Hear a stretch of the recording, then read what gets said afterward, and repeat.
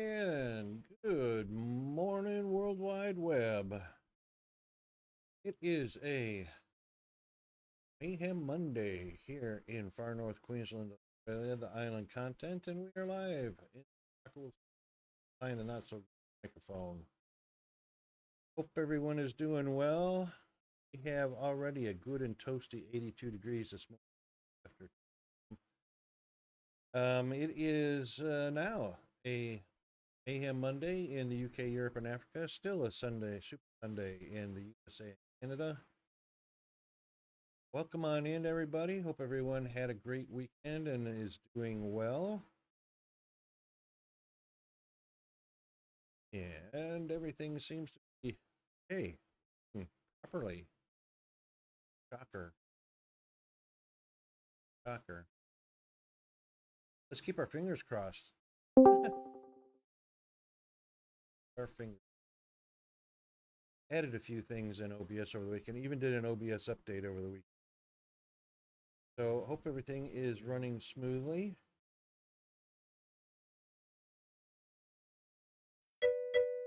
And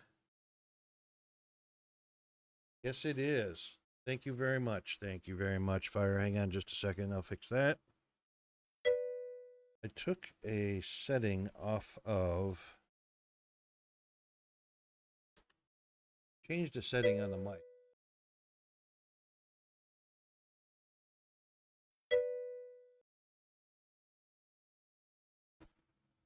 Testing 1, 2, 3. There we go. Yeah. Normal loud. I'm normal loud. Sorry about that. The alerts are loud. Ah. Yeah, I changed a setting in Windows to see if I could arrive at the cause for it. So I had exclusive control ticked, which I probably didn't need to have ticked.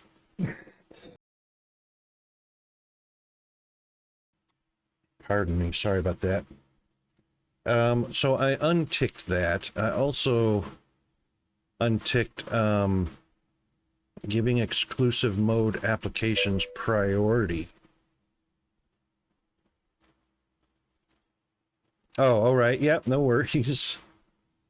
And I think some of my alerts are broken too.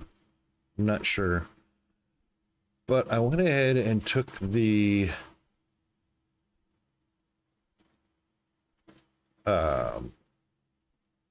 unticked the allow applications to take exclusive control. It seems that you have accidentally wandered into a restricted area. Oh my God. Due to the sensitive nature of the materials that you may be exposed to here, you will not be allowed to leave until the cleanup crew arrives at 6 a.m. So hang tight. Rest assured that you will be promptly rescued, fired, then sent home. Thank you for being an employee. You should be able to hear that still. We hope that your experience has not been as regrettable as ours.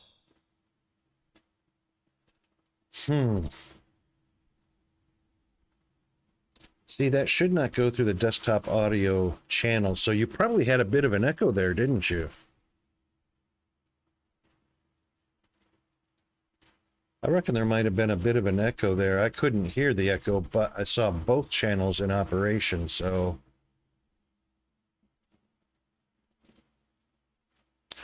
I might have goofed something up. Didn't notice it? Okay. I might have goofed something up because there are some things that are going through both channels, like alerts and notifications and stuff like that, that are also going through the desktop audio. And I thought I had those separated at one point. And I think I might have derped it. I'll have to go through all of those specific settings later on to see how we go. So... let's see, this should work just fine, though.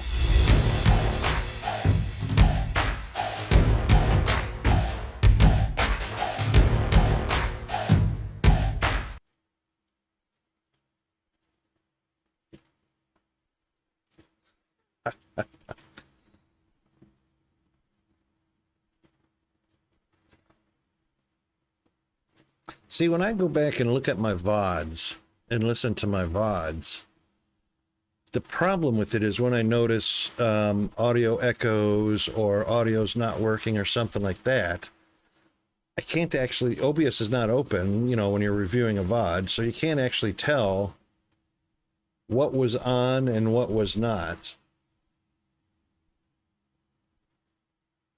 So it really messes with me pretty hard to figure out exactly, or to think about, you know, because I got to remember what my settings were at the time that happened.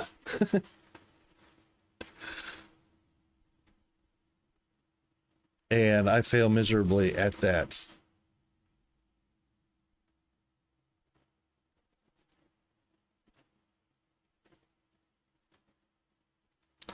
But my thing is when you have a separate audio channel set up, it should not automatically go through the desktop audio as well,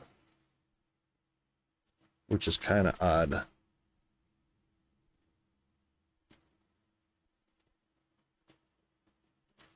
All right then. So Monday, yeah, wow. Crazy stuff. Crazy stuff. I too have been perplexed at people's actions on the internet, but you know, I'm not really surprised because people can act really weird. All right, we're just getting ready. There it is. Got no more updates showing up over the weekend.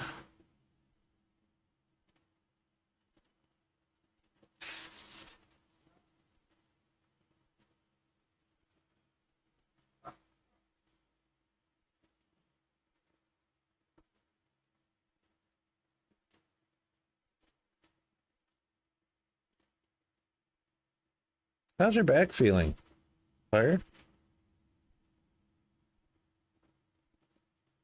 There goes. I just turned off autofocus.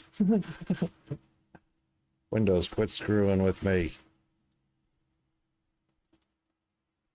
Turn it back off. Stay. That happened before our very eyes, didn't it? Close to normal. Excellent. So are you going to be going like to the gym and doing powerlifting and stuff like that? A new routine?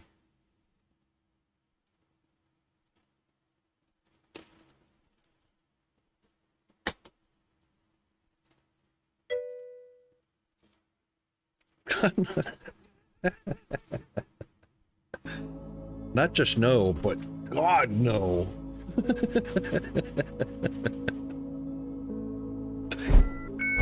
Too funny.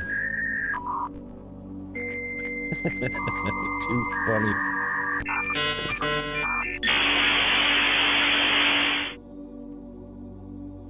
Not just no, Rocket. God no, Rocket. What's the matter with you? Seriously.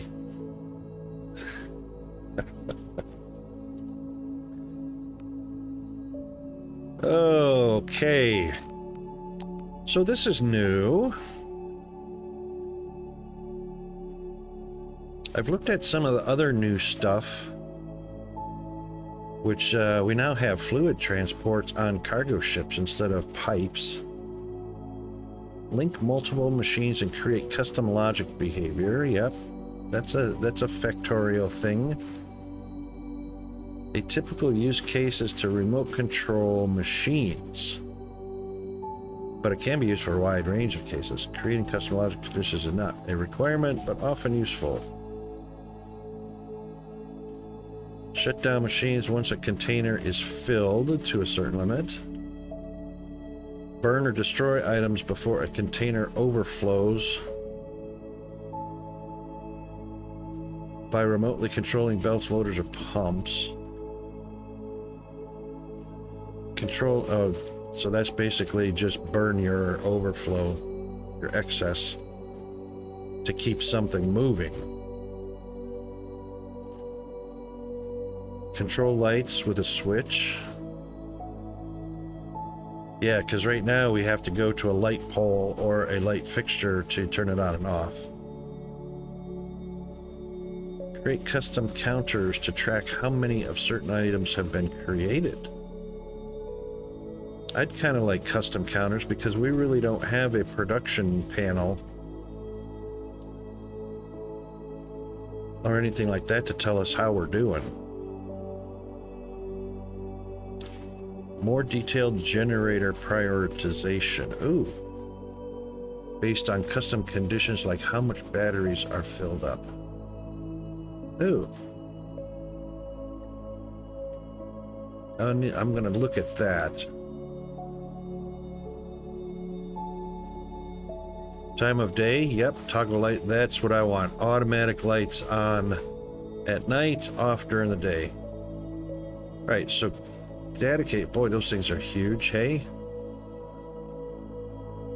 Similar to pipes, but there is only one piece that automatically connects to all surrounding data cables or the machines with data cable connections. Automatically connects. Connected cables create a shared data network. A network consists of signals, and each signal has a value. There's a signal for each item.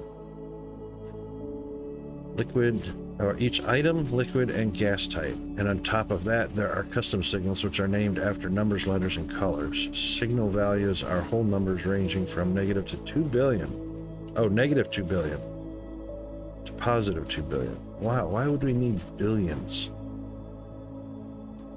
I don't know. By default, every signal has a value of 0. Value 0 is a special number indicating that the signal isn't active. Right, 0 is a none. Data networks are updated 60 times per second, 60 hertz.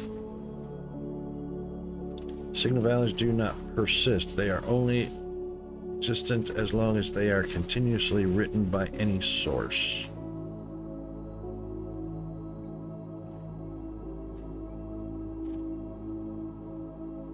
Oh, that's interesting.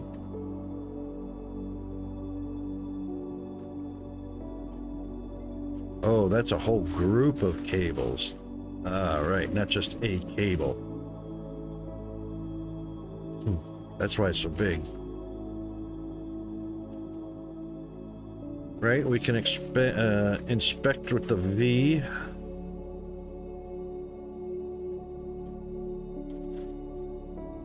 Open the tablet, point at the connection machine, press the hotkey to open the machine configuration frame. If you equip the data cable, the game will automatically highlight all possible data cable connections in your vicinity. Ooh. Mr. Moreau, howdy mate, how are you today?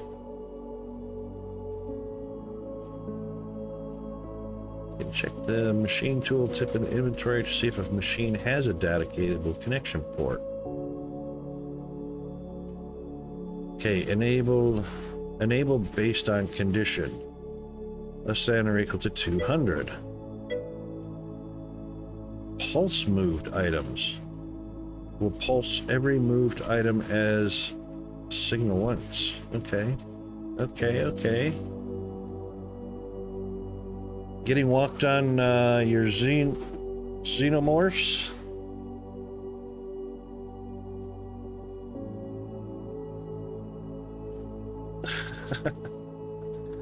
They're stomping on you. Ah, Aliens Dark Descent, right. So, what happens when you step aside? Do they stop walking on you?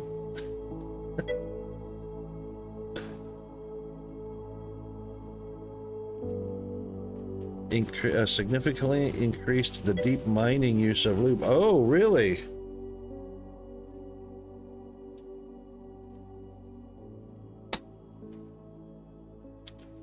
I missed that part.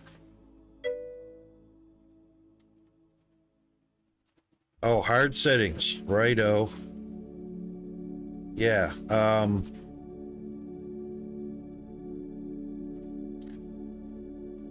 not a stranger to challenges, but yeah. If I'm gonna get my ass stomped several times and I can't avoid it, I probably avoid the setting.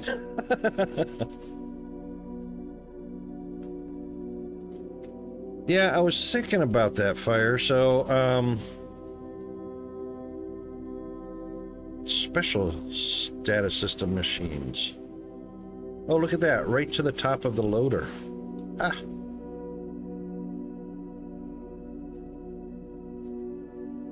I was wondering what that was connected to. I could see the container.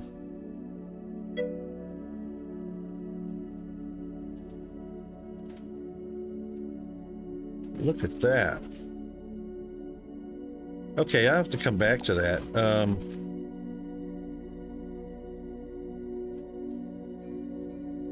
Almost at the end of the game, it's nothing but warriors and patrons and crushers. Ah, righto. I haven't actually played that game, so I'm not too overly familiar with it.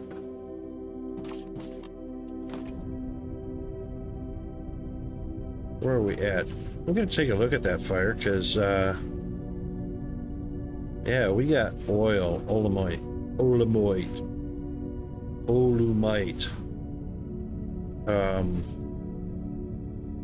We never could see. Oh, you know what? I wonder if those data cables can be used to tell us how much is left in the ore vein, or how much we're using, or what rate we're using it. Oh, you know what? I am definitely going to be checking into some of that. Wonder how that's going to work.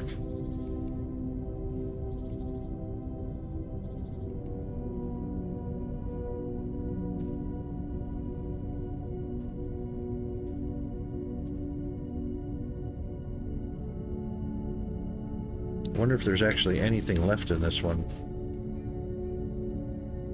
There's oil in the pipe.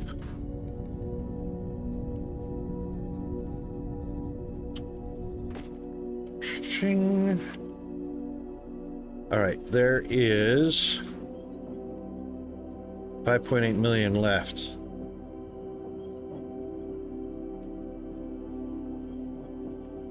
That's pretty quick.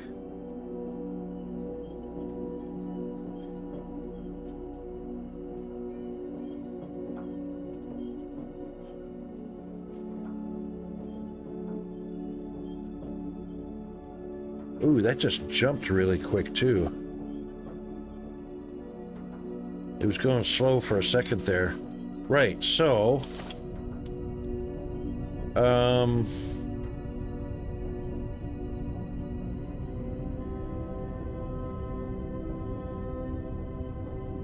data system, missing cable. Yeah. Definitely gonna want to know how fast that's working. And does not look like there's going to be an ability to attach a data cable to the pipe, but to the pump for sure.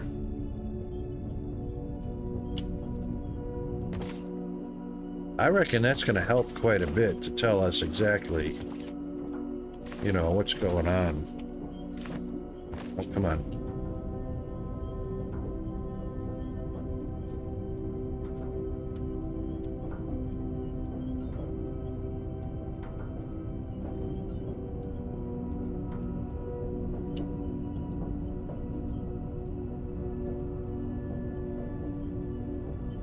So it's not even filling its internal tank. It's going immediately into the pipe. So that one is supplementing these. Almost up to 1,000 on that one. That one is at 1,000. So this pipe connection kind of has the priority. No, I have that backwards. This machine is pumping oil first into the pipe and of course draining its internal reserves quickly. This one is then supplementing, and this one is supplementing after that. Right, so we probably don't need 3 pumps because 2 of them are at rest all the time.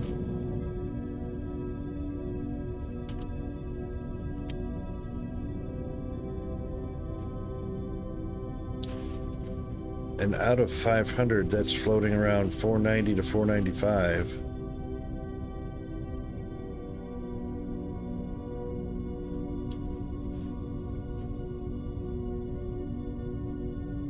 Of course, the farther away. All right, so that one had 5.8 million.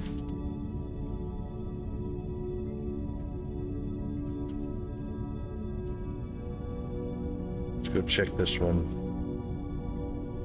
I don't think we tapped that one. I think I just marked it for it being the next one. Yeah, there's no pipes coming out there. All right, so what we did is I set up a fluid transfer via cargo ship, and they hold 24,000 liters. Some of it's already pumped in, and of course it won't leave until it's empty. Oops.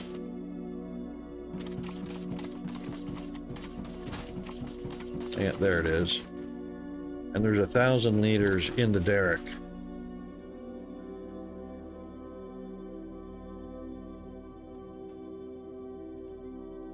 Oh no! Squad just got wiped out. Done for the night.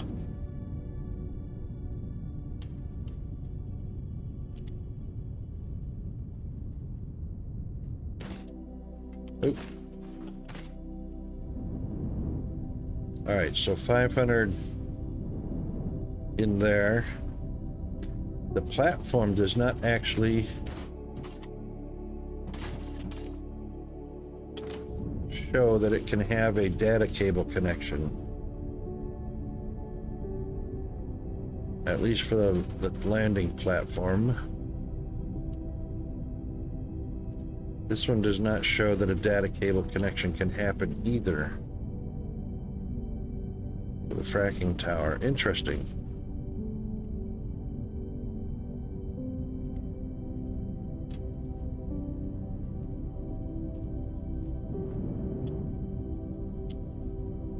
Well, this is going to be interesting. This is what we were hoping for. A little bit of extra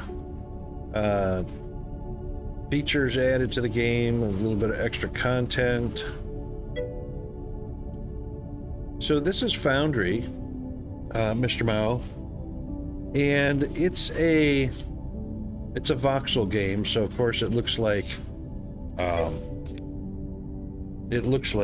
Minecraft. Hang on.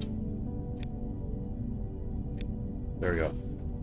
It looks like Minecraft because it's got blocky terrain, but that's how voxels are generated. It's a factory game, factory exploration game.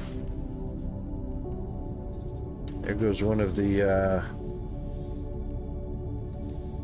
where's he going to? Yep. He's going to one of the upper platforms to get some more Thermalite.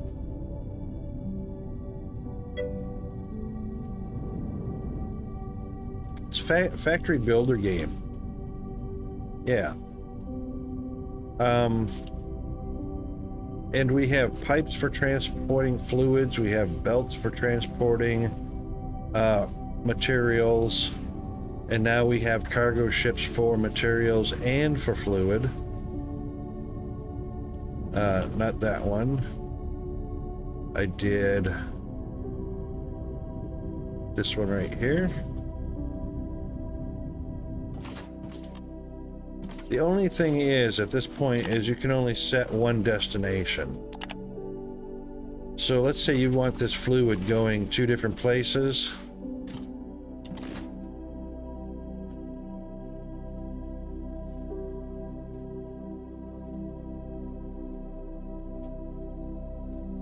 Hang on a second. I thought I was able to do that.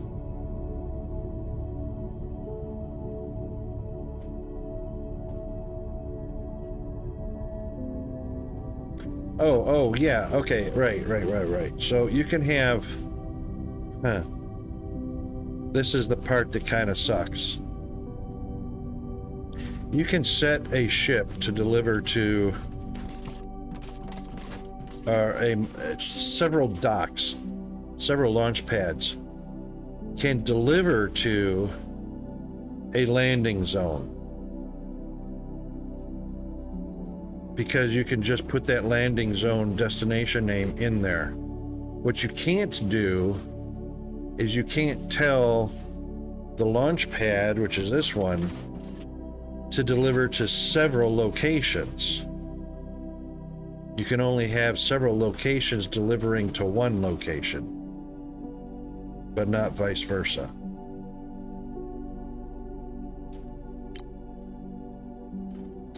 I seem to have a power issue.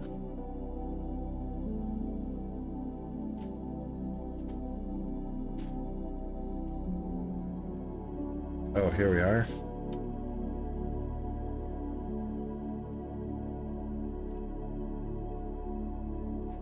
$31 megawatts? Why is that strained? Shouldn't be strained.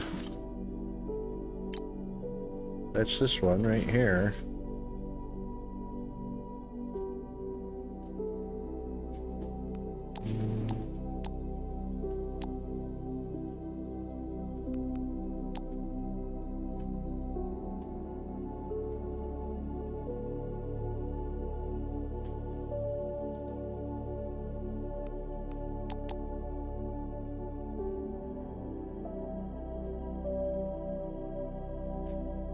Ah.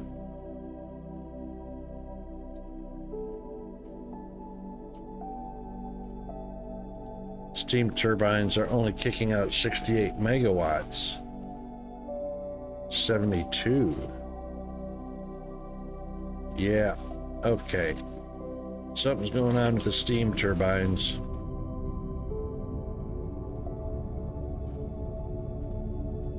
Oh, there's plenty of fluid there.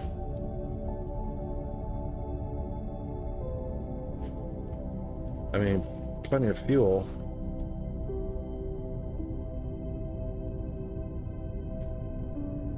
Oh. Ew.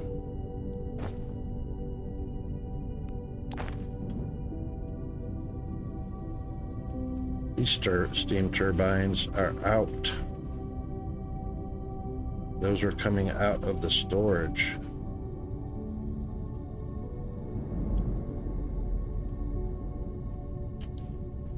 Yep.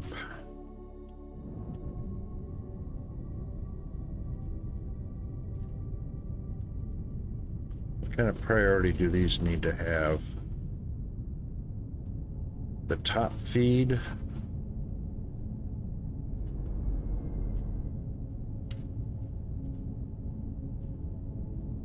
Top feed's not moving very much.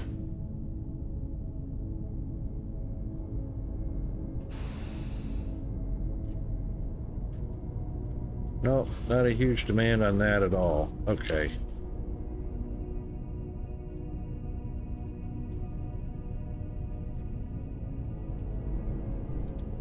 So power is everything. So if we don't have any power, then nothing runs. So switch the priority.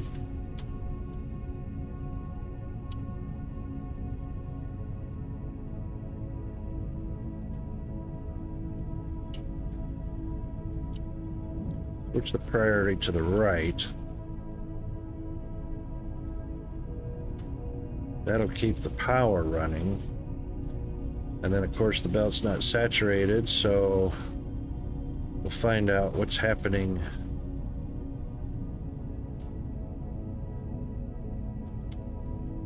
down here.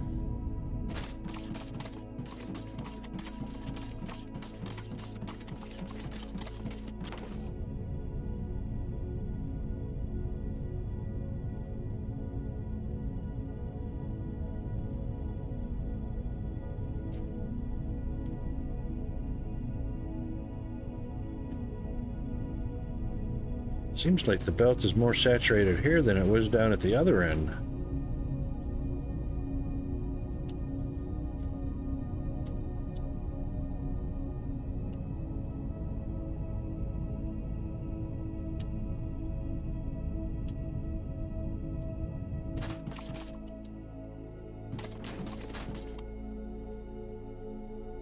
Ah. There is nothing on the belt coming up here. Oopa.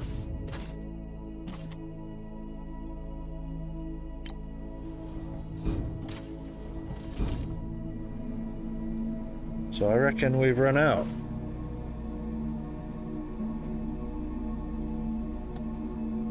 By the way, Firehammer's really good at this game too, Mr. Mao. So if you haven't caught his stream, definitely worth checking out his. These are kind of slow.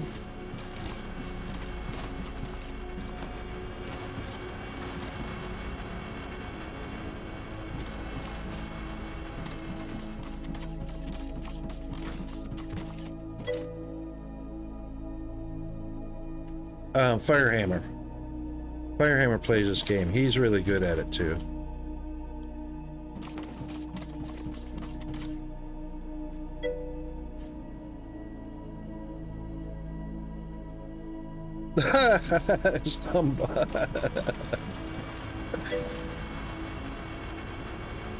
Why is that so slow? Does this need an upgrade, an equipment upgrade? No, but I certainly could be running 2 drills off of this, that's for sure.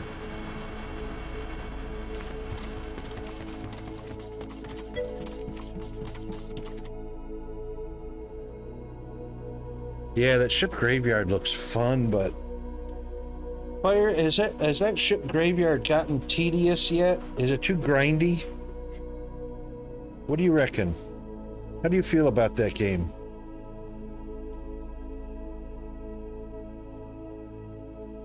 Or does it feel like it's heading down the road of being too grindy?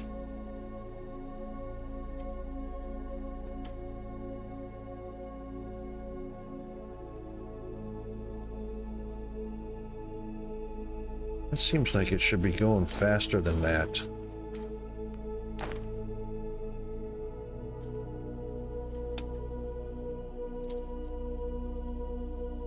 Oh, hang on just a second. Be right back.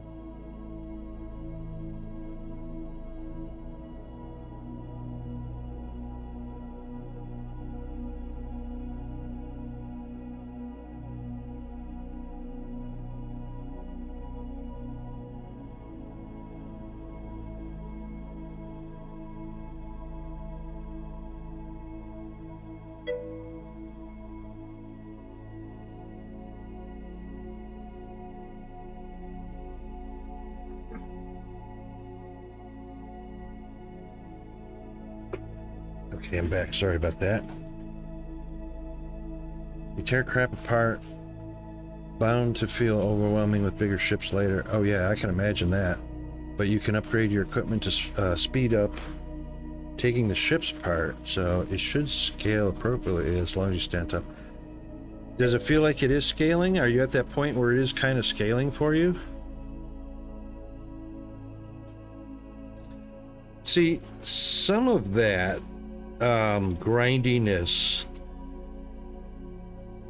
some of the grindiness to some extent appeals to me because I just need those mind-numbing, brain not working, you know, having to work at doing anything, because Peanut is such a challenge, especially during the weekends. And I need it. It's kind of like brain downtime.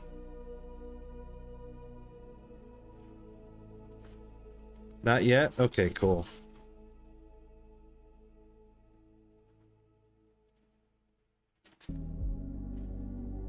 And the thing is, when I look at the game, is I certainly don't mind the repetitive actions or being slightly monotonous, as long as there's other aspects of the games that present challenges or goals or things to do, you know. I'm kind of liking the idea of the ship graveyard. I would love an airplane graveyard. I mean, there's a lot of those, but I would love an airplane graveyard game.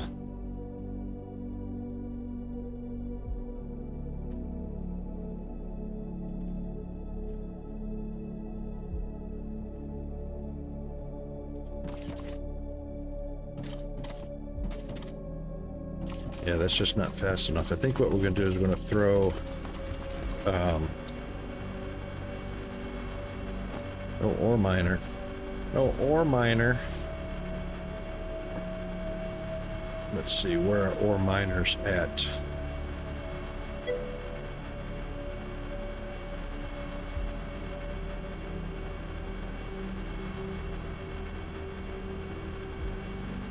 Yeah, Mr. Ma, I'm kind of on board with that.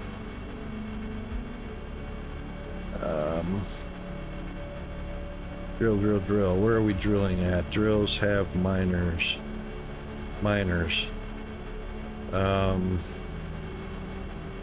There it is.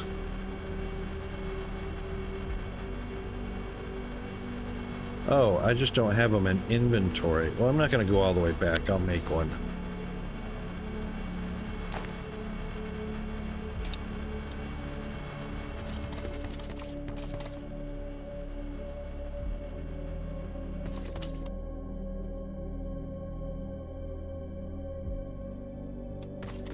Of course, I'll probably want to put it way up here. Yeah.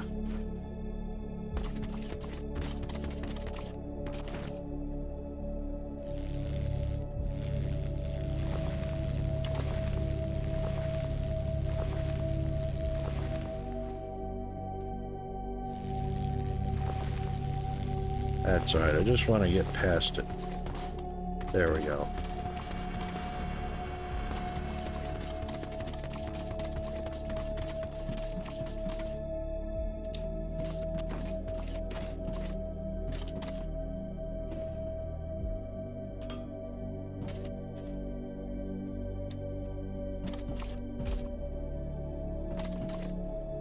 It's on the grid, wasn't it? I missed that part. Yeah, it's on the grid.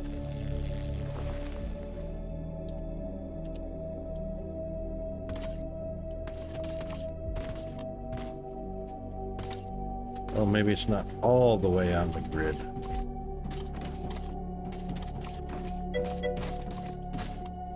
Looks like it is.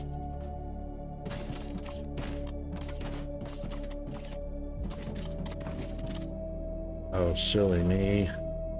Major Tom, how are you? Good morning.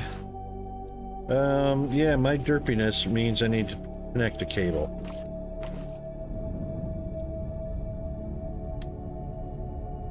Which is probably going to be blocked. Yep.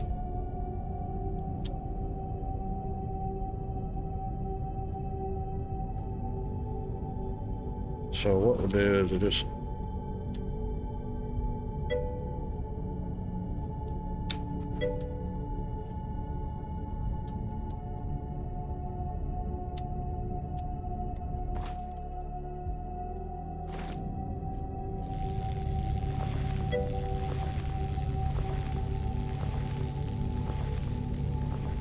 this is ground control. Ground control to Major Tom.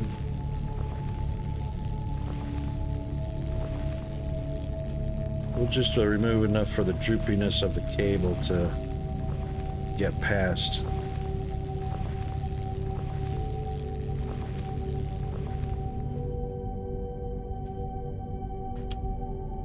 That should be enough.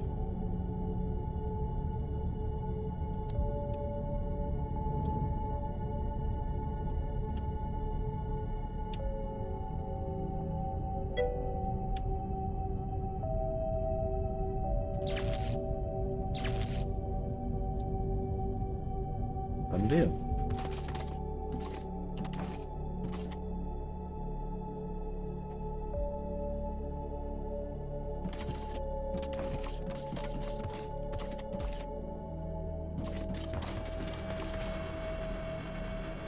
There it comes.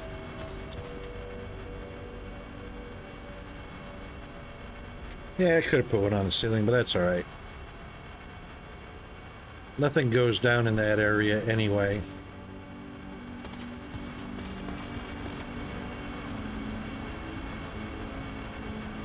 I mean, a belt and that's about it.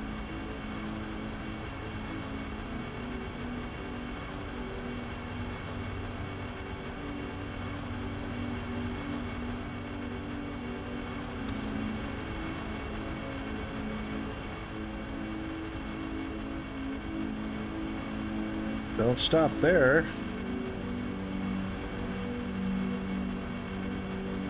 There we go. Okay. Didn't actually reach the rock face, but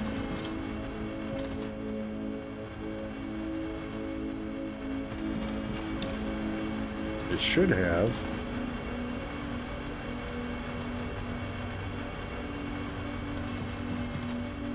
That's all right. It's going.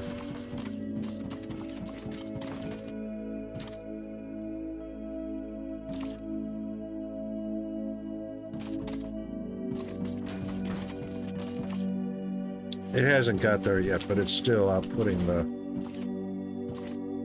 the ore.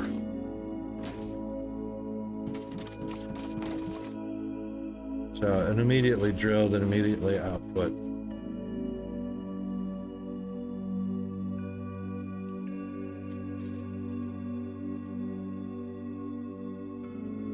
That should help.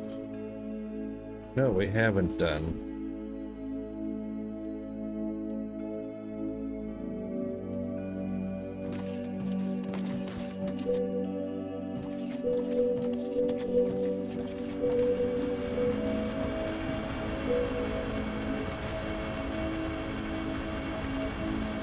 That's interesting.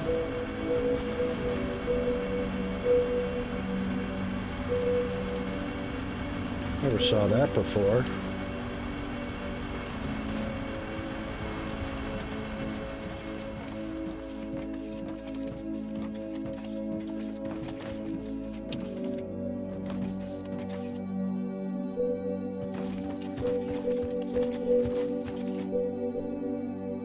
Oh, that's right. They block, the actual label blocks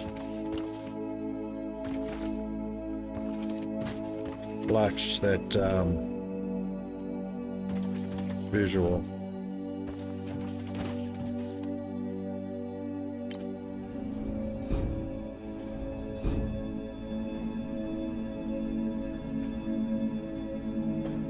So every one of those labels came up as an actual drilling point that you can't see because it's behind the label.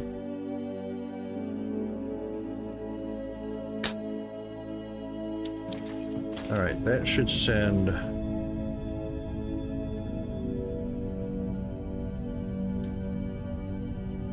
bit more from that one, which it is now. And then this one is not saturated. Wait a minute, why is my speed so slow?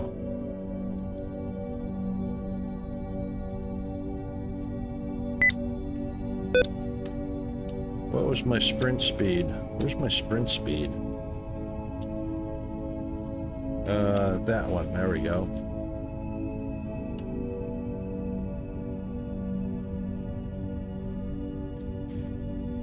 So this one must also have only one drill on it.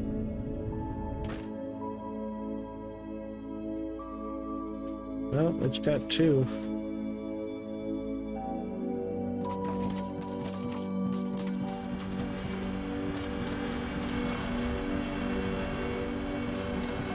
They're doing their thing, okay. Two of them just doesn't drill fast enough to saturate a tier 3 belt.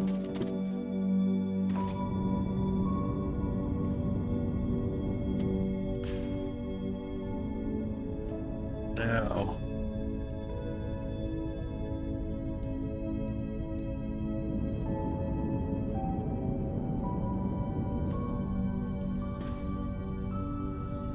There's the core.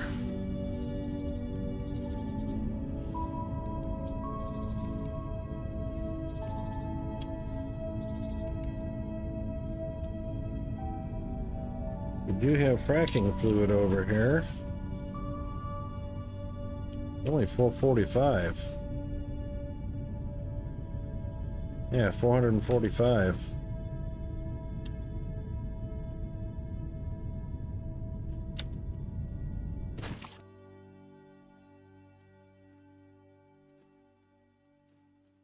It's got plenty.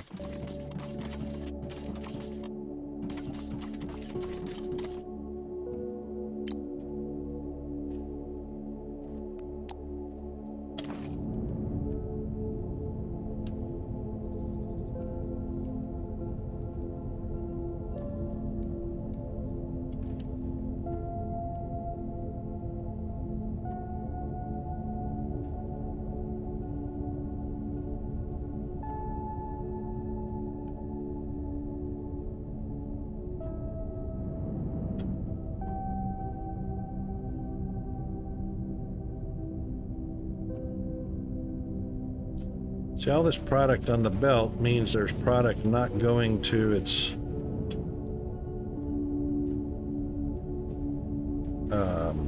destination, because the longer the belt, the more product on the belt that's not being used. So I should just relegate that to just a cargo ship instead of a belt also.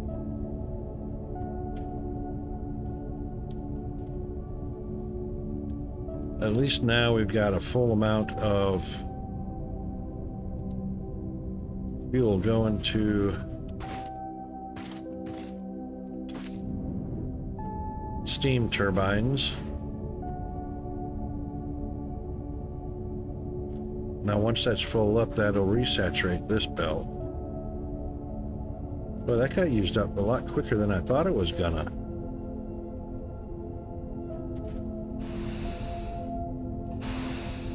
Oh, because it's not this one steam turbine using it. It's the, there's the end of it. It's the crusher. It's going into crushers to make...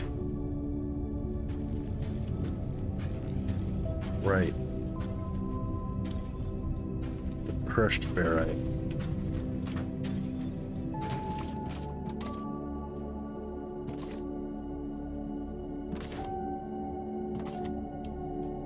Which is being used to make the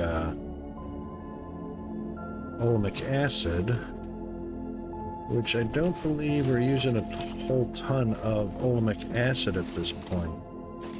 Oops.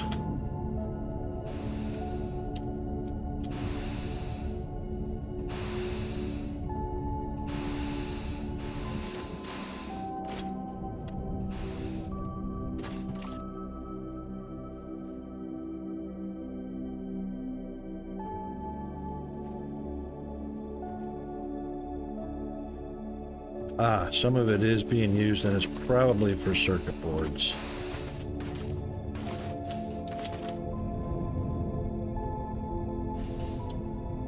Right?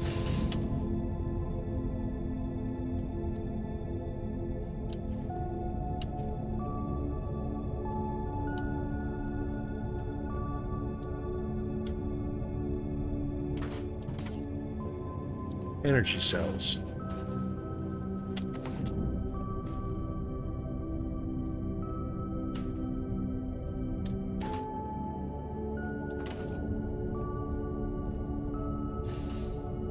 There we go.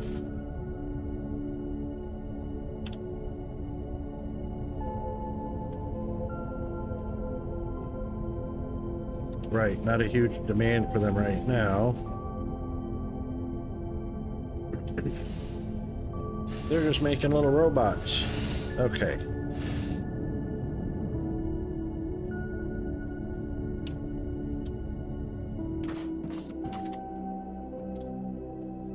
And plenty of fracking fluid. Why did that stop?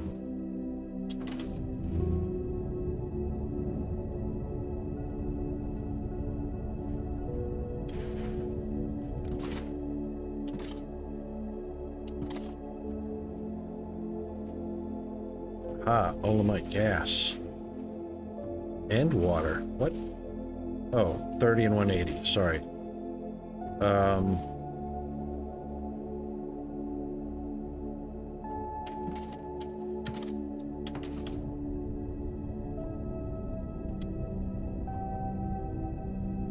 Yeah, olamite gas.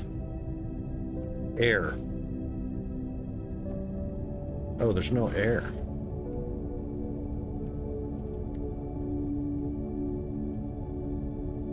Really? I thought that said it's got 18.4.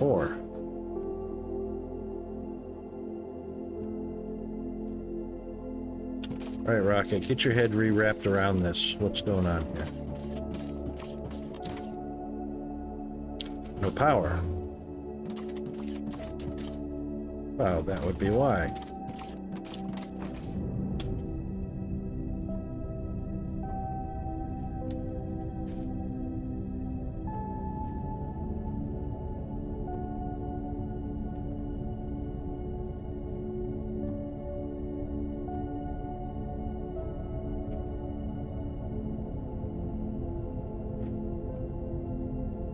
That's got power. The floor's got power.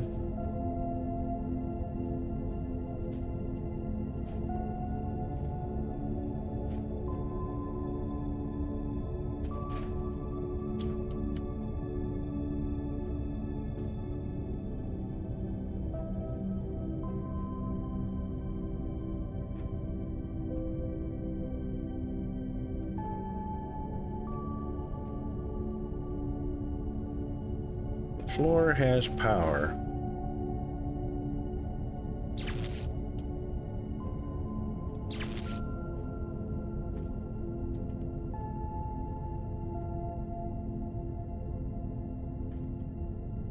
Now we have oxygen power.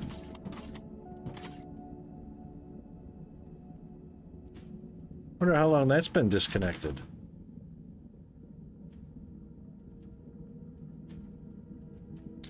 I might have disconnected that to do a little reconfiguration.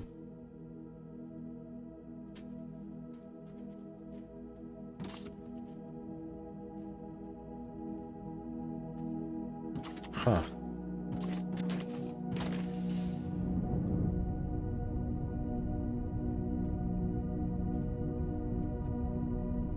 Yep, all these guys are on.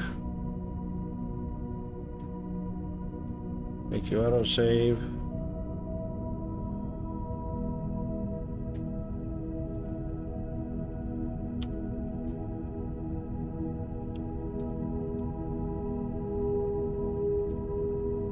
Reckon that should be enough to get them through the night.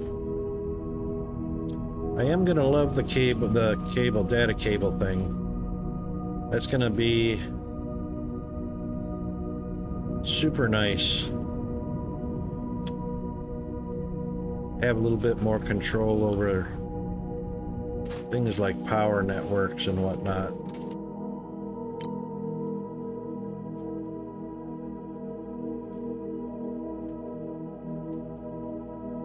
That's a lot better.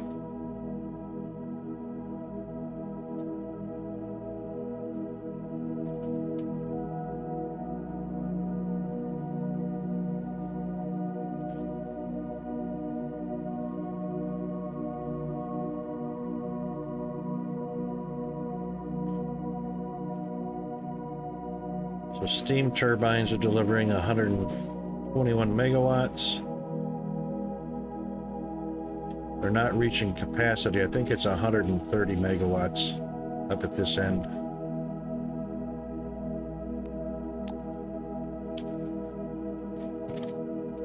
That's good. That's all good. Oh, what kind of research do we need to do? None. Okay.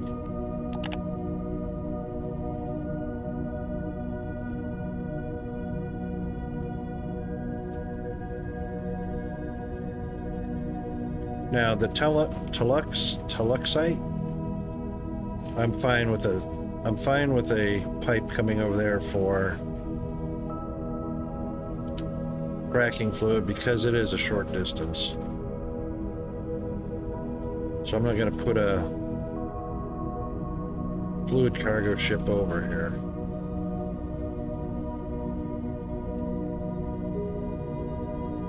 But the ferrite and the ignium we'll probably put at delivery destination. Oh, ad breaks. What? Huh? What? Alright, let's grab a quick break, a coffee, a hydrate, a stretch, bio break, all that good stuff.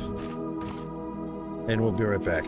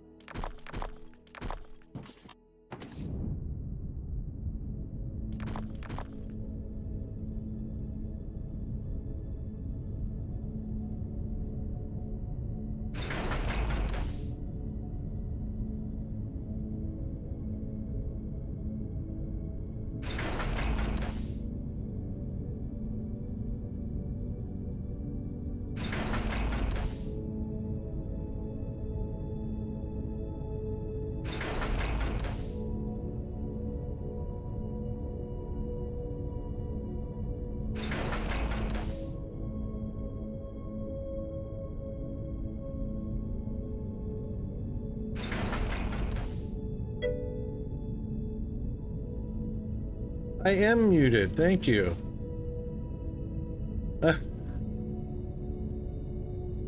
Wonder why I was muted. Because Rocket's a derp, that's why.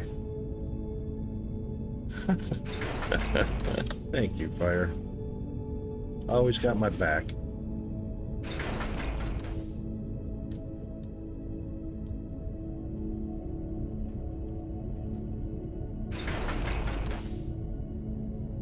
Didn't even notice that.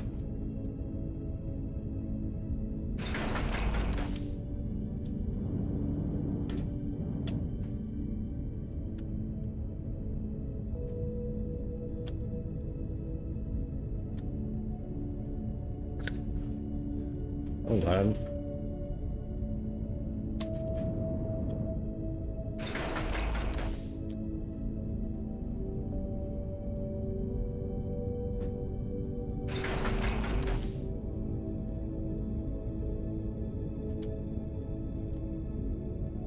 Now we don't have to have a pipe. Oh, it wasn't over the platform anyway. All good.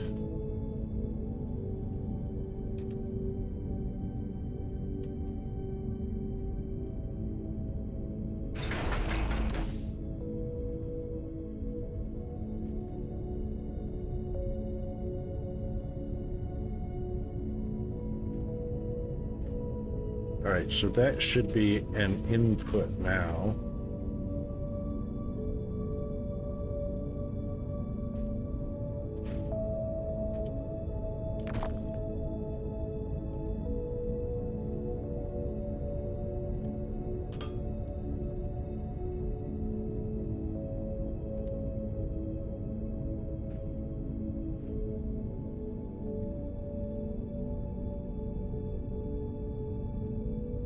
Okay.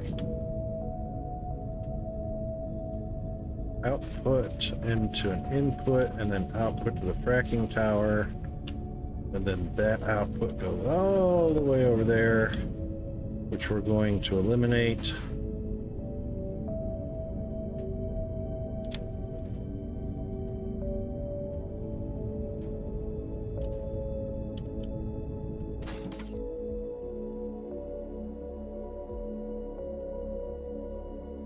As soon as that's done loading.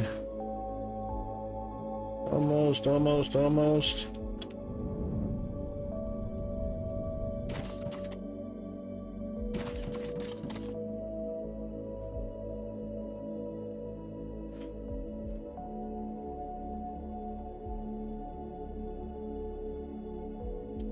That should not empty out, so it's going to stay parked here for a little bit. Because this has got 1,000 in it.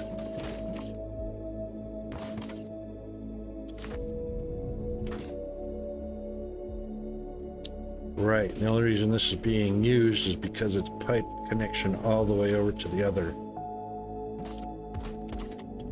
Well, you know what? We might leave that pipe connected because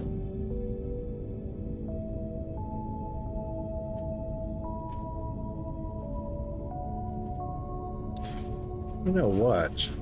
No, that can't possibly work. If I named this destination the same destination as... Well, it is going to empty out. If I name that as the same destination name as the other platform,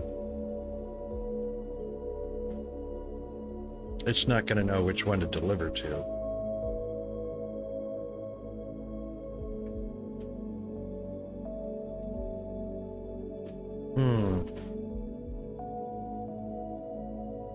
I wonder. I can experiment with it and see what happens.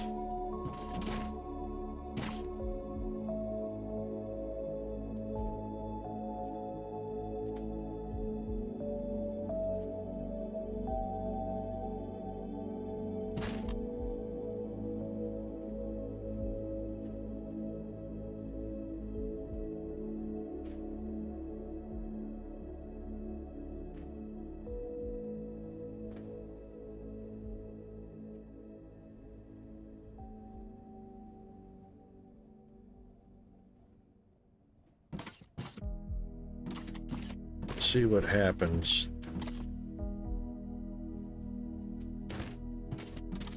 Alright, so this one is called Fracking 1. That's over on the other side. And it's sitting there full. wonder if it'll even let me...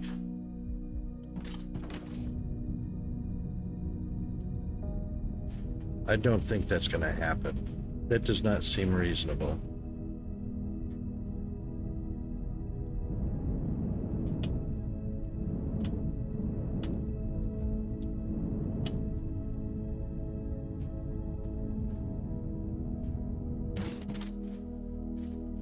Fire, did you get that spam?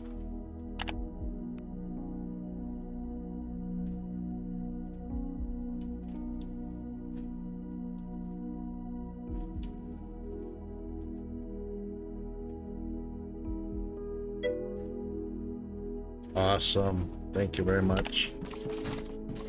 All right, let's change this to...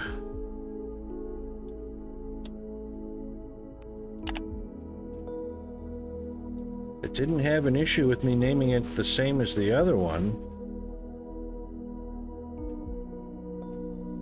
But see, that cargo ship, even though it's got fluid on board, it's not going to come here. Otherwise, it would show it en route. Thanks, mate. You're a champ, Fire.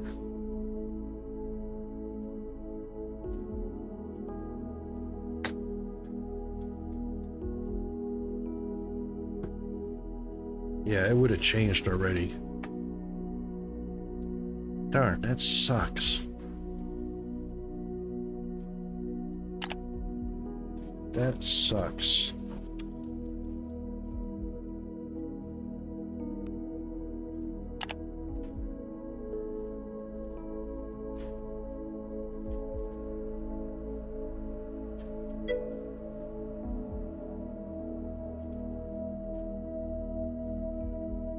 Oh, yeah, I agree 100%. You know, of the few things that Twitch does right, that's a really good one.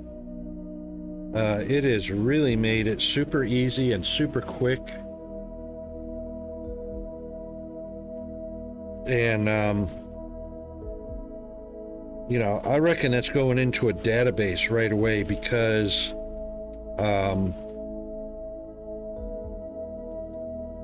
I don't see any repeats. You know, repeat attempts, like a banned user attempted to join and whatnot. So they are literally deleting those accounts as just almost as quick as they're being reported. I mean, I report every one of them.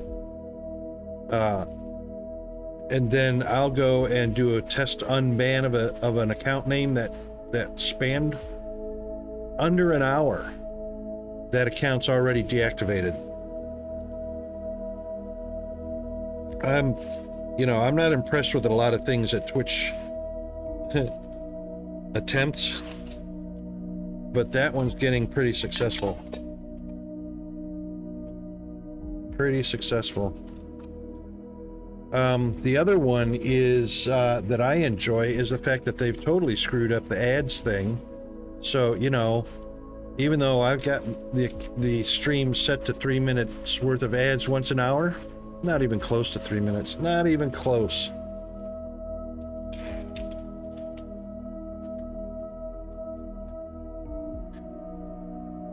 All right, so this is going to be the problem.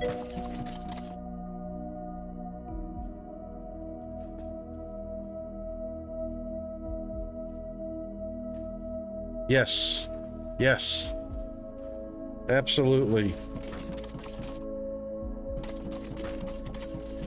The only thing is, I don't ignore. So when I do reporting, personally, I don't do the ignore because then I can't see if they're attempting more activity. But Twitch does do the auto ignore. Yeah, block, ignore, same thing, yeah. So I don't block them because I want to see if they're attempting a second or a third or a fourth time or something like that.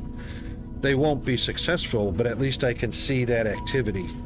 And so far, those accounts have not attempted more than one spam because As soon as they're reported, their account's deactivated.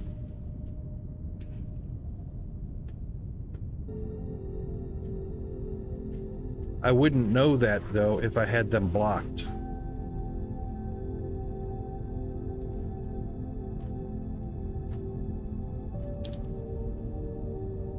There's got to be a way around this. There's got to be a way around this.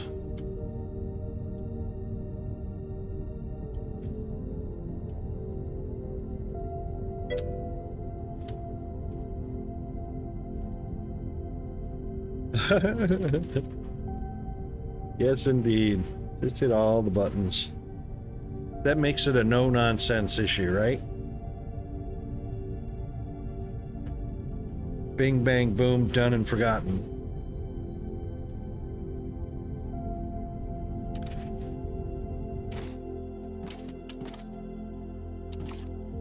So if we can utilize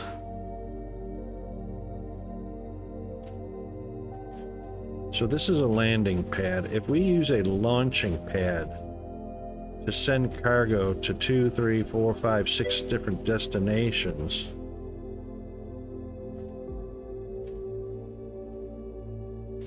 yeah, indeed. No more clicky, just click done. It's like a nuke. Bam, done.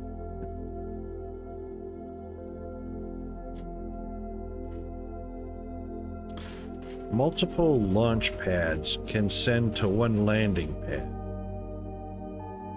but one launch pad cannot send to multiple landing pads.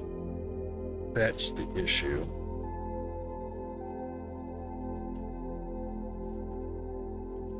That's the big issue. How can we get around that? How can we make this work in our favor? There's got to be a way.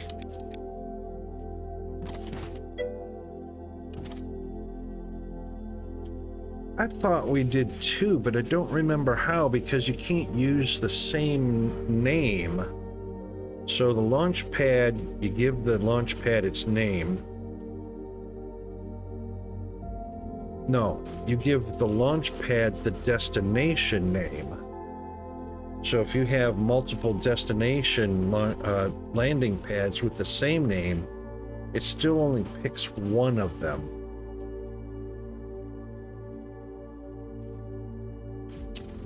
And it doesn't visit all 3 of them until it's empty.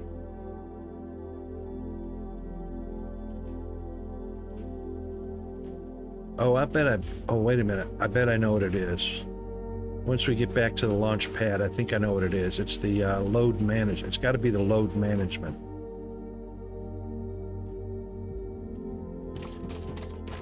Come on.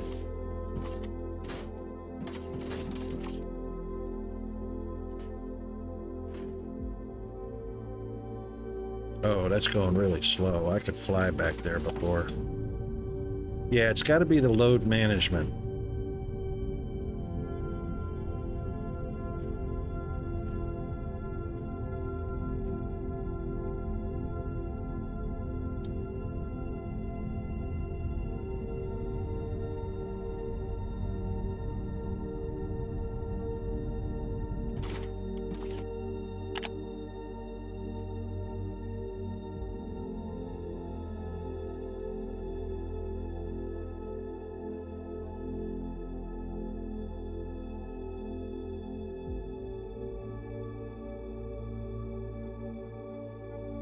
Nope, that's not it.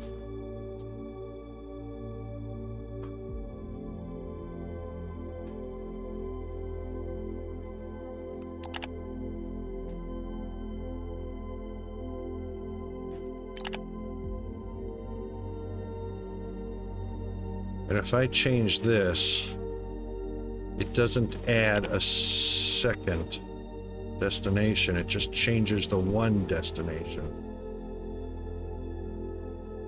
How did we do that, Fire? Did we figure out how to deliver to more than one destination?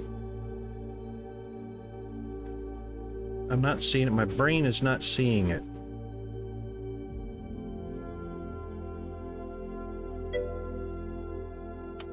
It's not possible, no.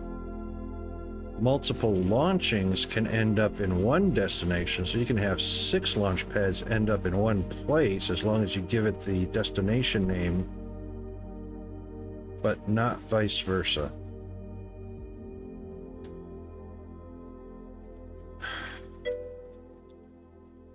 And that sucks because these fracking, you're going to have multiple fracking towers. That's the issue. And I don't want a launch pad. See, I've got 2 launch pads for 2 different destinations. I don't want a launch pad for every single fracking destination because I might have 15 or 20 of them eventually. So we've got the Technum, which is fracking 1. The Ferrite, which is Ferrite fracking 1. Then there's going to be Ignium. Another Technum, you know. I don't want a launch pad city just to deliver fluid.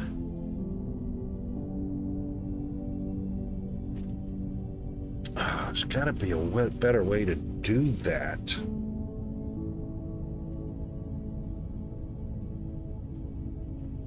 Okay, hang on. So fracking makes the ore vein infinite.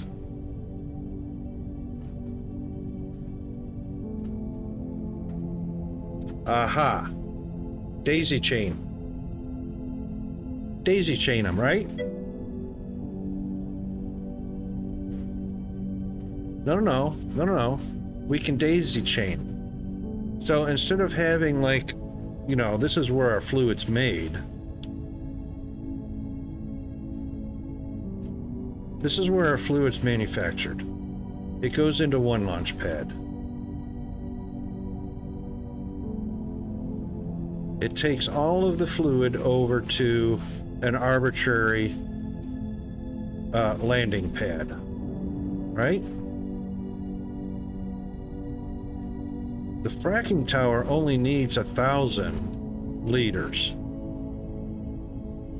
The storage tank can hold 25,000.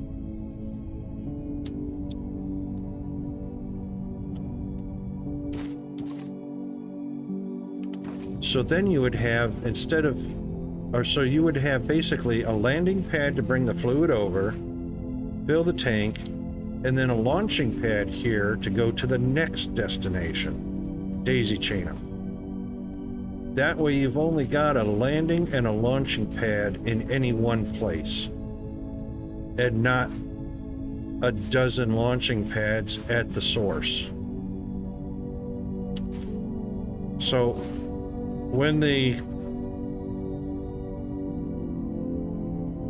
so you would have two outputs. One is into the fracking station, and then the other output would be over to the next launch pad.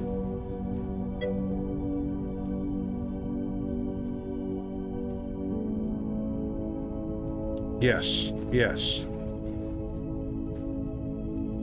That way you don't have...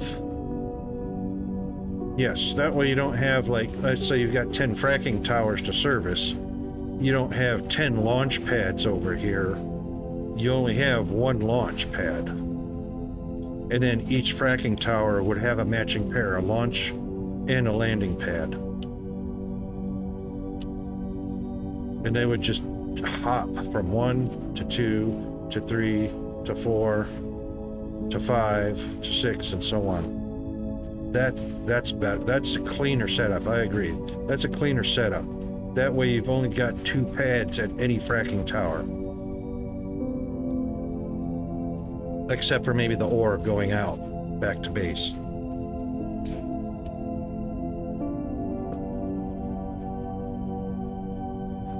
That's a better setup.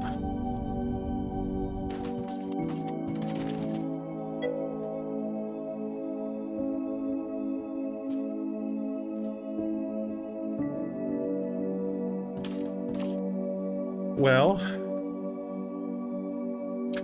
if you think about throughput, the cargo ship will hold 25,000 liters. The storage tanks will hold 25,000 liters.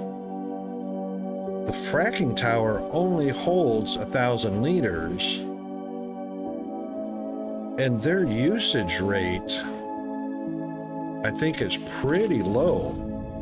If I'm not mistaken, something like 150, or not even that. I think it's like 50 liters per miner per minute. Hang on, let's double check.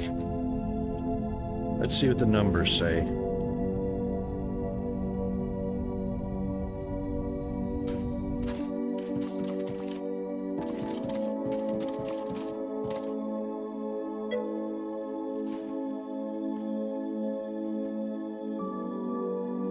So consumption per miner is 150 liters per minute.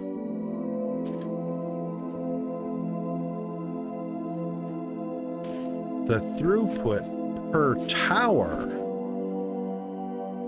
is only 7,500 liters per minute. So I'm not sure what this max throughput of 37,000 is. If the tower... Oh yeah, you're late. Go, buddy. Have a good day at the job. Thank you for the lurk. Run, run, run. Time to get on the bus. Maximum throughput is 37,000. But the tower... Oh, tower module. Right. Oh, we've got the maximum tower modules. 1, 2, 3, 4, 5, 6. Is that right? 6 times 75? Oh, 5.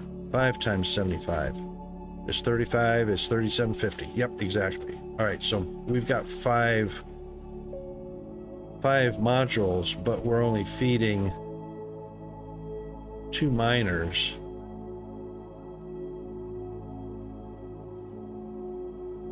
Which are actually not doing anything because the ferrite is full.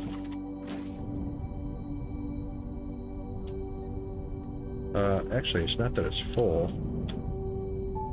It's empty.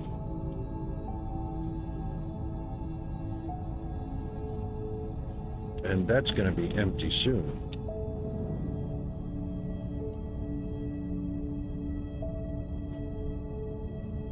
Oh, we got stuff to pick up here.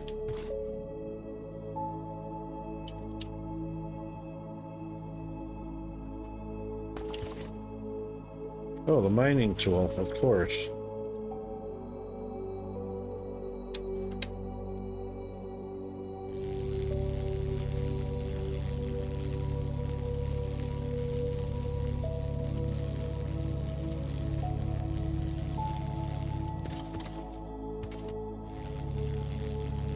We've got debris, Houston. That's what happened. I used that explosive, and although it didn't affect the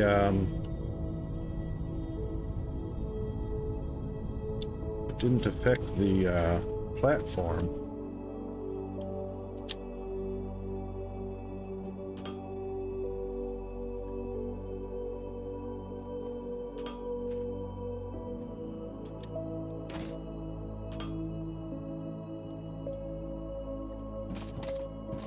I blew up my belts.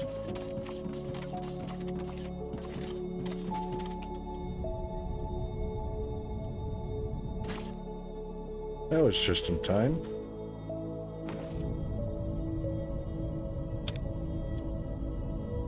All right, so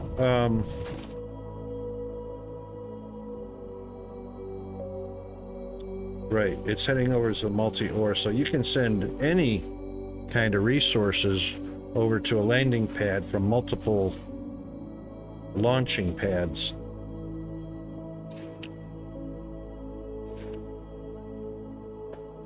Which is what we've been doing.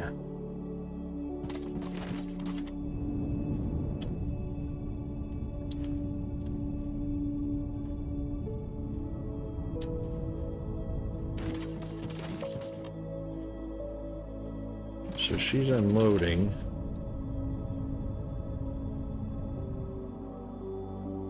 This tank is virtually full because it is going over to the next. Yeah, we're going to daisy chain these. That is absolutely the best solution. Just daisy chain them.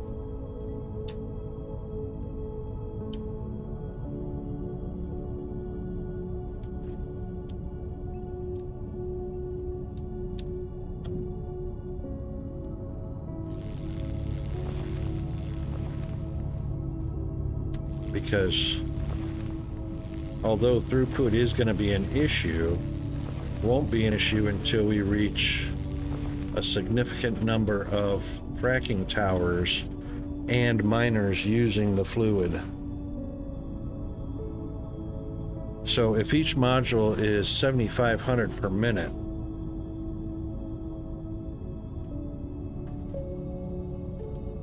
one module can handle, is it 6? 6? No, it would be 5. Yeah, 5 miners per module. 5 times 150 is 7,500.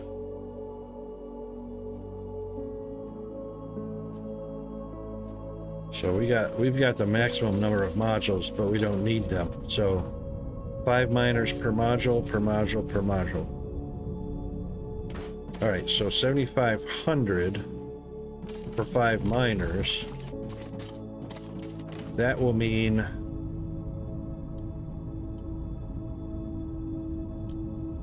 $25. If this was full up at 25,000 liters,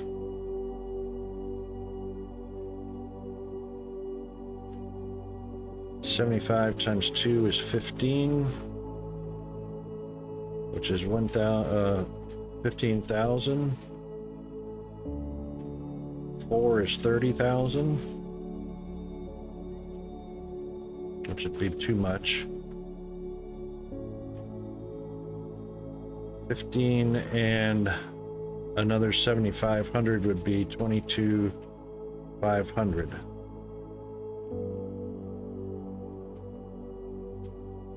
So that's 3 modules worth, and that's 15 miners. So a maximum of 15 miners. Actually, you could put 16 miners. Oh, ads. Oh, righto. All right, let's do our ad break. Top up the caffeine, refreshment, stretch, important, bio break, whatever you need, and we'll be right back.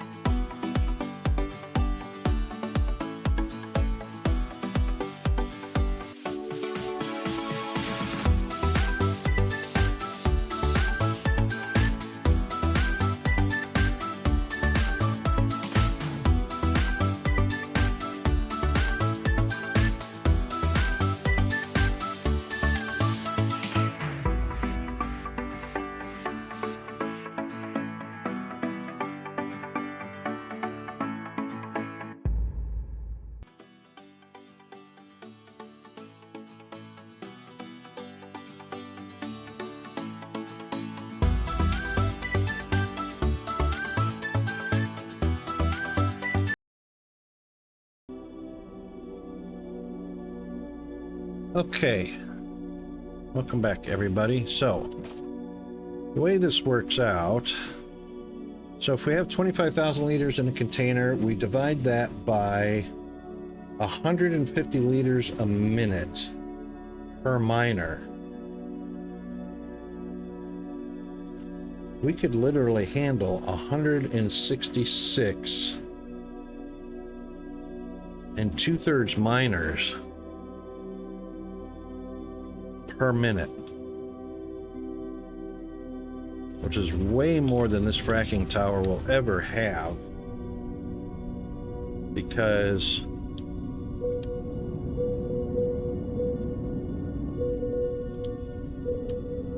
there are only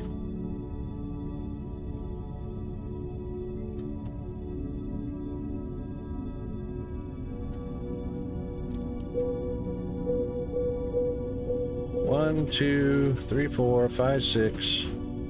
There's more than that.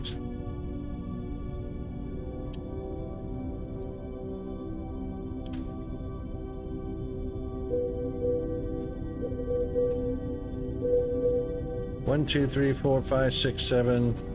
Yeah, well, it's nowhere near 100. So 14 or 15 at most. Well, 15, I reckon. 15 drilling points. Even if it's 20, that can easily handle. One tank can easily handle 20 miners.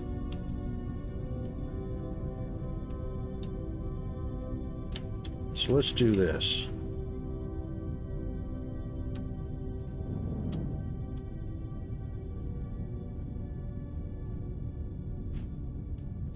All right, that's just a reference.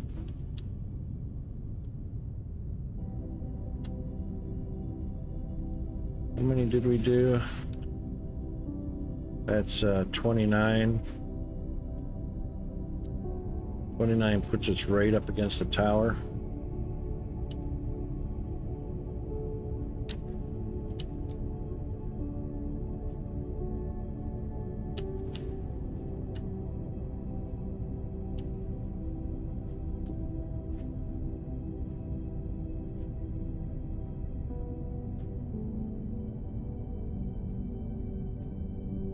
That's 22, so we need enough for 7 more rows.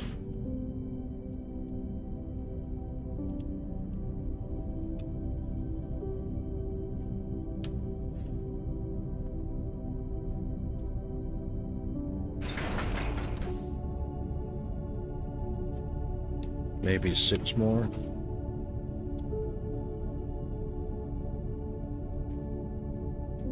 Yeah, 6 more rows. I think that's our best option right there. We'll grab some steel too, because steel and advanced machinery parts and some circuit boards.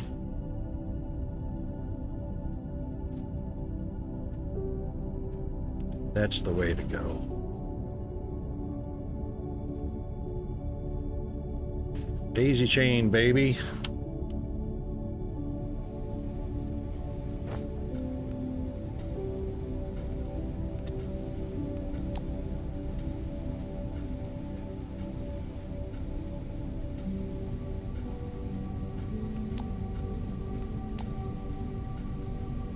Oh, we got a lot of pipe in here. Yeah, we need to unload pipe, don't we? That's going to be a thing now. Oh, let's do this. That's 1,600.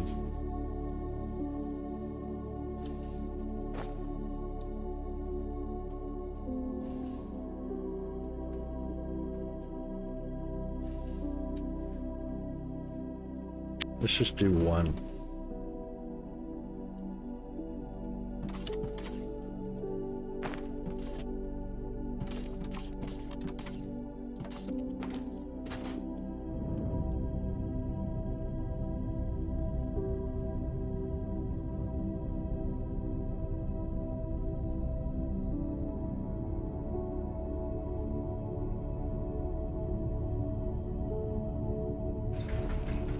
What are we using?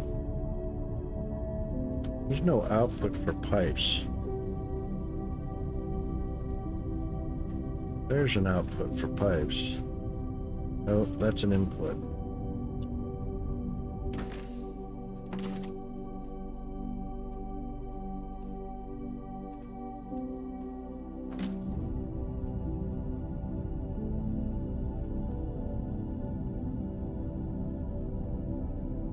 Going straight over there.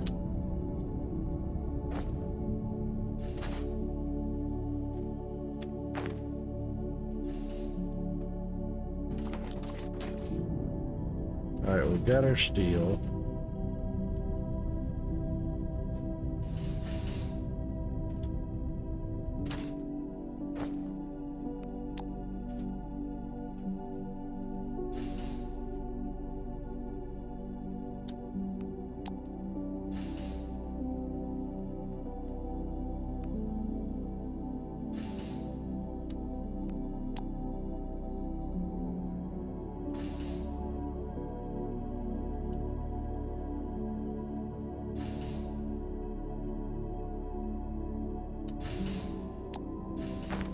That's enough foundation for several platforms. Then we'll come get our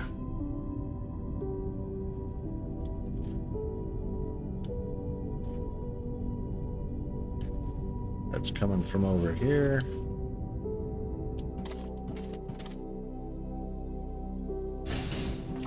Grab some more of those. And we'll grab some circuit board. How much steel did I grab? 3.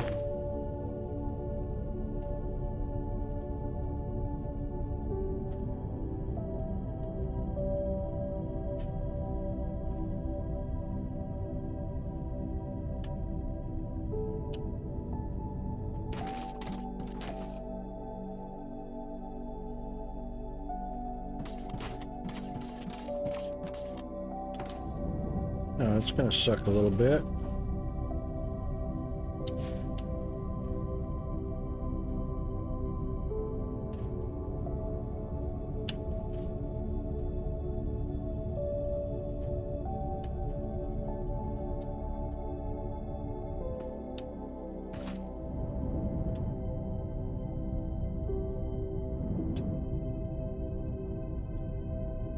That's all about these bad boys right here.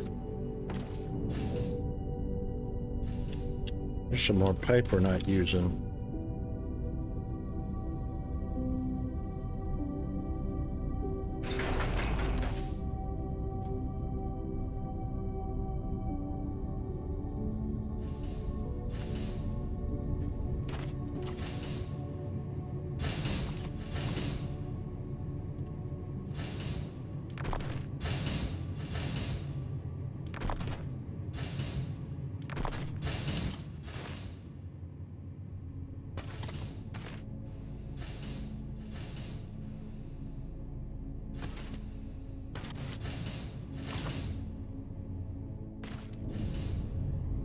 Alright, that's water coming up and in. The water does need to continue over to here. Yep.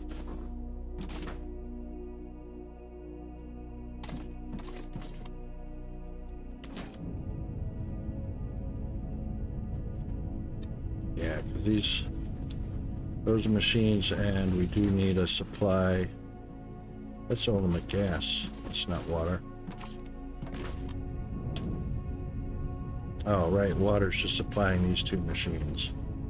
Alright, so that one does need to stay in place. Yep.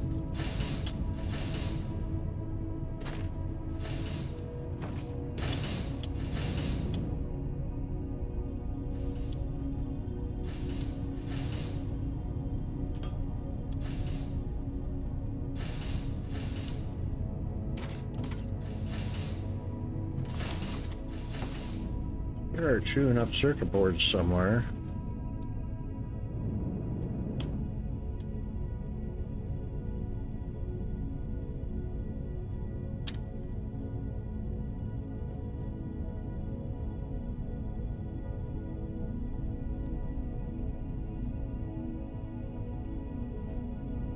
Oh, science. She blinded me with science. I didn't realize yellow science was going. I thought we finished. We did.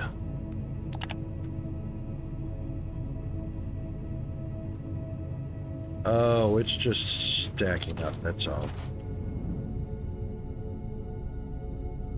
Yeah.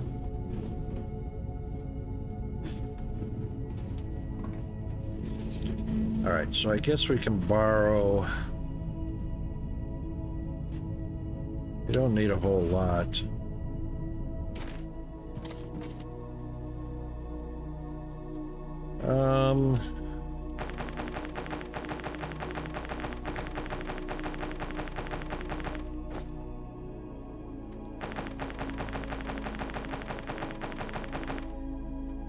$100? What does it take to make these bad boys? Only 10. That's fine. Okay. Perfect.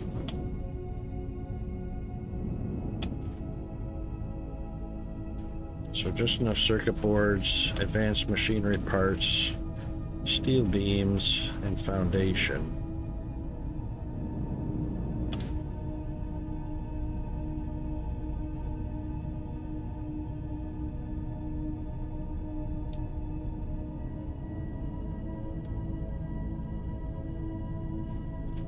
That's 6 more of those, that's fine. Oops.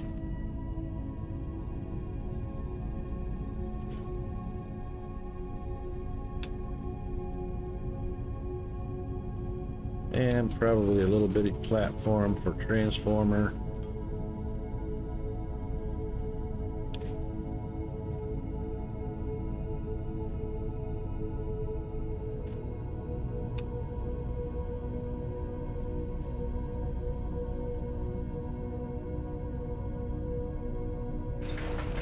Right about there.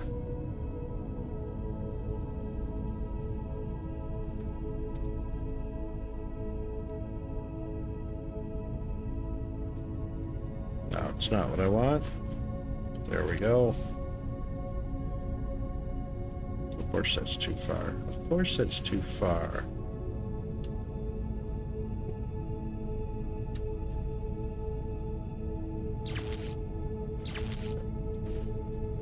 Okay. Powered.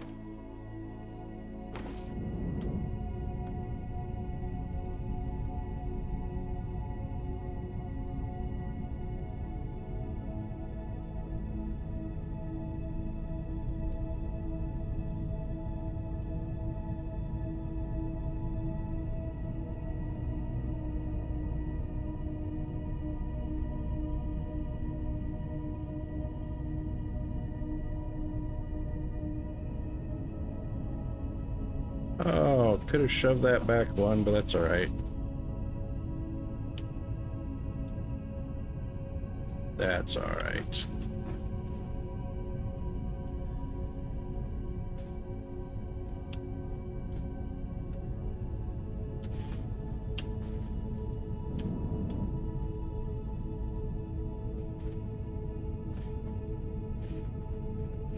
Which means we can actually disconnect this one, because there's plenty of fluid in the pipe.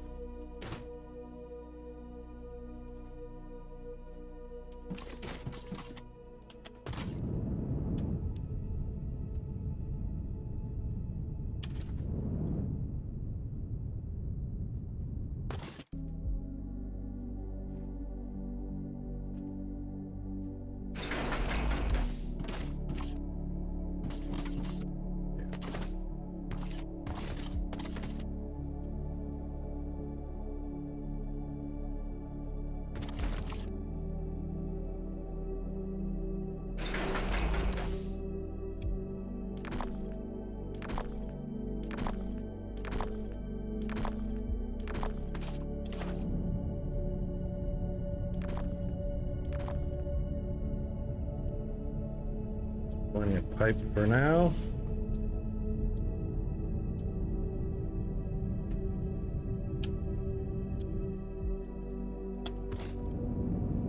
I hate that.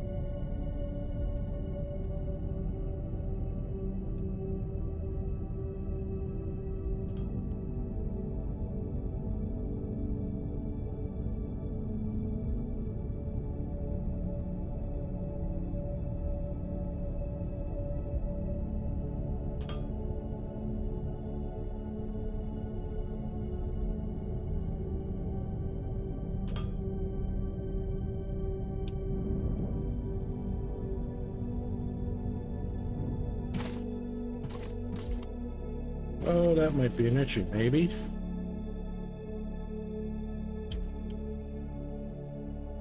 Not so much.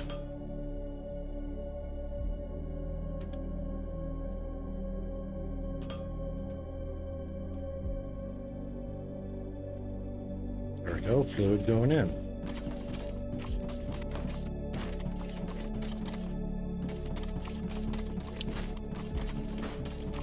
Yep. All right, that's the way. That's the way that should work. Oops.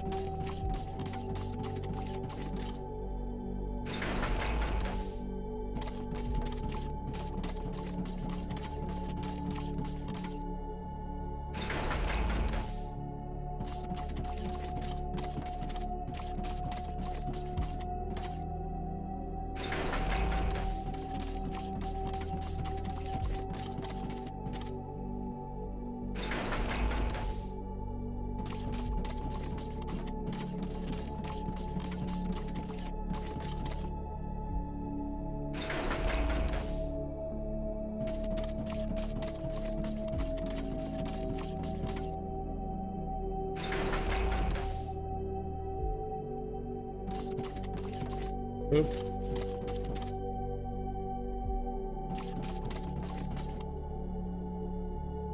Aha.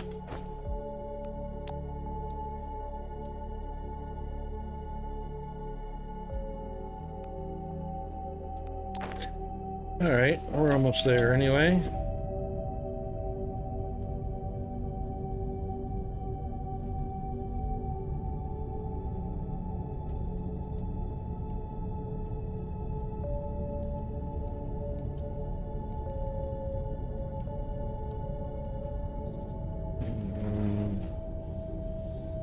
There it is. Fluid's going in here. Yep.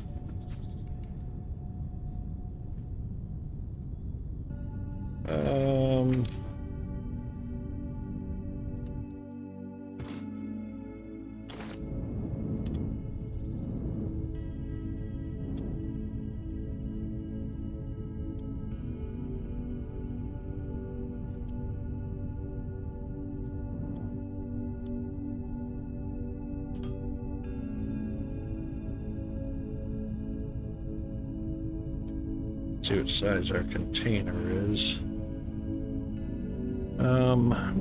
We need a fluid.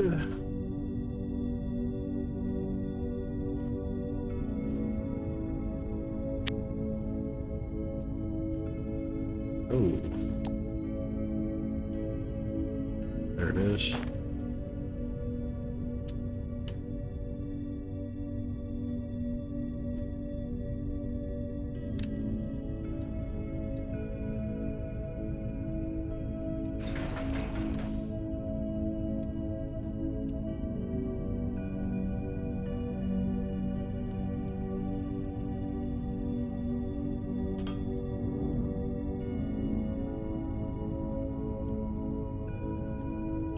Alright, so this will actually be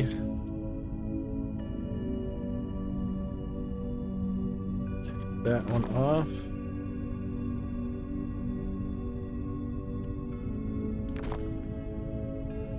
Thank you, autosave. And we'll put a curve or an elbow here.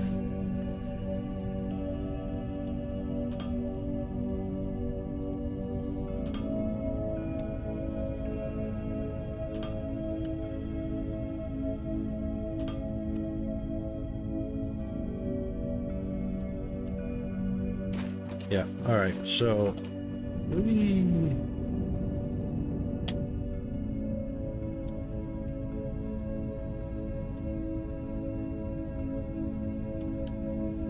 so the rest of what's in that pipe is actually going in here and getting used at the same time, but that's all right. So our landing pad.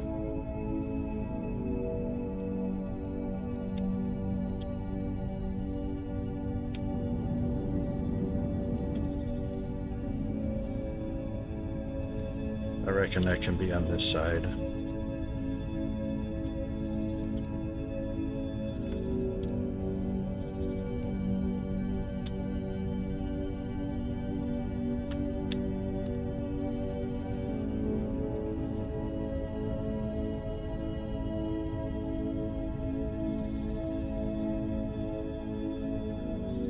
I think that's right. I won't swear to it.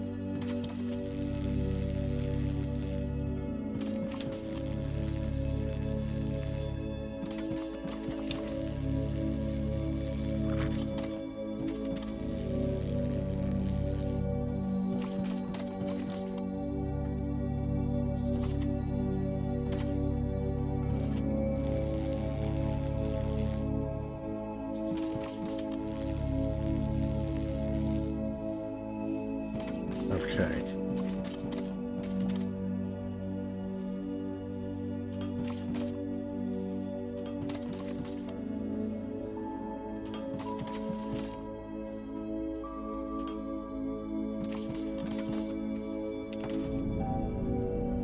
I don't think that's big enough, but we'll try it anyway.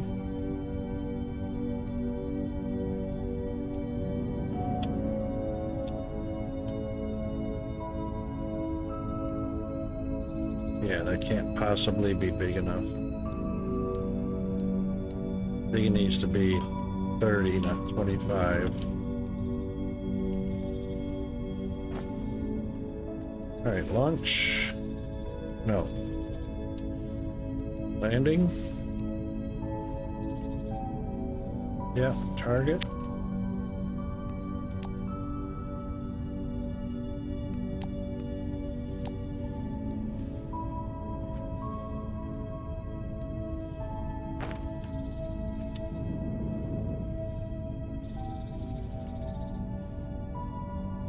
Ooh, that is big enough. Let's get that right up against...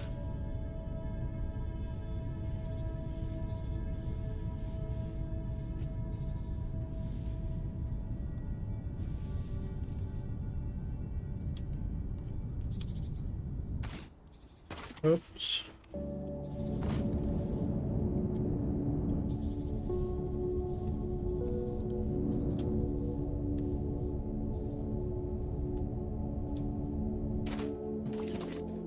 Alright, it's not slam up against it, but it's good enough.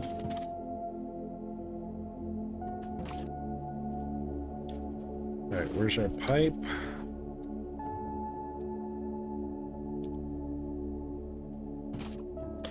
Ah, right. Okay.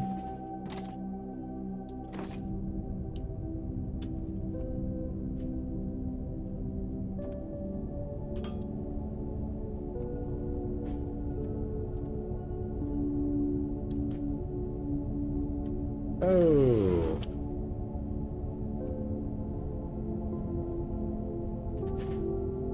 Hang on.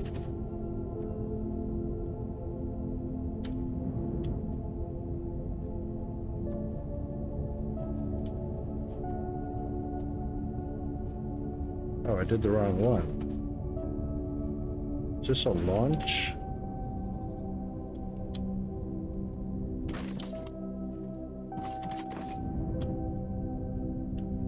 I did a launch, or I did a landing pad, not a launch pad.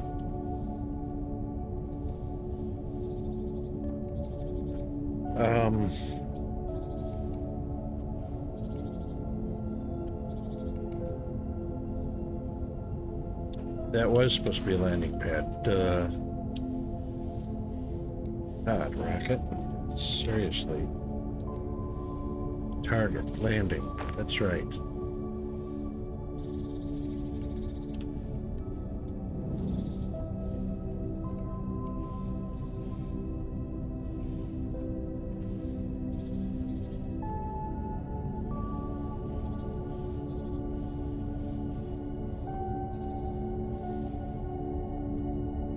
There we go. Close enough. It's not perfect.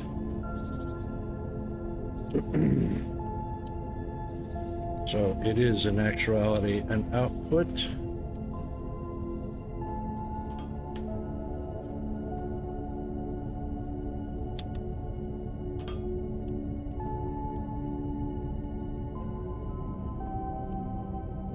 Bam, just like that. Those should be close to empty by now.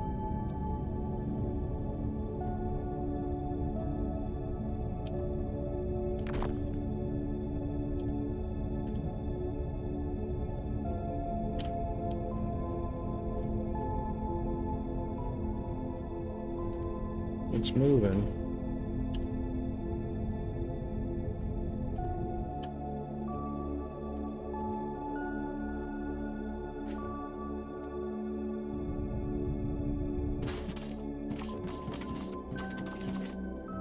Yep, it's full.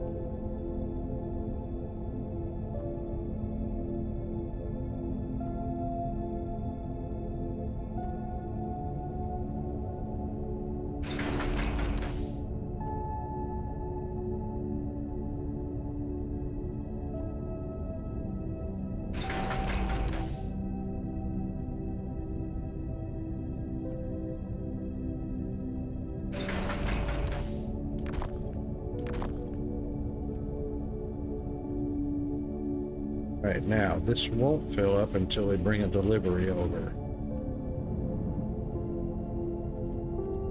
And in order for that to happen,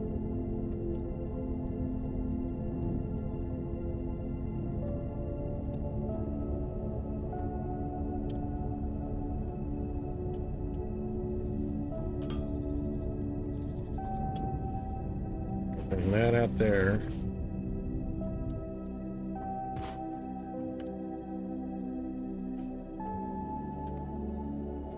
There we go, number 4. Oh, we don't need a transformer.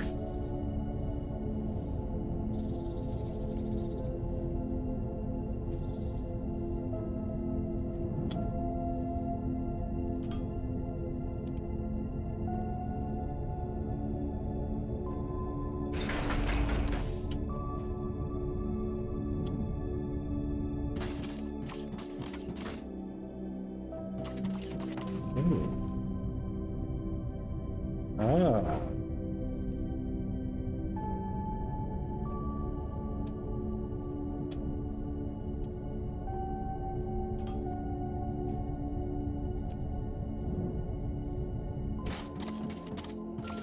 Really? No power? Oh, it's not a floor power thing. It actually is a transformer power thing. Alrighty then.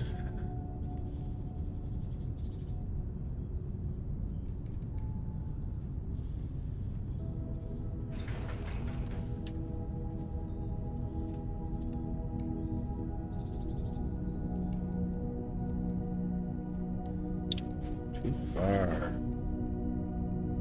Of course it's too far.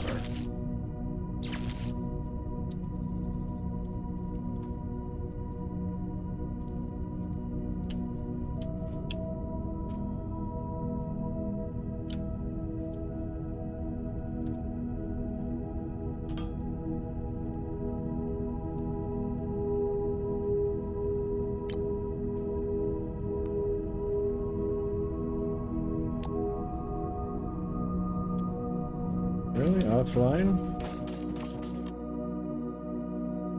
Ooh. We drained that power right off the bat.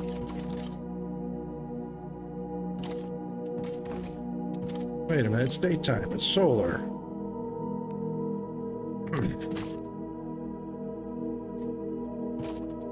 Why isn't it collecting solar power?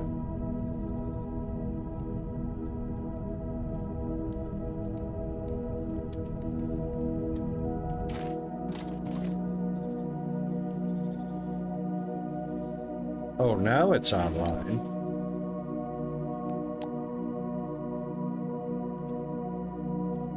Really? Oh, the sun wasn't up high enough, that's why. Even though it was light.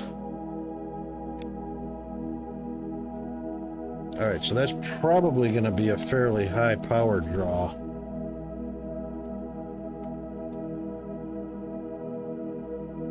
Which means it likely won't get charged up before sundown. That'll be the main issue.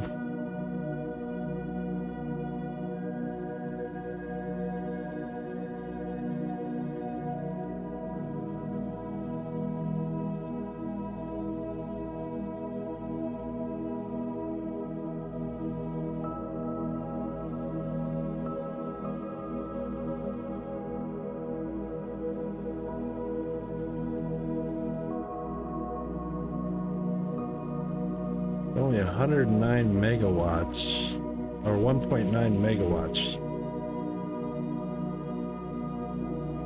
which is the same as 1.9 megajoules per second.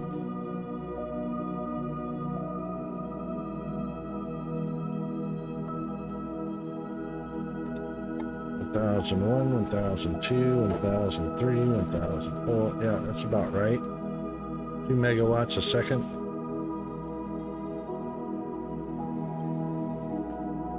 Or 2 megajoules a second. I don't think that's gonna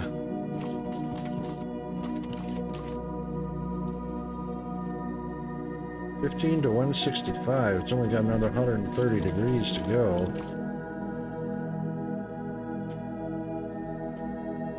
Yeah, that's not enough.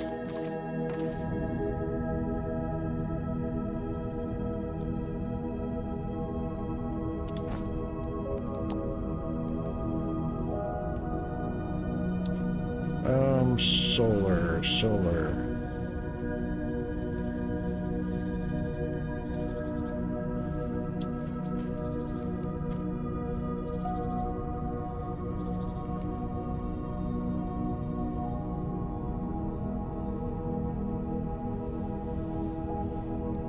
Ooh.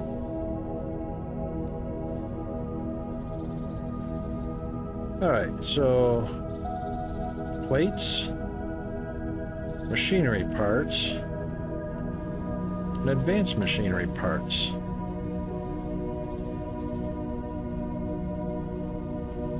That could be better than flying. Let's see how fast these bad boys go.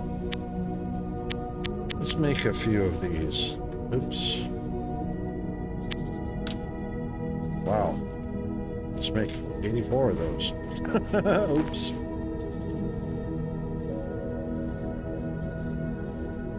Well, that means won't be making any solar panels.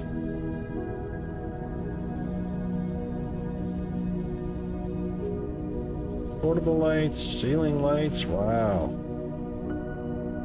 Decorations.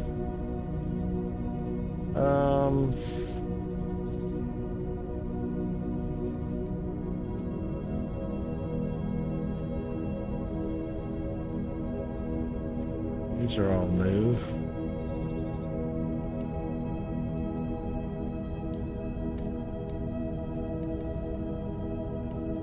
There they are.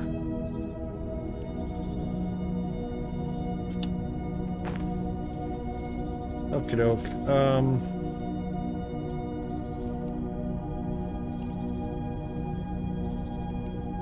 This is Ignium deep frac.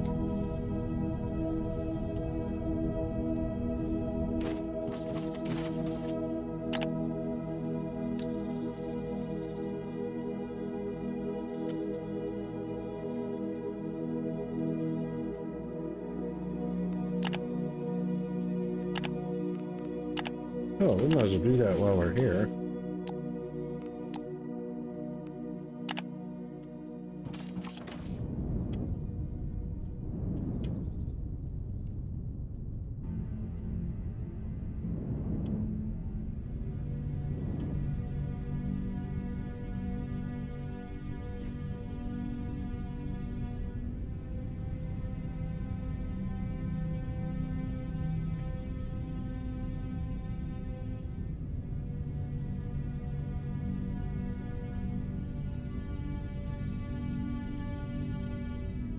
See how we're doing on our ignium supplies over here on the way back to the base.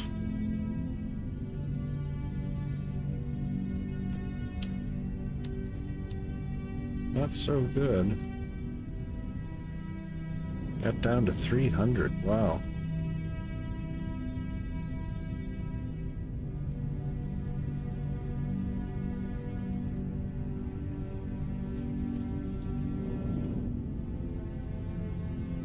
Boy, it dropped right down to 19 FPS. Horrible, horrible.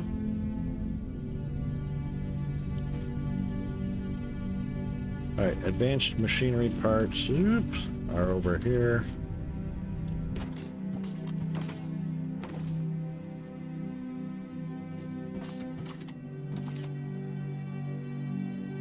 Are over here.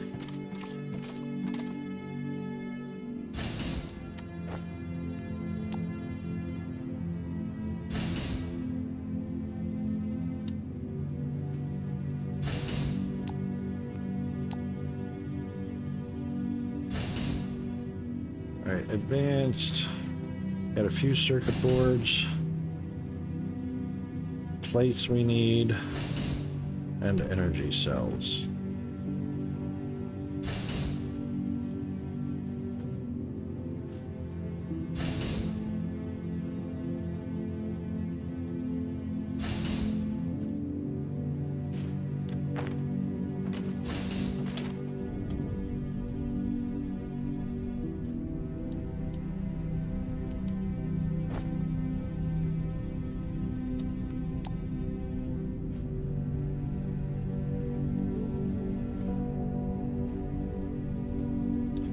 Plenty of rods, plenty of plates.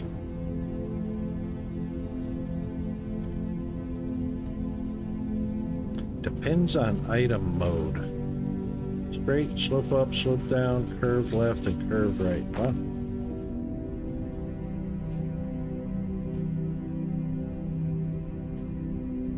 Well, I'm just curious how fast these go.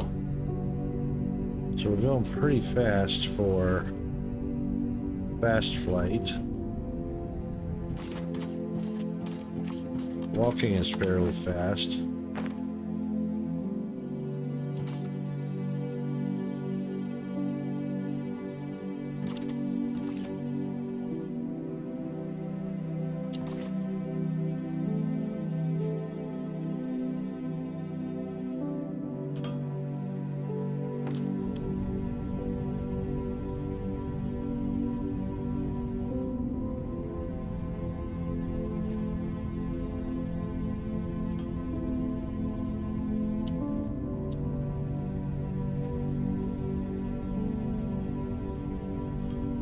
Alright, let's see how fast these are compared to flying or walking. Oops.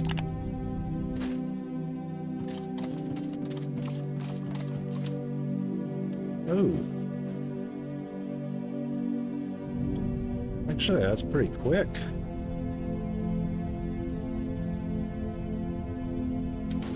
We might do a few of those. So this is sprint walking. Oh, even faster when you're walking on them. Ooh, I like that. Definitely faster than flying.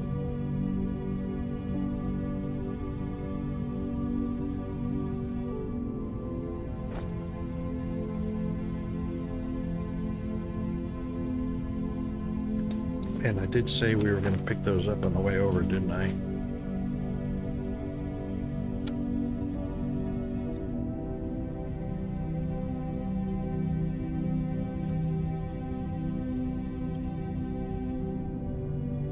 They're actually catching up, aren't they?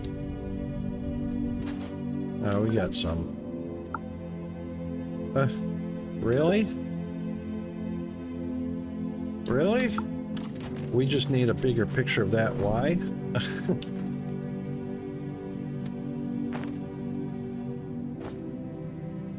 That's funny.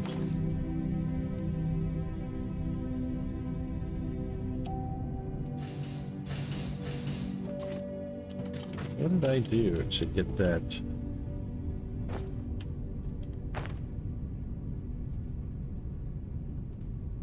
I've done something weird. Anyway.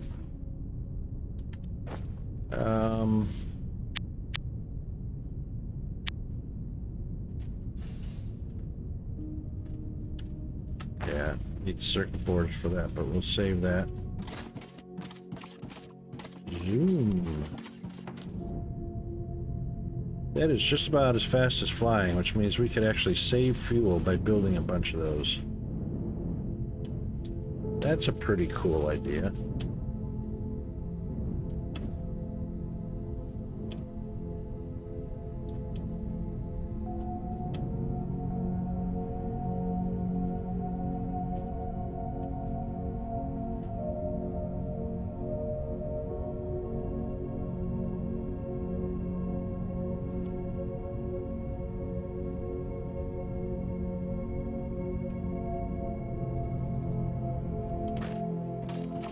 Alright, we are at 137 of 165.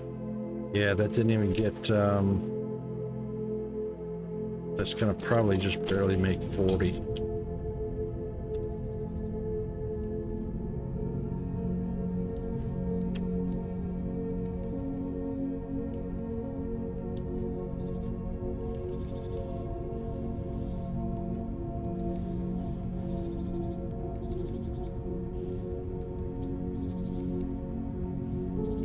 Maxed out.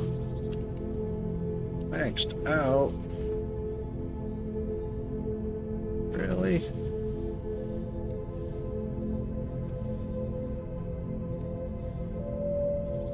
Too far.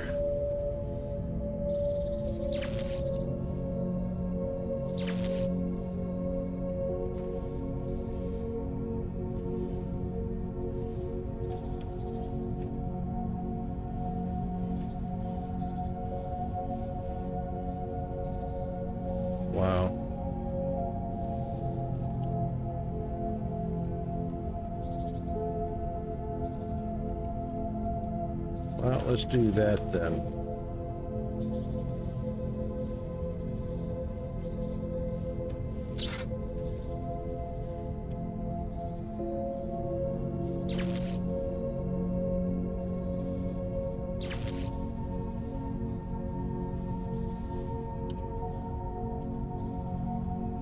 Wow.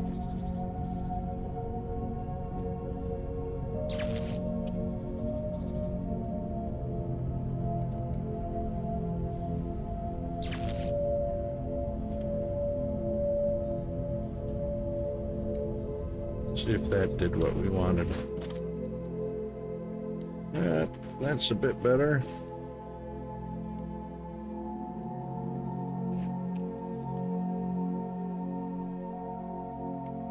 We doubled it from 1.9 to 3.8. 161, but we didn't do it fast enough.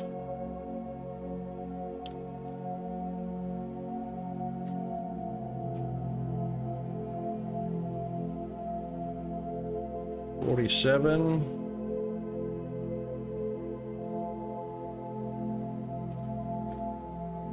There, now it's about 47%.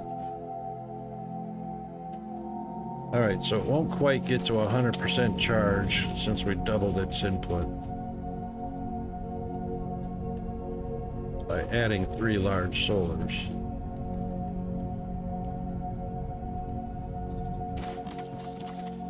All right, we got the name, incoming cargo. So ignium fracking is actually going to come from ferrite.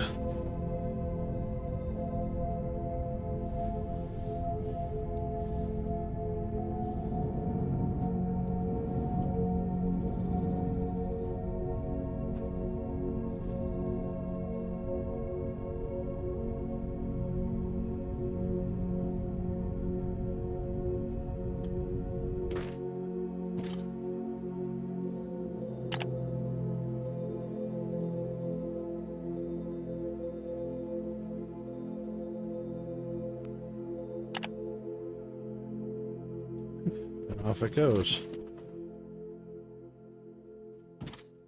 Excellent.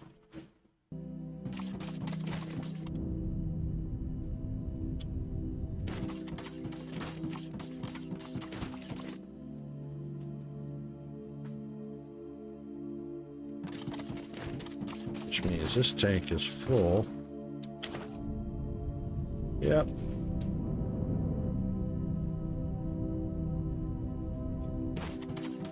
That's the way.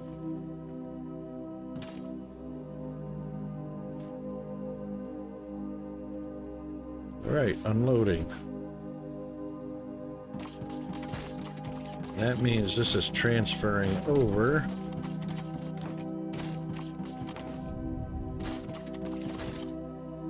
Not yet.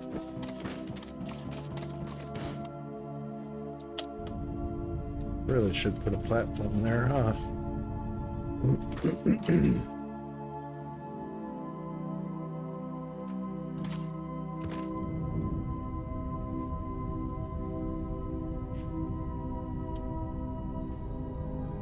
Oh, nothing's gonna fill in here until that's done unloading. And then when that ship comes back, it'll start transferring.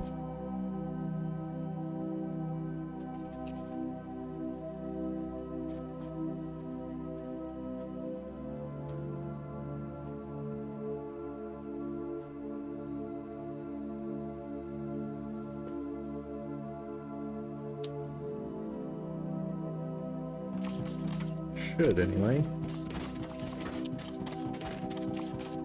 All right, while we're waiting for that, let's put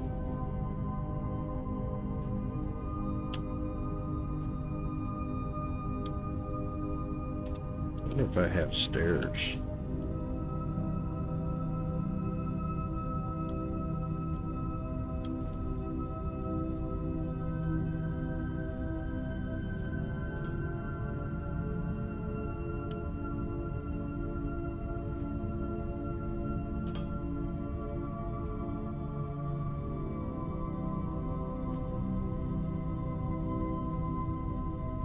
Don't really need stairs.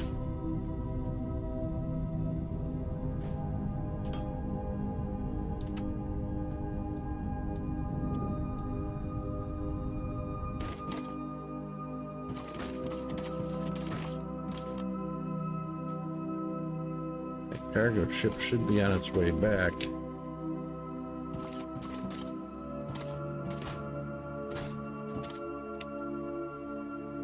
Still got myself stuck.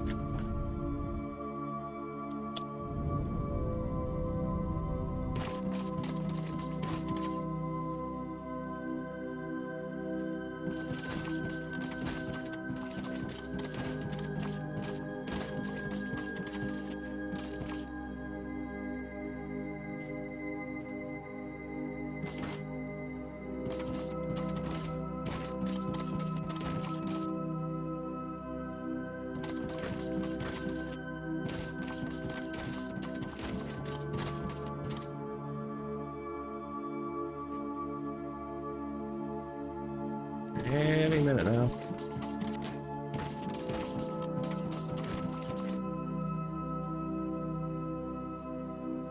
Kind of slow. Which I reckon that's pretty good because that'll give us the throughput rate that we need.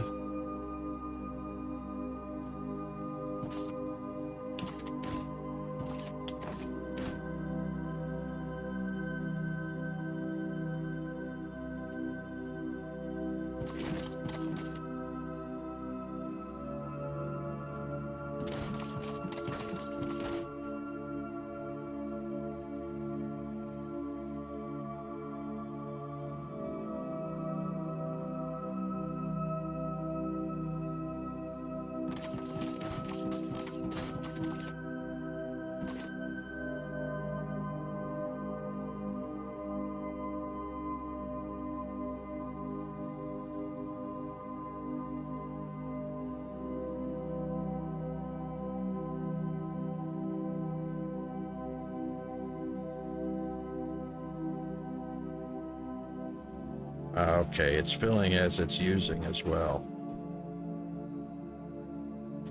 That's why it's slowing down every so often like that. Ad break. Oh my god. Alright, time for a stretch and a hydrate, bio break, caffeinate, all that good stuff.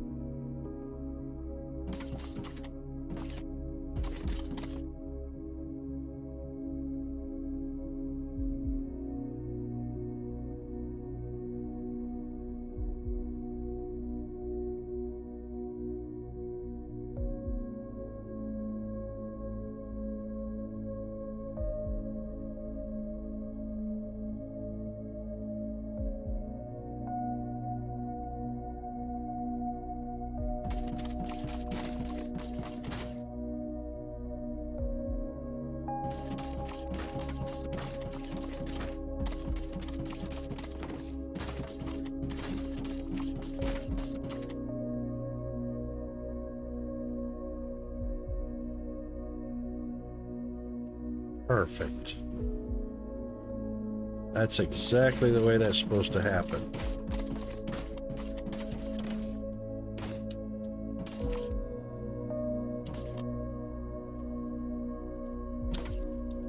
Excellent.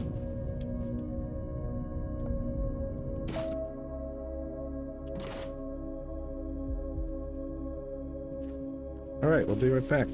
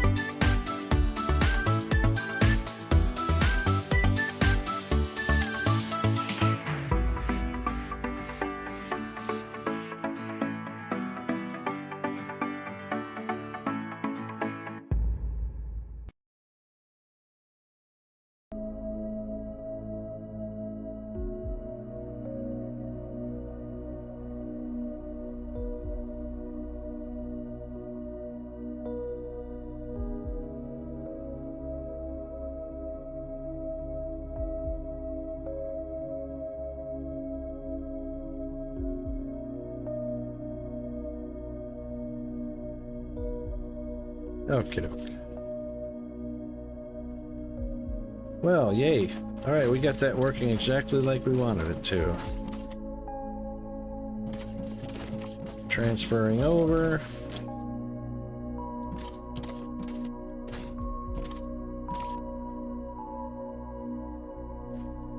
Excellent.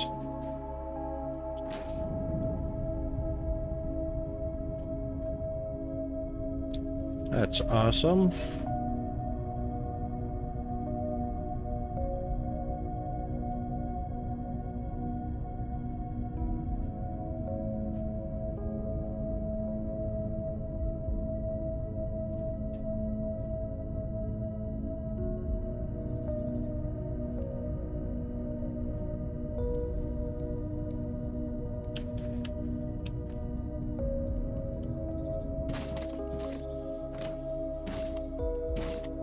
Well, that's not awesome.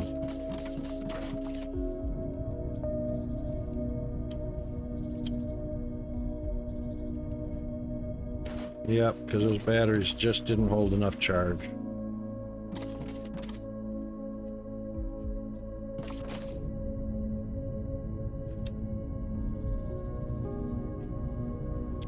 Which also means the power just went off on the tracking tower as well.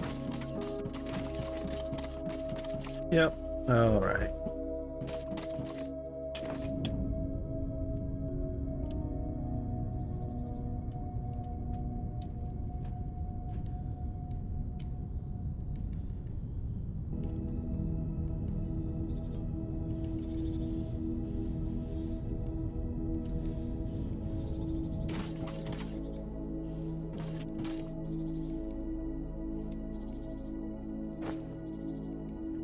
Large battery.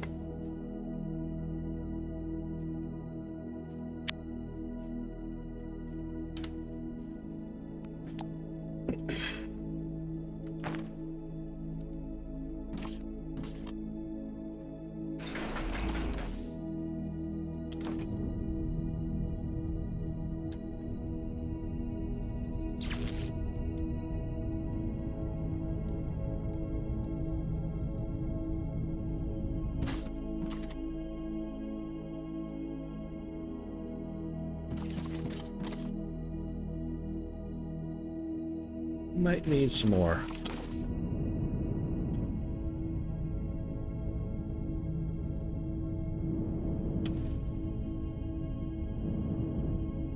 That is so cool the way they did that.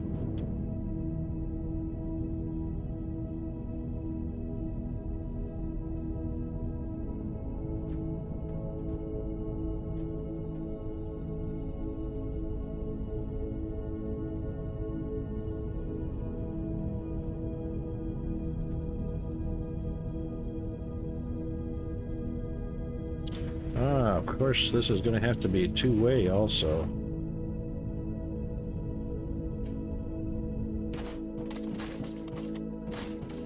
Because you can't run backwards on those.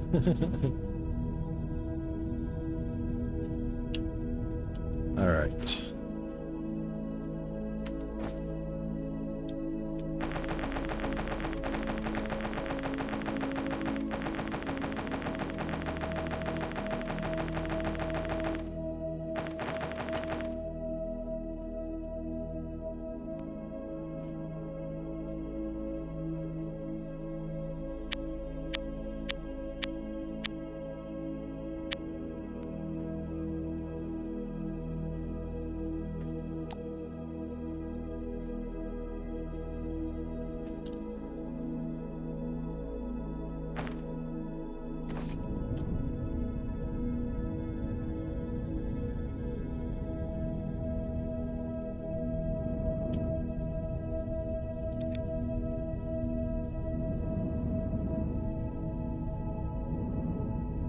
Teleporting would be nice. Actually, we can teleport.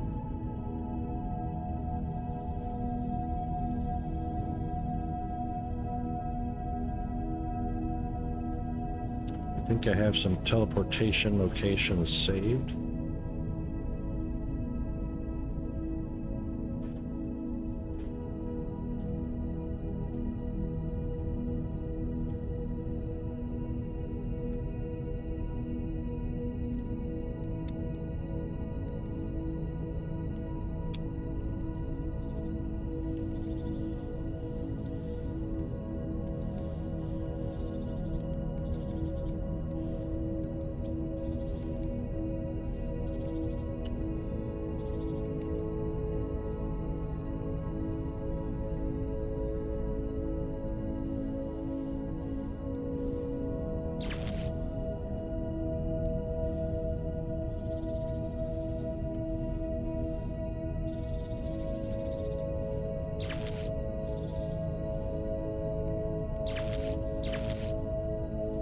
I forgot I could daisy chain those.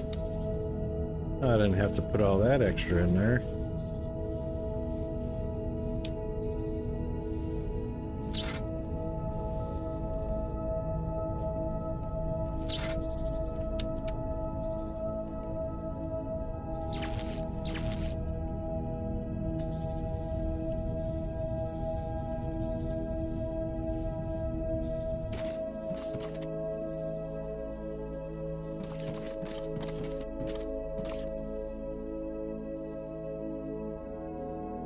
.8 megawatts, that should get us to 100% easily. Up from 1.9.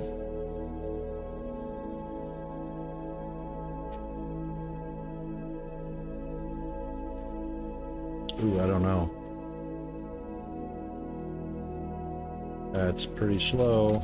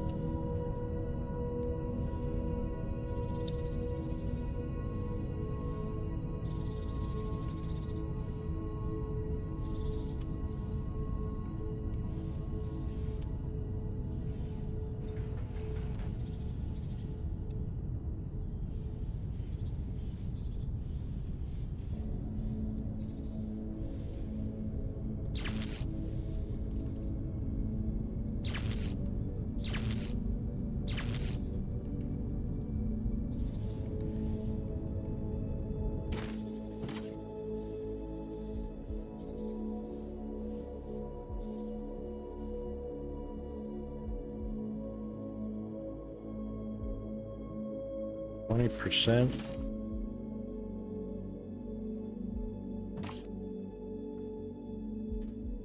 Well, we'll see if that's enough.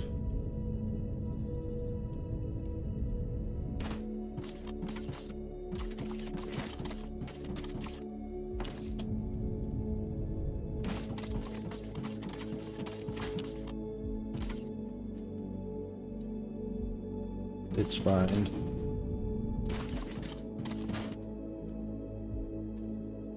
That's fine. All right.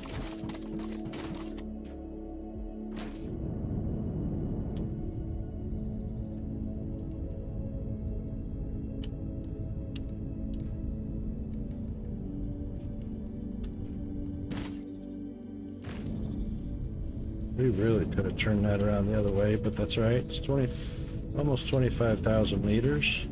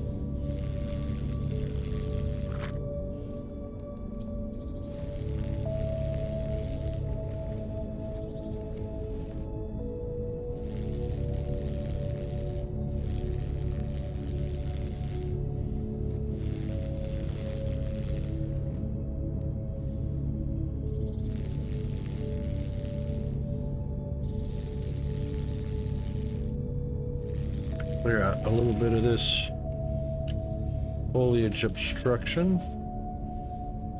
That should be fine. And maybe this bad boy right here.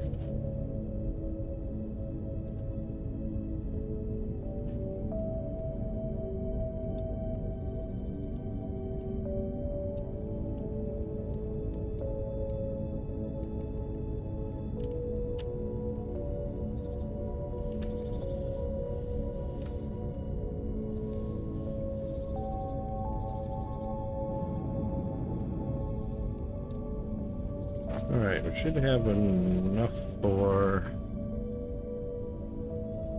No, we need this one.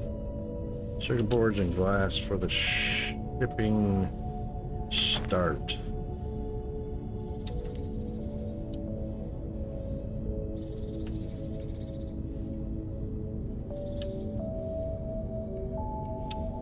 Actually, we should have done that in this direction. This direction would have been better.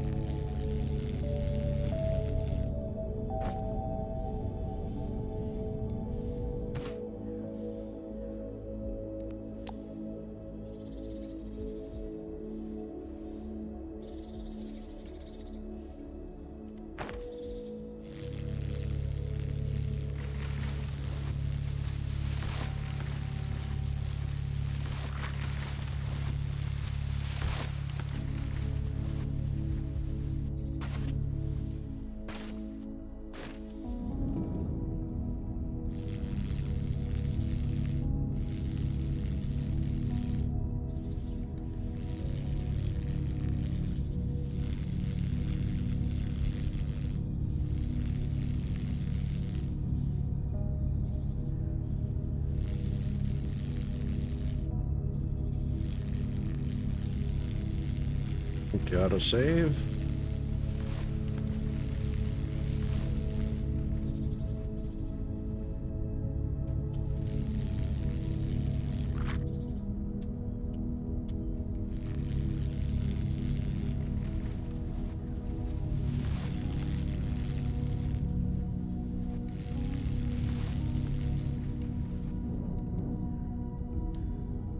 That might be enough.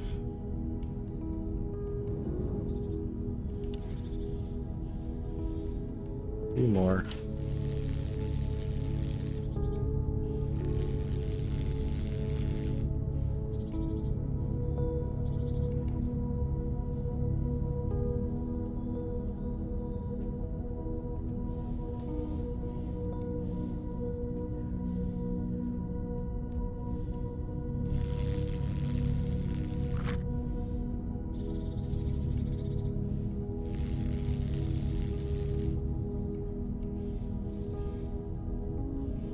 That should be enough.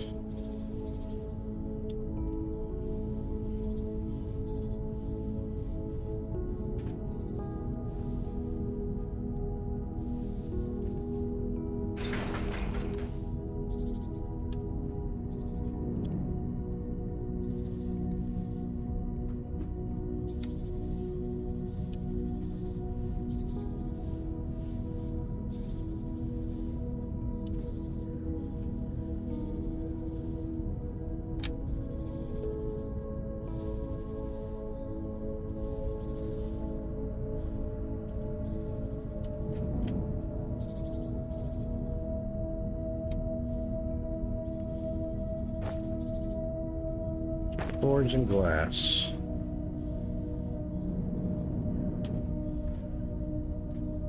You know what? Let's see. What was our teleport? Can't even remember.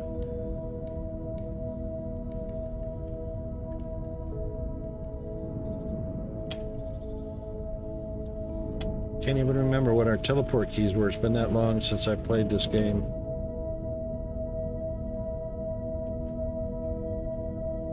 To the console. Console.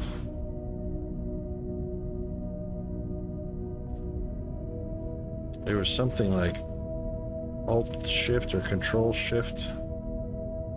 Something. Alright, we need glass and polymer. Circuit board.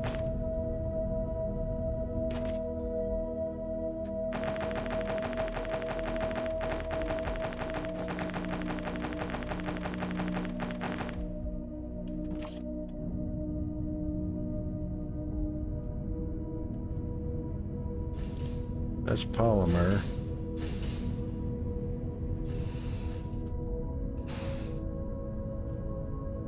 These will be making glass.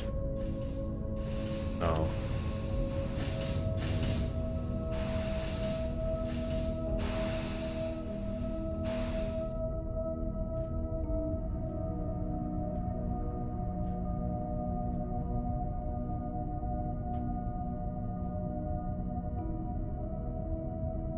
Where would we need glass being made at? I'll bet it's down here.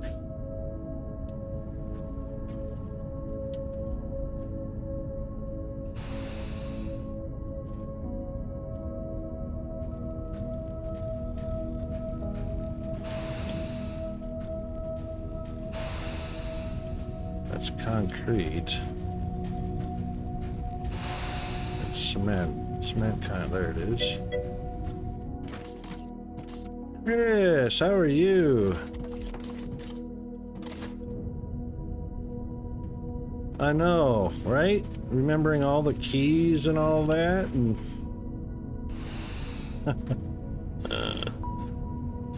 oh my goodness. Alright, I can't get up that way. That's alright. We'll grab some right straight out of production.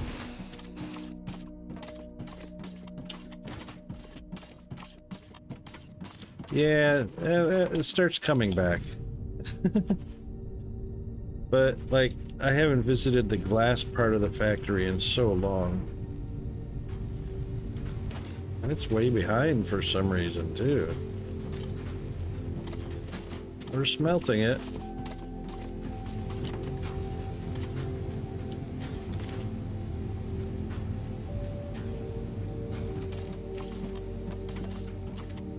We'll just have to grab what comes along.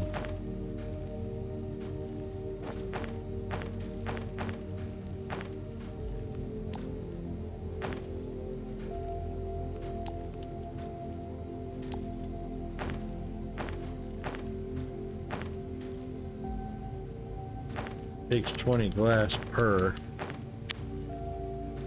Alright, that's good enough. We'll let that build up.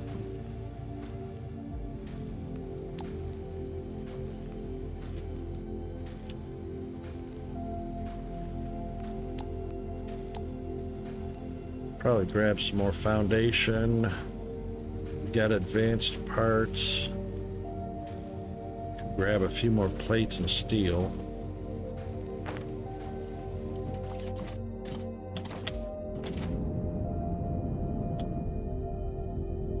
Boy, this frame rate is a killer.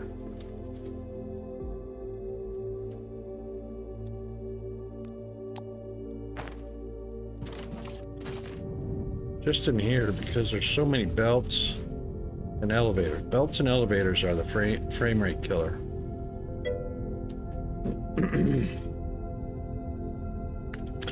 New laptop, excellent.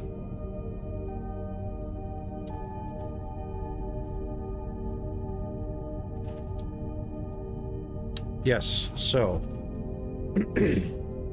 yeah, I do something. I'll show you. I do something very similar. Hang on a second. Let's do this.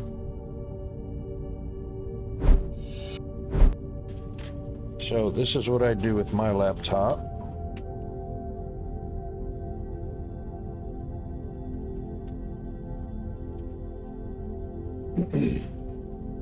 So I have this little laptop cooling pad, and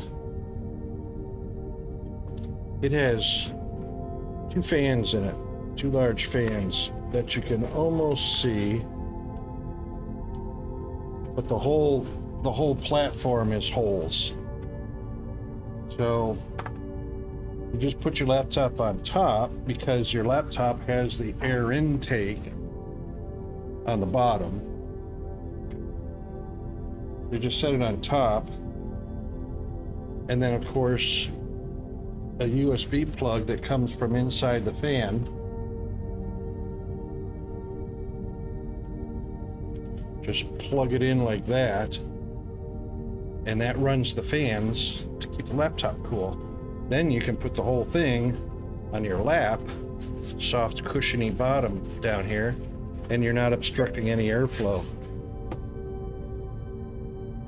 That's the big thing. So you don't want to set your laptop on pillows or a blanket or on your legs.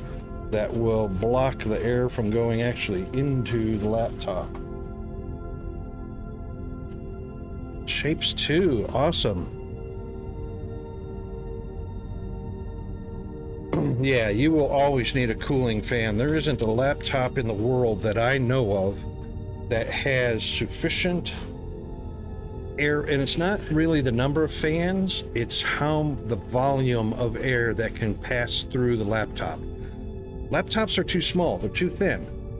So there's no way to get the volume of air passing through to keep everything cool. There's just no way. There's not a manufacturer I know of that has beaten that challenge, because it's all about keeping the laptop cool and lightweight and thin. And that's the problem, thin. Which is why our PCs don't have a problem. You know, you put a few fans in the case on your PC and you're good to go, because there's volume of air that's passing through it.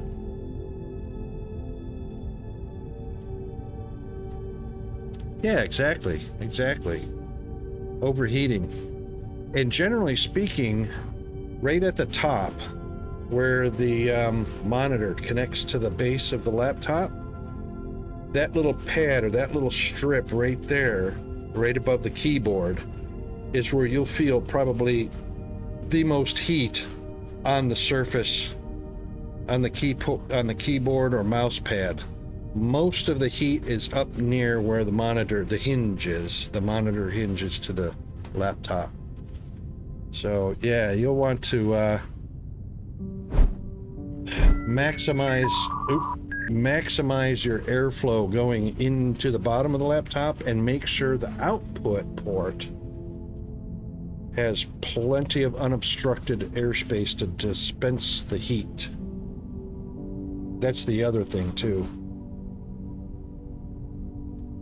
Now, one of the things you have to watch for, because of manufacturer styles, is to make sure your output vents are not also on the bottom of the laptop.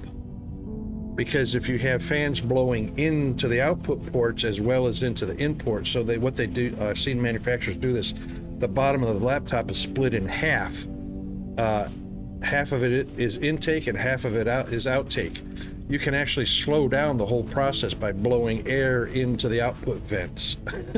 So, horrible design. So if air intake's on the bottom of a laptop, the vents out should be on the sides of the laptop, not also on the bottom. But, you know, manufacturers, you got to watch that kind of thing. Yep, out through the back on the side, or out through the sides. Sides or back is fine. Make sure there's plenty of space to get rid of the hot air, because it's all about the volume, how quickly you can get that air in and out of the laptop. And like I say, even to date, I don't know of any manufacturer that has beaten the challenge of the amount of heat generated by a laptop evacuated fast enough to keep everything cool. It just it's because it's all about physics, the boundary of physics. So that's why I got the Slimbook Executive, because it runs extremely cool, nice and cool. Even without without the lap fans, it gets moderately warm, which I would fully expect from a high power laptop. But with the fan, makes all the difference in the world.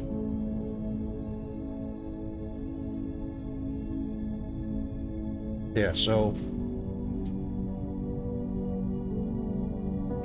it's a thing.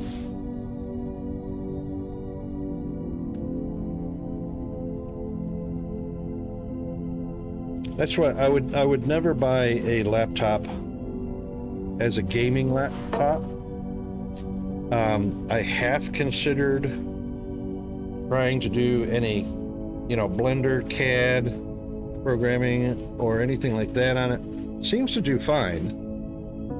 But when it comes to rendering, when I'm running Blender, it tends to struggle a little bit as far as heat goes. Because the CPU is really going to town, and the GPU also, so.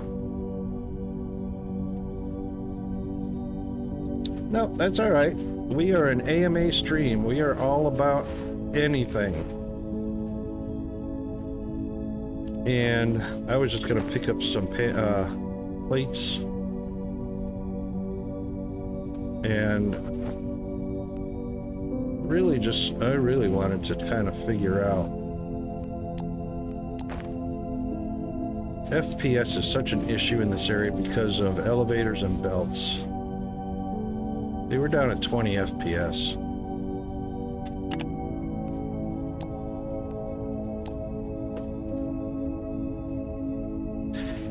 And it won't matter if I turn VSync on. I gained all of 1 FPS. Oh.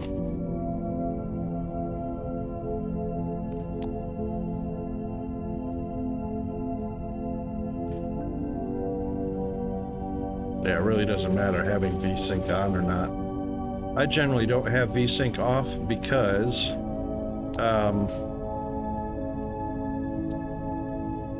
we're never going to reach the 144 that my monitor is capable of. I don't like the fact that there's not a medium on terrain quality. I don't like that. Same with model quality. If you're going to have a low and a high, have a medium in there as well.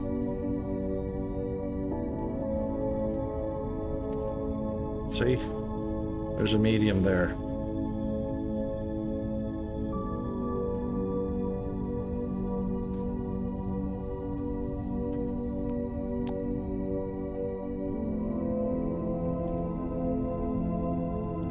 And we didn't gain any FPS from that. It's still at 21. You can see it up here at the top left corner there.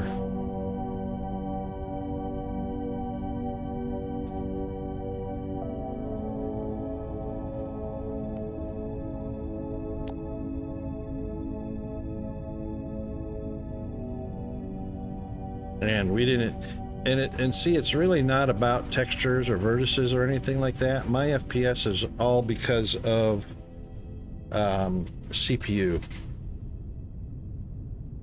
because the GPU is quite comfortably at 33% utilization, 58C. The FPS is all about the game needs optimization. So full quality.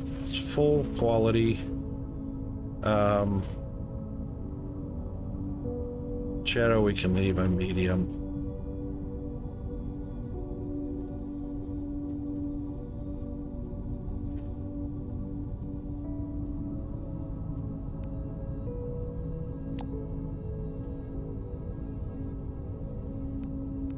Yeah, so Haven't done that in a while. We'll go ahead and do that.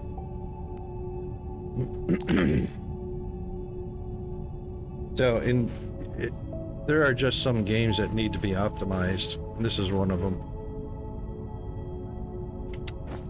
All right, we should have enough for. Oh, we picked up glass. Did we use all that glass already?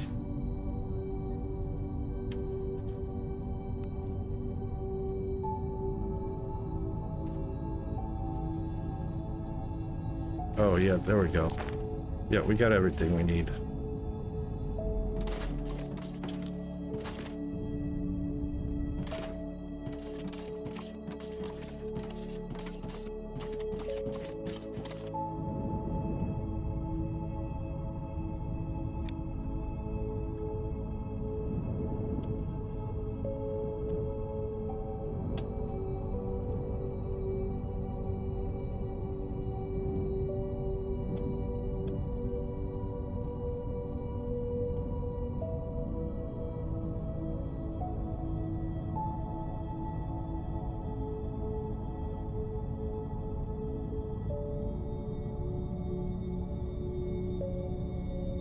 Oh, there's still power on the fracking tower, and it's almost morning. How about that?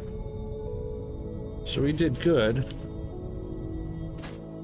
We still got more than half the battery power left.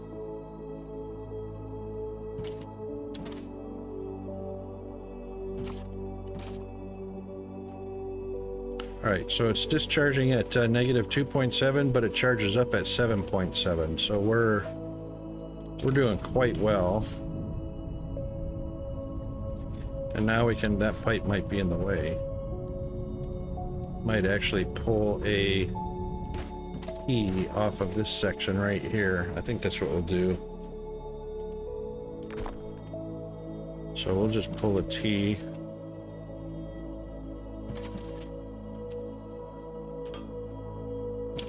And then just pull some pipes this way.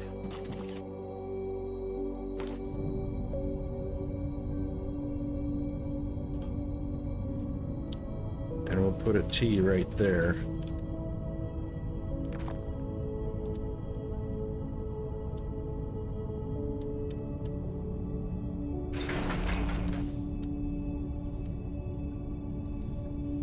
Thank you, autosave. Right in the middle of what I was doing.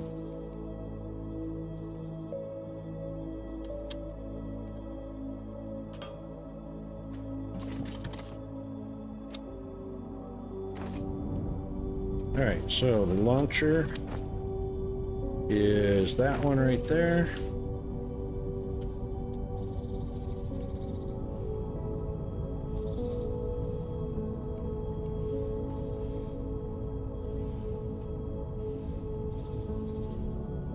That should do the trick.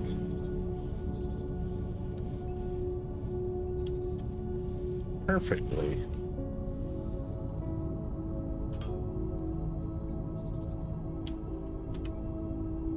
Okay.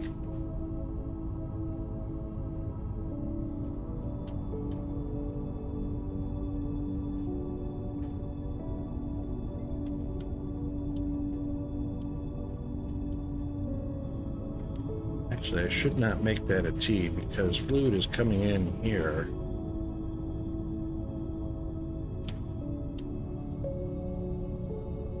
Going to the fracking tower and then the other launch pads. So what we'll do is take that one out.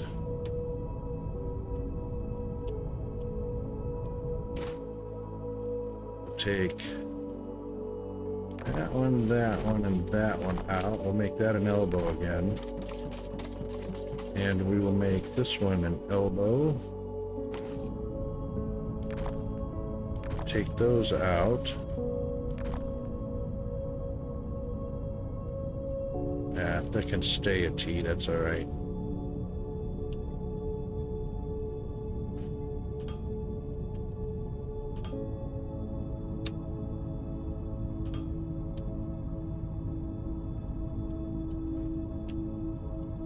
Then this one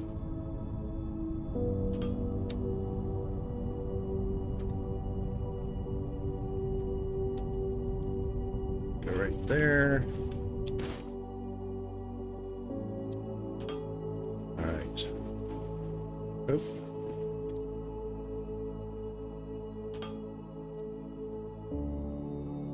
There.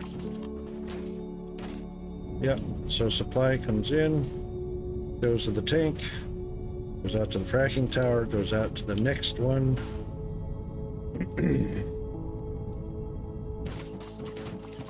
And when that gets a destination, we'll put that in. Otherwise, it's ready to go. And that'll be over there at the Technum. Actually, I think this Technum is done. We have to investigate this one.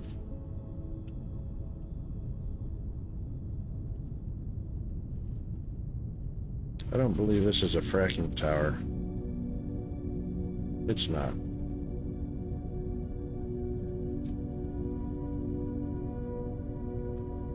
It's just a Technum deposit and yeah. Okay.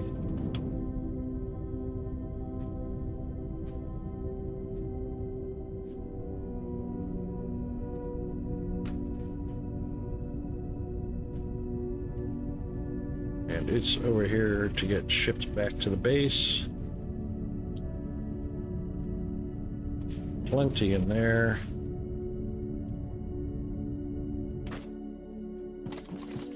Ferrites mostly filled up, 3,200. This is a 32. That's a 64. That's a 32.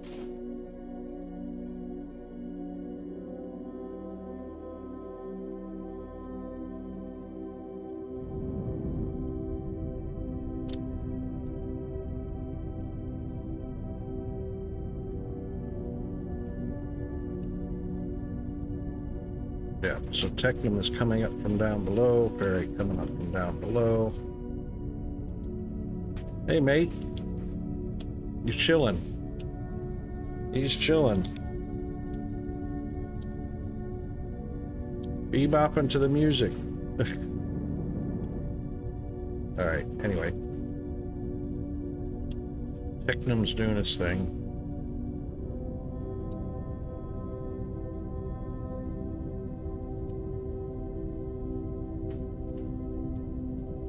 Ferrite is still not saturated, which means it's probably not getting an opportunity to catch up at all. It's not.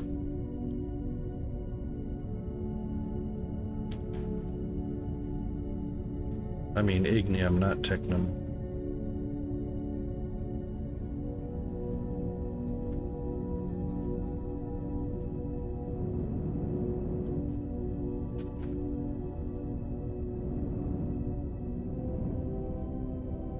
That just tells me I need to have a whole lot more, a lot more miners.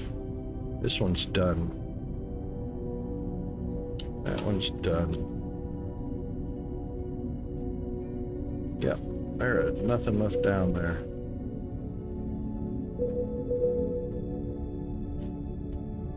All right.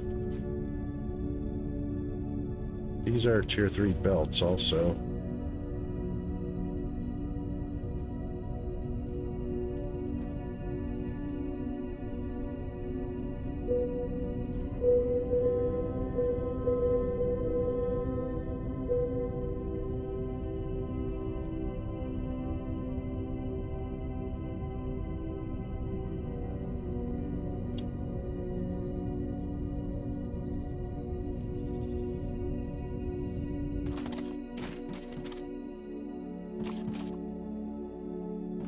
Yeah, we're gonna have to get some more miners on this.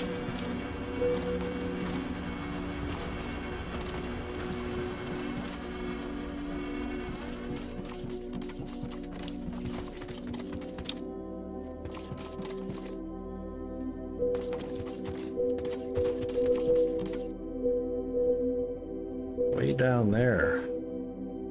Minus 116, minus 81. We're at minus 118. What?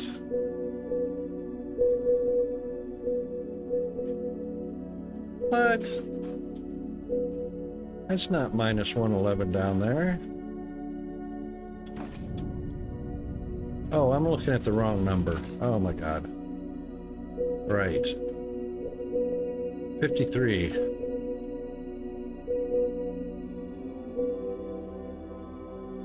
and 20.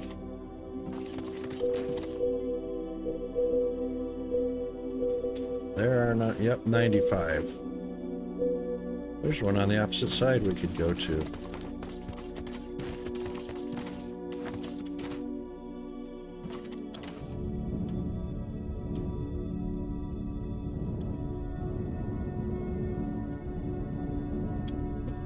We are doing it.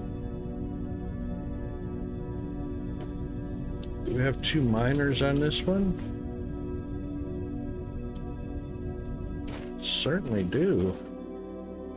Wow.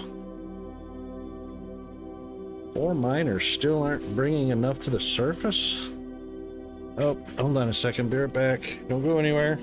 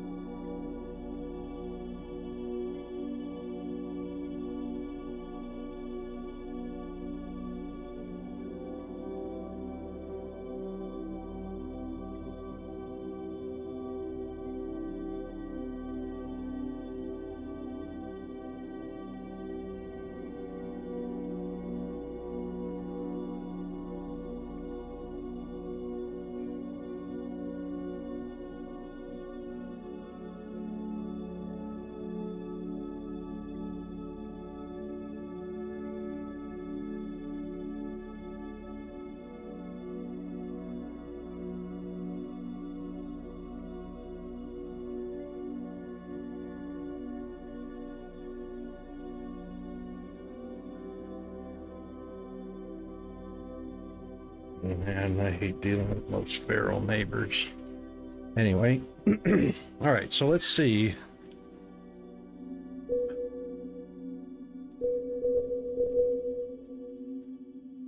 There's literally nothing on this side till we get down to 53.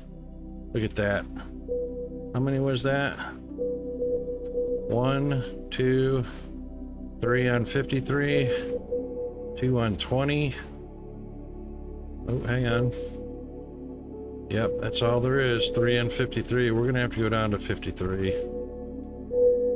Can't imagine why we're not bringing enough ore to the surface. With 4 miners.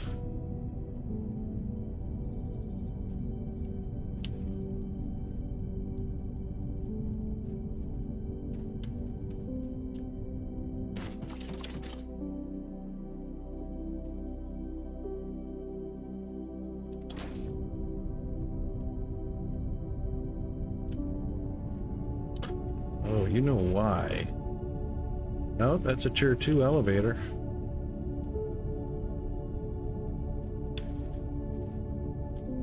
That's absolutely bringing maximum speed up.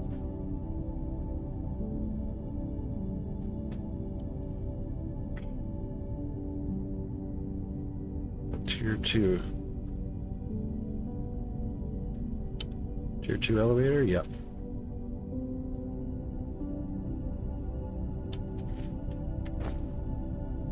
Tier 2 elevator is, I think, 640.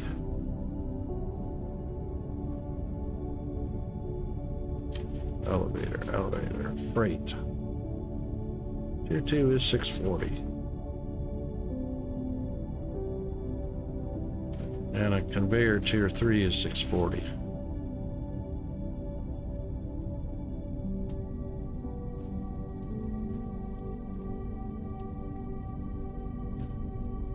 We're definitely bringing, I mean, it's not saturated, it's just the miners aren't bringing enough. All right, let's see which side. I think it was on this side. No, the 53s are over here. a 53. There's going to be a 53 on each side.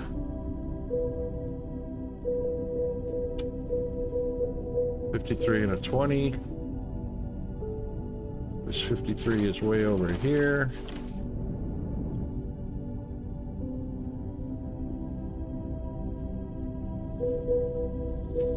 Yeah. That's on this face. So this one over on this side is going to be a whole lot easier to hook up to. Yeah, right there. Right about there. So that's actually right next to this elevator. So let's do this.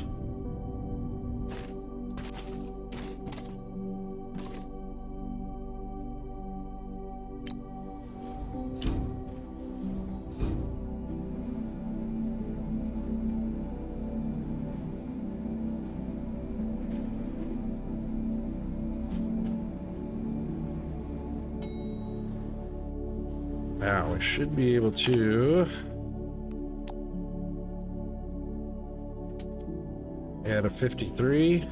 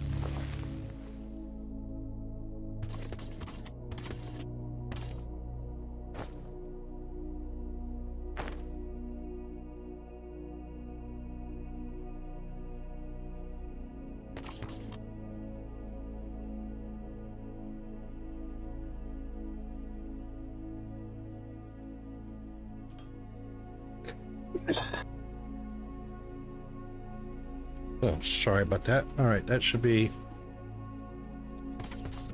enough space to get us down to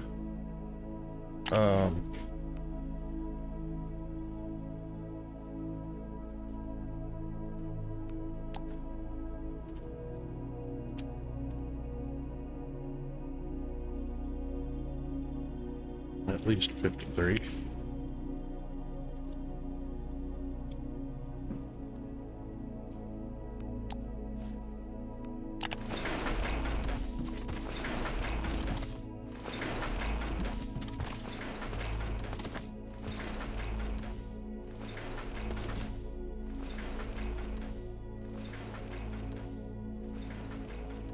Boy, that puts us right in the neighborhood.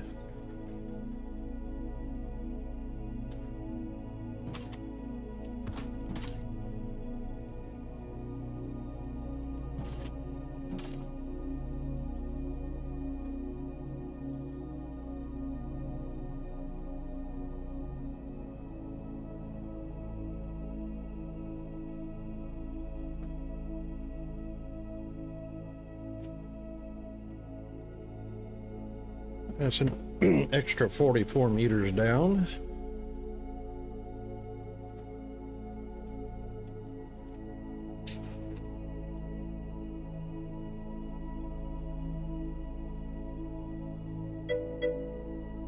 Mr. Andy. Good morning, good afternoon, good evening. It looks like it's probably, evening-ish, almost AM. Just after midnight on the East Coast.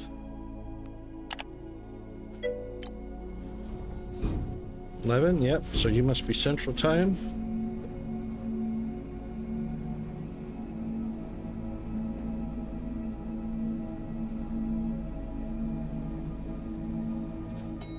All right, let's see how we did. I forgot which way I was facing.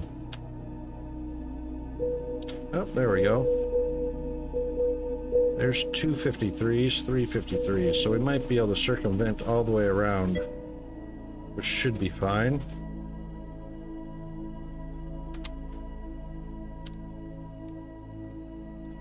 That's the stuff. Let's just put one right there.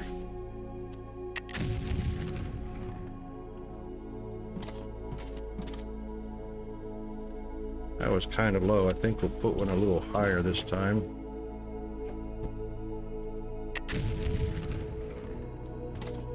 That's better. That's better.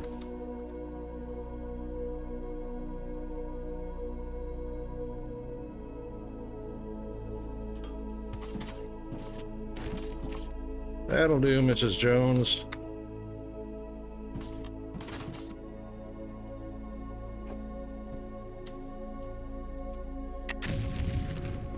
Yeah, and there's our core. Okay. Ah, there's our target. How come I didn't see that?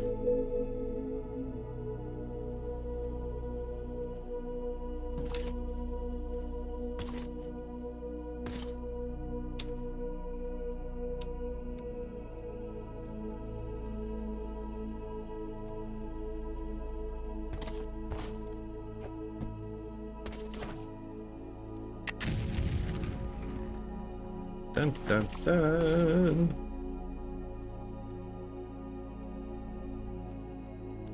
Well, that's going to require some hand drilling.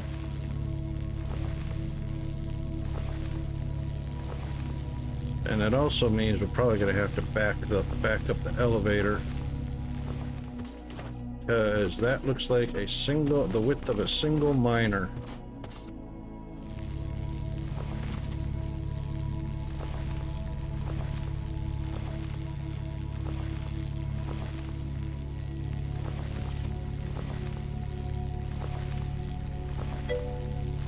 Oh my god, ads already. Again. What a ripoff.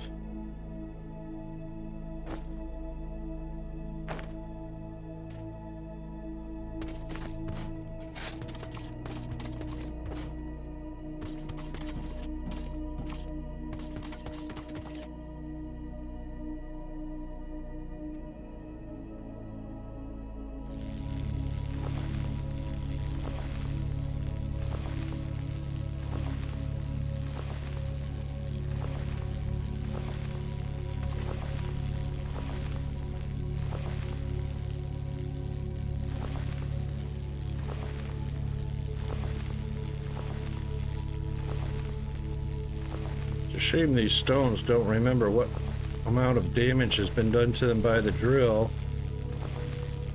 So if you accidentally stray off of the one you're drilling, it doesn't continue where you left off when you come back to it. It starts all over again. That part kind of sucks.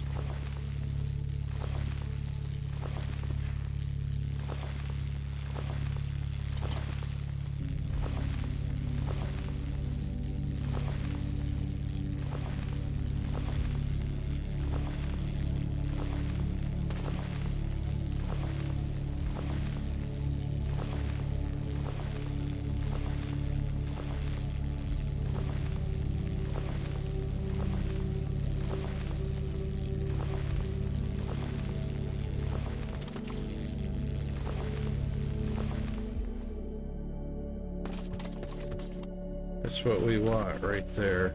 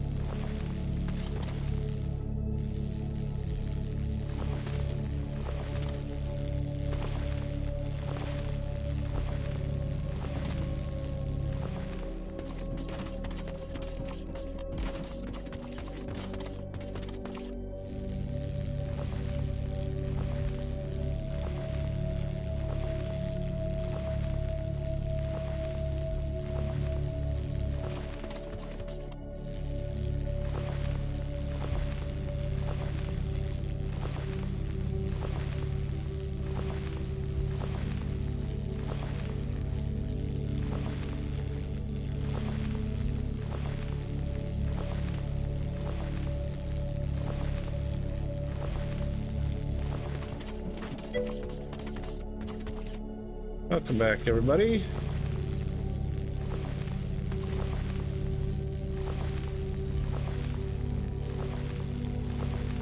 Didn't miss anything. I'm just clearing away a whole bunch of stone.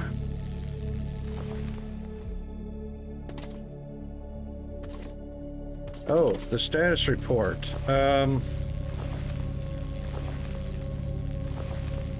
Well, it's chilly today and hot tamale. No, actually, it's far from chilly today.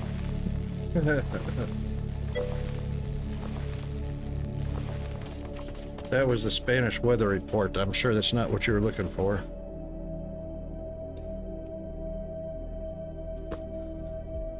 So, the status is we're waiting for another update on Crust.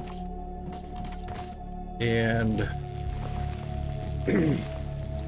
we'll be waiting for another update on car manufacturer.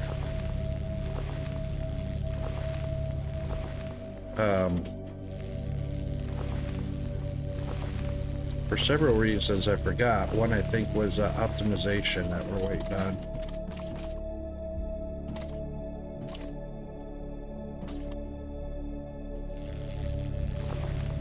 And maybe some other reasons I forgot.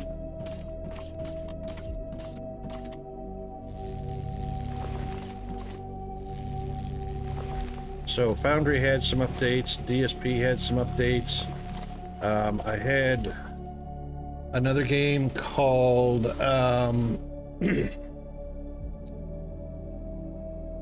what was it? I had a game gifted to me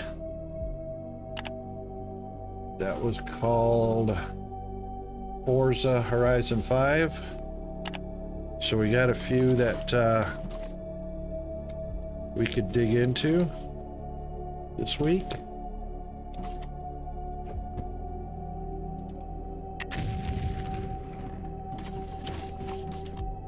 That was placed a little low. So we want that probably up there. There we go.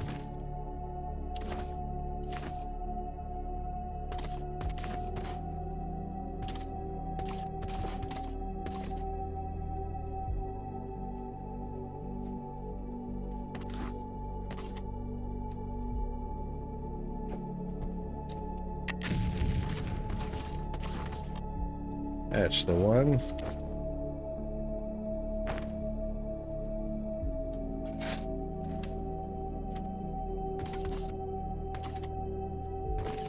Almost. Yep, good enough.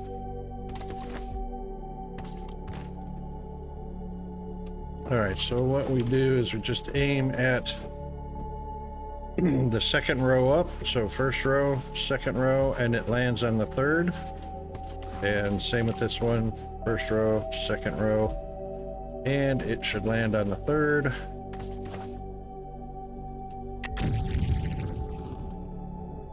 Yep. And it detonates even with the floor that you're standing on. So that's exactly what we're aiming at.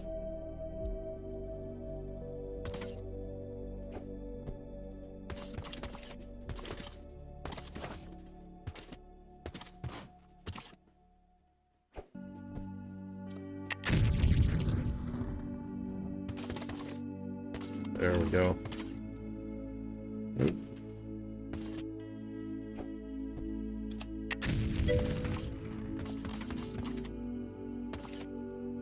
That should do the trick.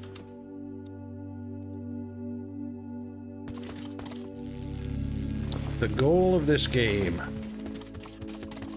is to be the master of your own factory. So far. So you're on a strange planet, and you're building your factories.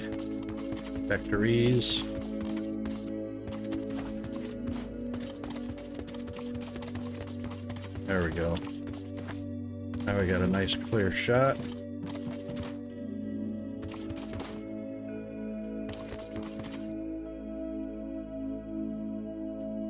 And we can actually back this, actually we might have enough room to stick a miner in here. Yeah, so, Foundry's kind of like, Minecraft. It's a voxel game. Obviously you can see the voxels, square blocks.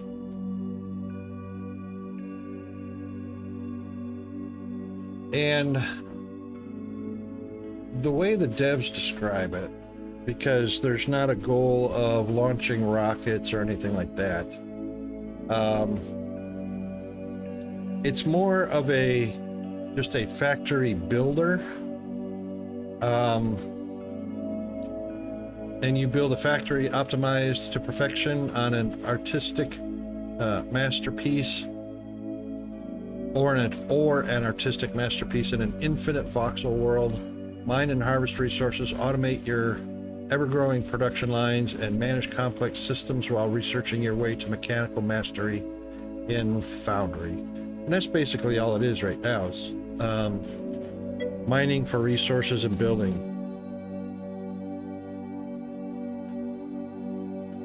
So far, there's not an end goal product. I can show you the research tree, which we're already down to the very bottom, which is slag processing. Oops. So you start with an emergency beacon.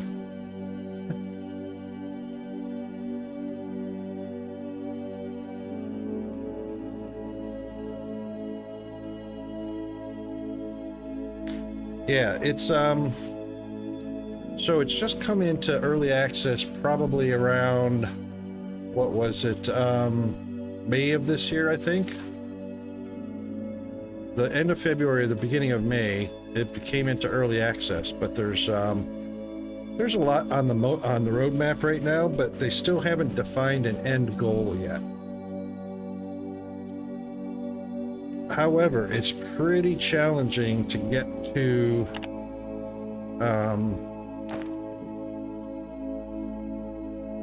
some processing. Like I say, I just want to look something up. There it is.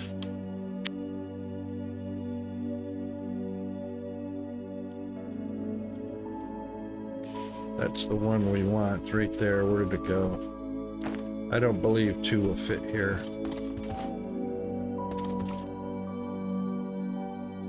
Nope, it'll be just 1.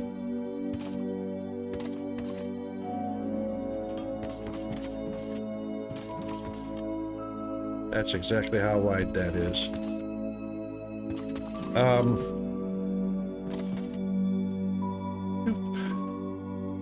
We should rename that.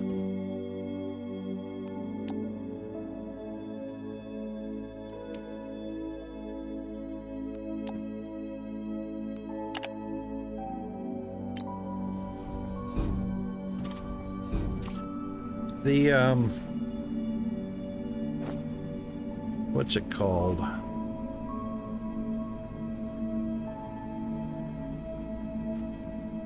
Getting to blast furnaces. Blast furnaces, getting your long-range scanner up, getting your modular storage tank up, which holds 6 million liters of something, radio towers, and getting your robot assembly line going. That's a pretty big thing. Pretty big challenge. So you'll want to be building maintenance drones and these robots. And of course that will earn you payment in the form of Thermalite bars.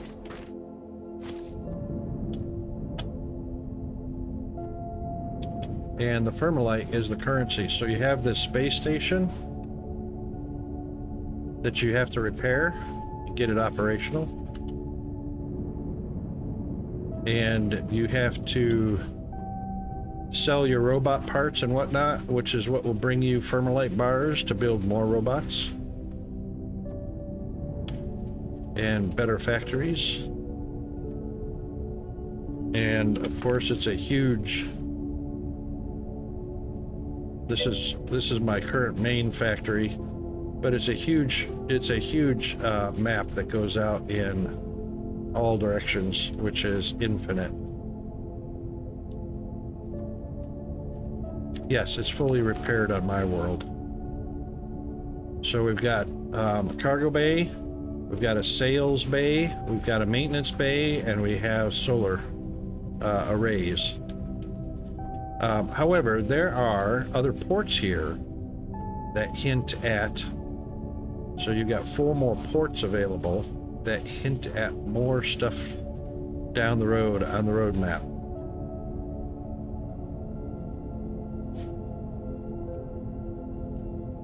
And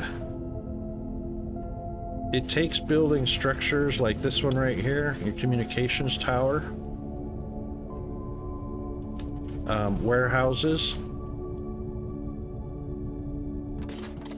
So these are my maintenance drones that I have, or construction material. I have 25,000 construction material that the maintenance drones can use.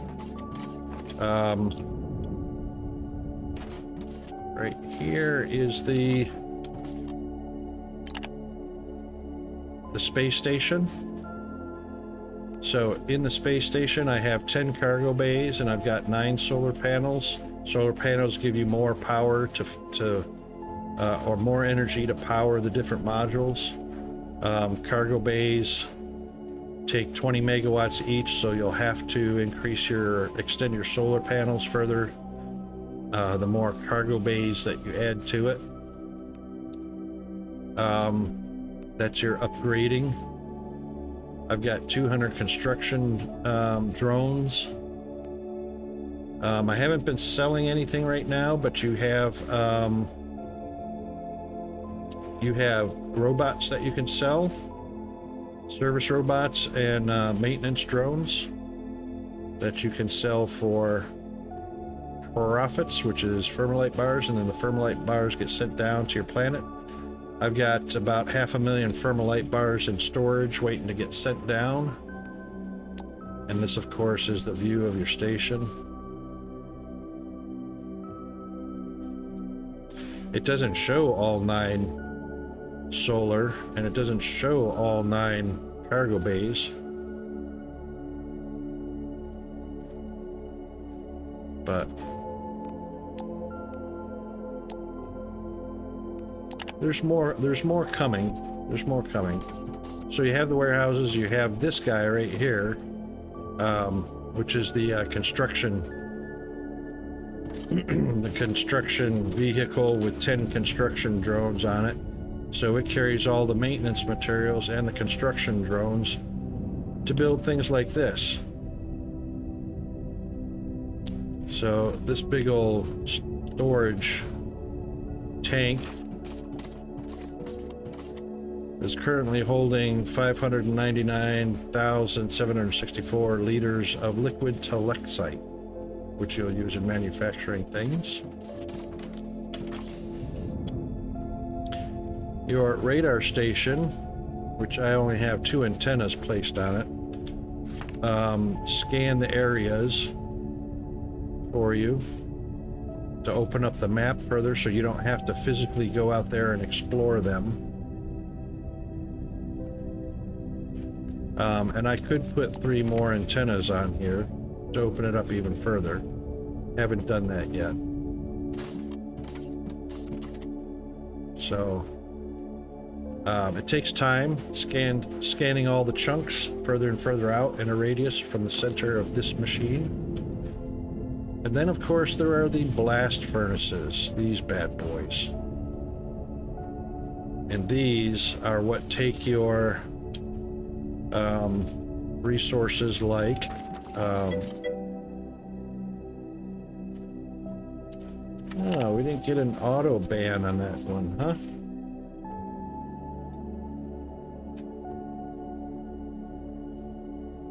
Oh, that's a shame.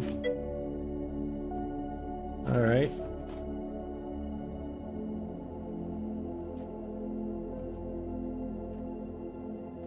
Hang on a second, I'm just going to do a report on that one.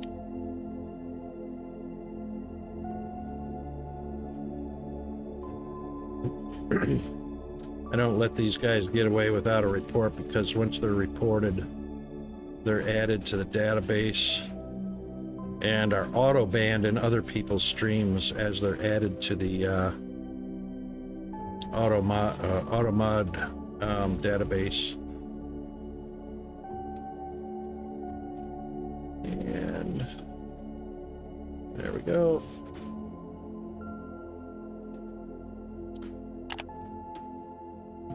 So what this takes, this blast furnace takes... Oh man, I hate the fact that... Oh, there we go. It takes xenoferrite ore, coked ignium, and mineral rocks, and then it outputs molten ferrite and slag. And the molten ferrite, well, the slag we're putting in here, turn into more cement, which you always need cement. And then the molten ferrite is sent into a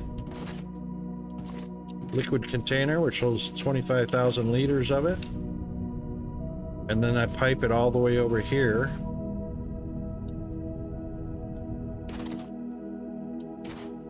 to,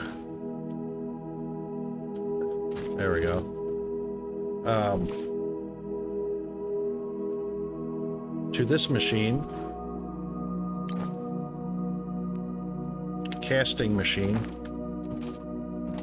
which turns your liquid ferrite into iron plates, xenoferrite plates, which are used in everything. You know, xenoferrite plates and technum rods are used in everything. But anyway, these blast furnaces work better than assemblers because you can run 96, I can't remember, casting machines off of one output from a blasting furnace, and you can make, you know, 3,840 plates a minute, which I have coming down here to go into a buffer storage, and then those plates come down here to feed my bus line. So plates go down here and feed off into every place that it's needed. The rods come from, I haven't built this one all completely yet.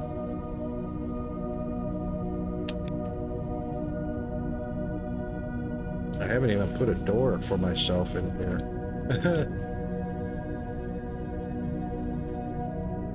There it is. So instead of laying these casting machines flat out, I made a tower so that we have plenty of Technum rods coming down to feed.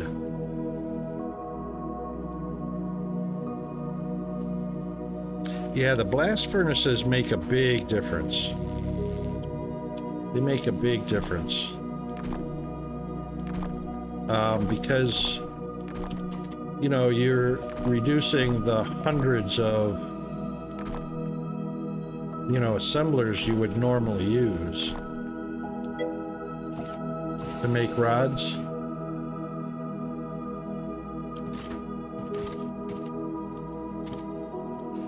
Oops. So I decided 2 rows stacked up into a nice tall building. So same number of casting machines that are laid out flat over here. Yeah, selling to the ship. So what I've done is, even though I've got my maintenance warehouse down here, I put all the other warehouses up here.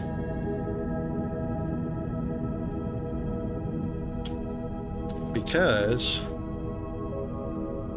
right here at map 00,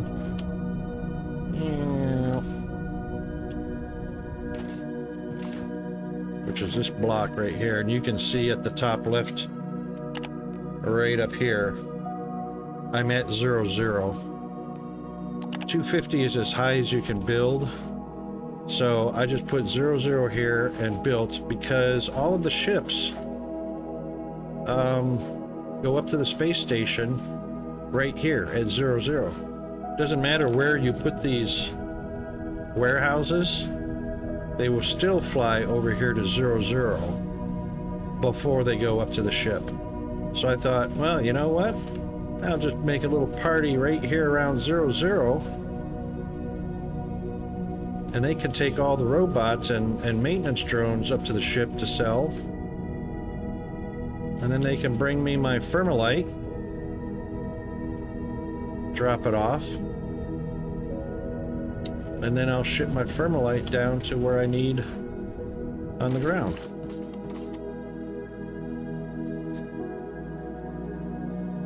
Saves a lot of time. These guys are hanging out waiting to do something because, you know, these guys are actually waiting for this one to do something, which is bring more maintenance drones over. But we're kind of over full on those. We got 320. So they'll hang out there without costing any energy or anything. They'll hang out until they've got room to move product. So, and the reason that's not all moving is because I was building robots up here, but I disassembled the entire robots manufacturing line.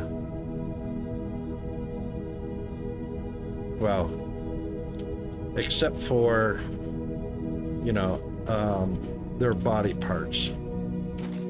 So the torso, the head, right arm, right leg, left leg. These parts are all still being made. It's just that they're where they were going down to on the assembly line. I disassembled the assembly line. Mostly because I ran into a little bit of an issue with, which I'm sure is fixed now. It was costing just as much Thermalite to make all the body parts. Oh, hang on, Automod. Automod got something. Yay.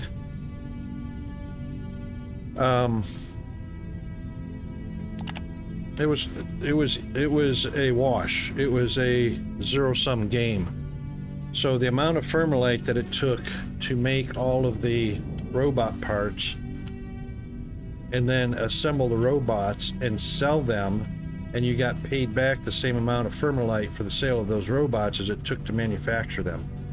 I think that's fixed now. I just haven't gone back to reassemble the assembly line for the robots. Not to mention, there was a huge deficit and imbalance in painting the robots. So in order to make paint, it was costing huge amounts of resources just to make paint and spray paint your robots, which at one point it was required to spray paint them in order to complete the assembly before they could go to be sold, which I believe that's fixed now.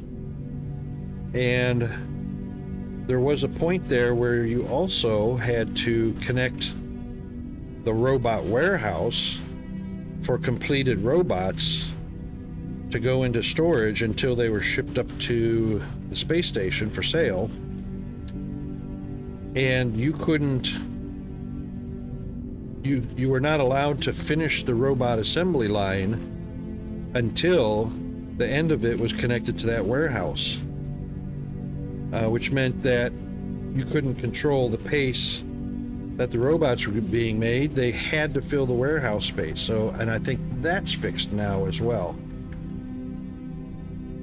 So there was a lot of things that prevented me, that deterred me, that sent me down a different direction instead of wasting all of my resources, time, and effort on making robots. And it was just more cost effective to make maintenance drones and sell those. However, that plus the FPS. Now, they didn't fix the FPS yet. I mean, there needs to be an optimization in the game for elevators and conveyor belts, because as you can see right now at the top left in green, my FPS is hovering around anywhere between 16 and 20 FPS, and that's without the robot assembly line going on. So it would drop even more. So there needs to be some optimizations, because my system actually meets and exceeds the recommended system requirements, and the FPS is still tanking. Hang on, just out of curiosity, let me check and see what I was pretty sure 64-bit processor, Windows 10, i5 or AMD Ryzen 5 2400, and I've got the Ryzen 5 5700 XT. NVIDIA GTX 790 or AMD Radeon RX 480. And I've got the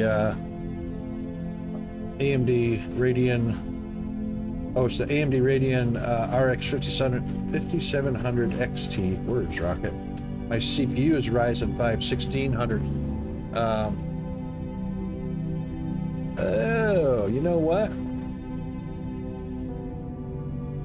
I do meet the requirement for Ryzen 5, but my Ryzen 5 is a 1600 6-core, and the recommended is a Ryzen 5 2400G.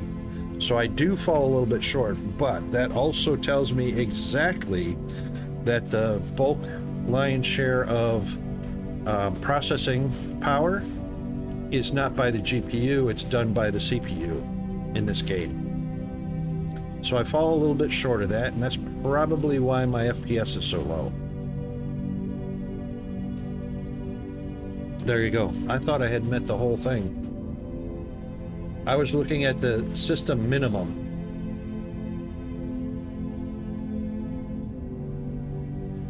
Which was the minimum CPU is an AMD FX 6350, which I'm several steps above that.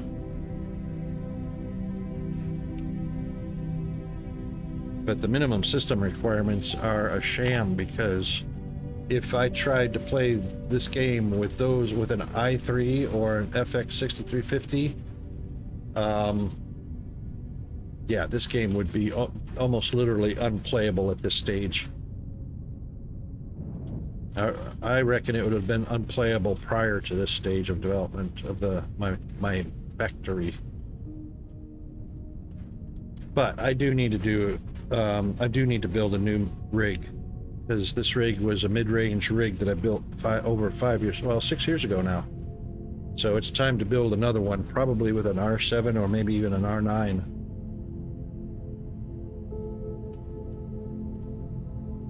And something probably a little bit better than the RX 5700 XT GPU.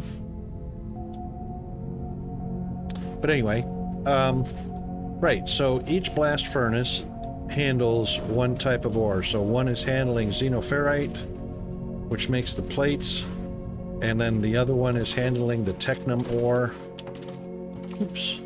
which makes the rods.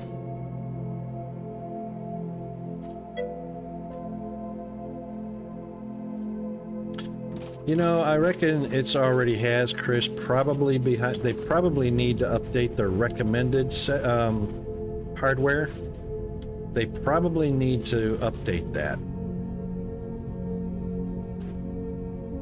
It might do okay right now with the amount of content that's in the game and the things you can build and, you know, that kind of thing. But I think they really need to step up that recommended to probably. They could probably or should probably go up to i7 or recommended, or Ryzen 7 for AMD, and probably just about any kind of current 8GB GPU, you know, for NVIDIA or AMD or even Intel.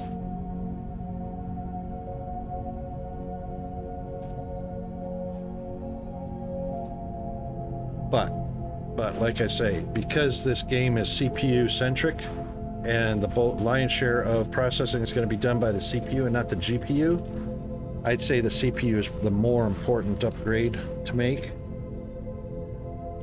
and recommend probably an i7 or Ryzen 7.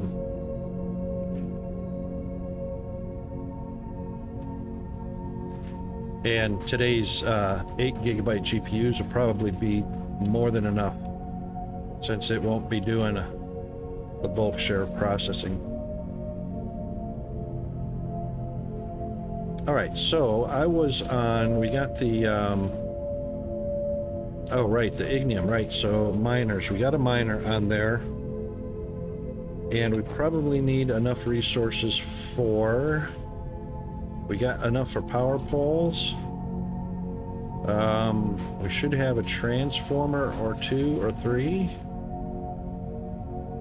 somewhere. Yep, we got 2. We only need 1, which is fine. We've got plenty of belts. We need an elevator. Freight elevator. We've got plenty of freight elevator. All right, looks like we're good. And some, oh, you know what we don't have? Yeah, we do. Oh, we don't have any tier 3 loaders. Oh, we don't need tier 2. We've only got tier 1 loaders. That's 1,200 a minute. That's more than a tier 3 belt. Twice as much as a tier 3 belt can handle. Is that a tier 1 loader? Yeah, tier 1. A tier 3 belt handles 640. Tier 1 loader handles 1,200. Yep, alright, so we got plenty of that. We got foundation. Oh, don't delete that yet. Foundation, loaders, splitters, belts, power poles, transformer. We're good to go. Alright. And we've already got fracking fluid sent over here.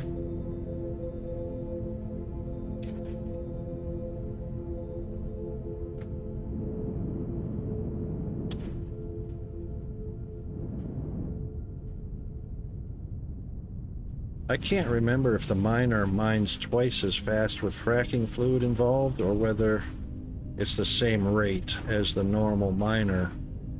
It's the same miner, but just one gets fracking fluid and one does not. So right now there's no fracking fluid going down to the miners because they're not set up against the core. So we are going to place one up against the core. Wrong side rocket.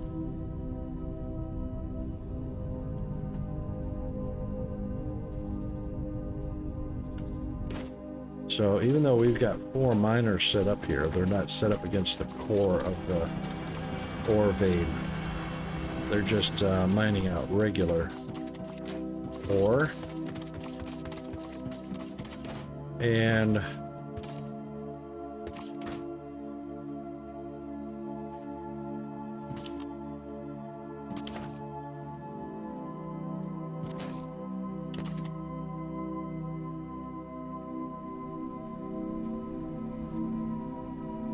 hope I'm at the right elevator. Nope, I'm not. There it is.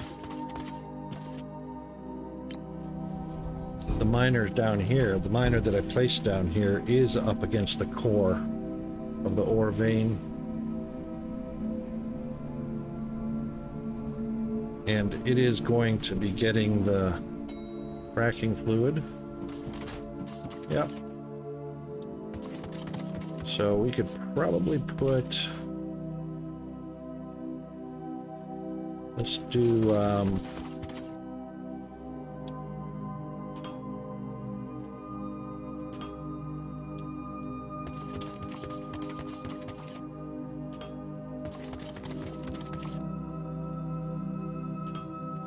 let's just do a freight elevator in this area.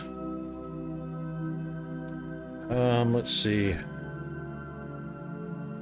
If I recall correctly, freight elevators do need powered floor. Mostly because the loader needs the power.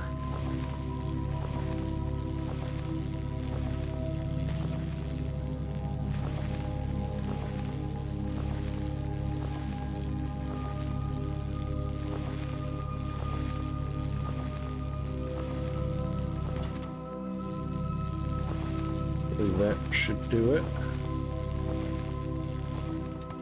Then connect up the powered floor.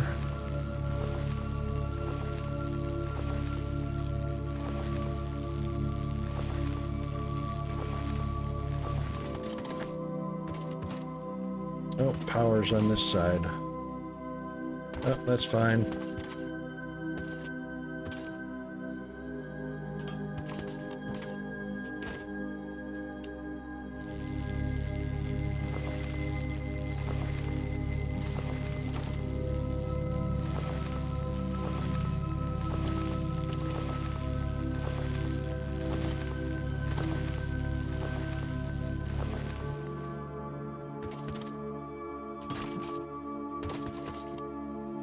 Good enough. All right, first let's put elevator down.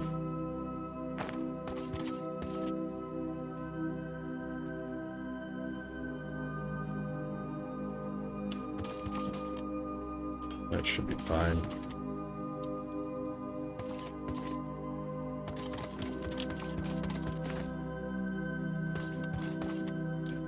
And we're still gonna need a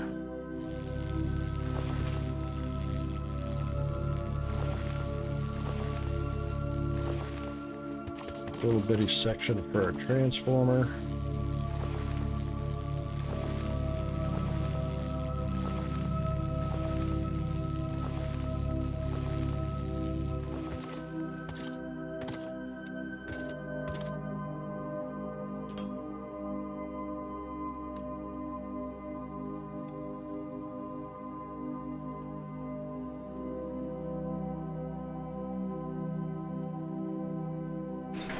About there. That'll put us just about in line.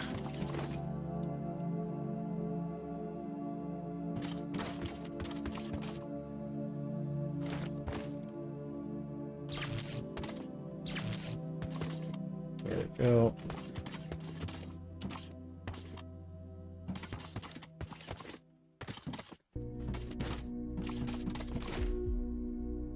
Put our loader back in.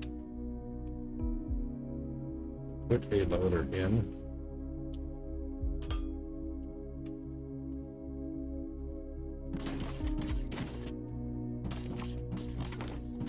And then a power pole. Actually, I could just use there.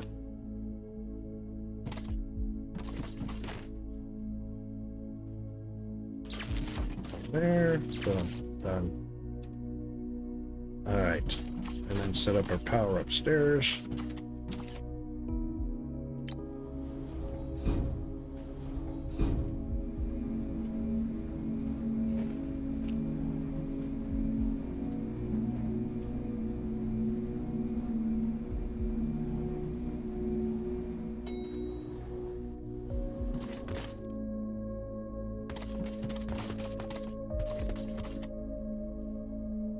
It's just a matter of taking this pole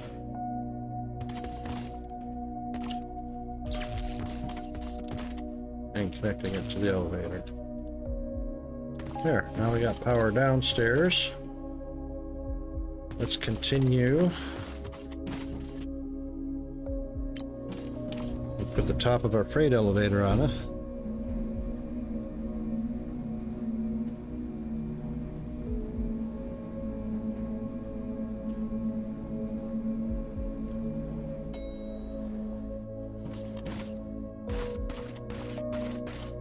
Right there.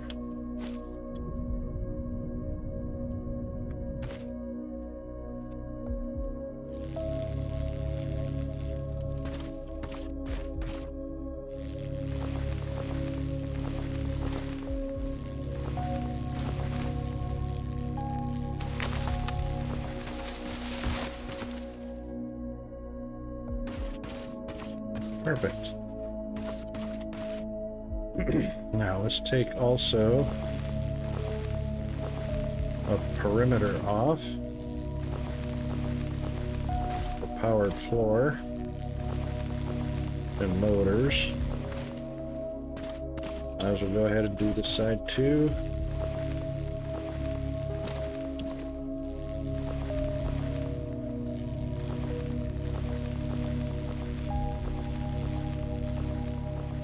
Just in case we decide to add loaders on the back for whatever reason.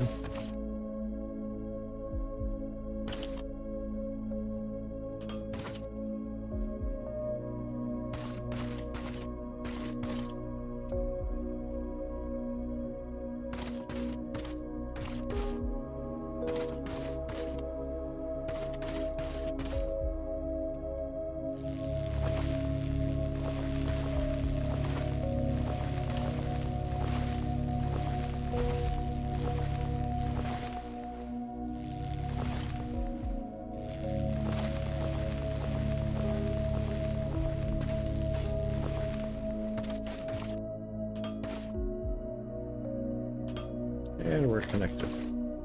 All right, top side of the elevator. One of those bad boys. Top side, boom.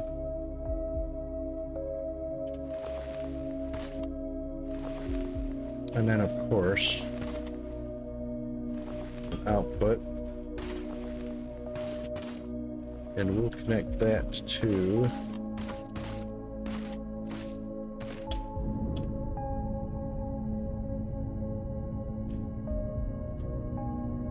oh, now it's saturated.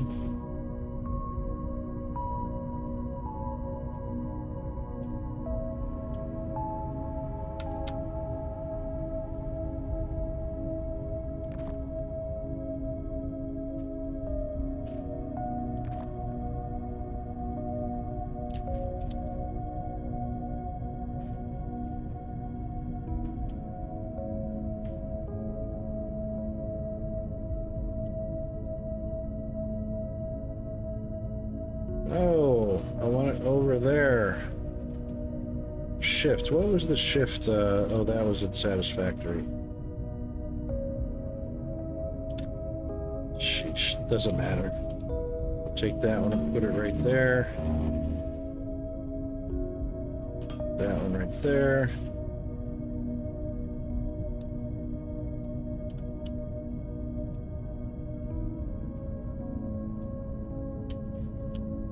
And I should have completely done that further forward.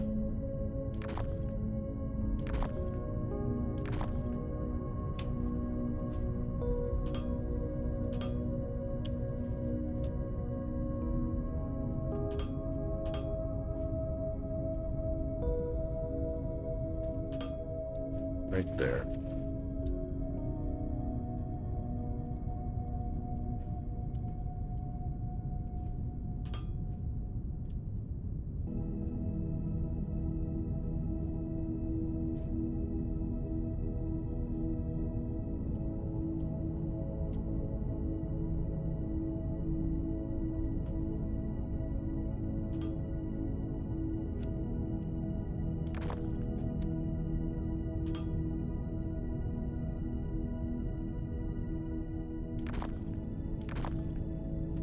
Okay.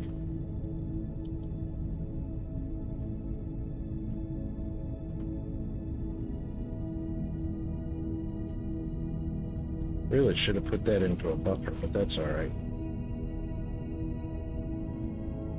It should be fine. Should be fine, I say. Doesn't mean it will be. I'll just turn the power on and we're good to go.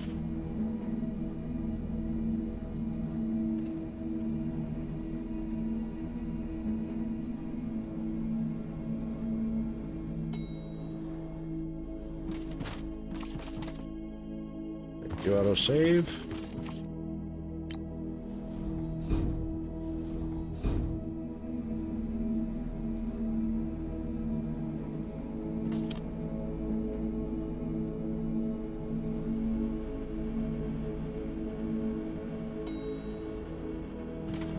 Oh, it's already going to town.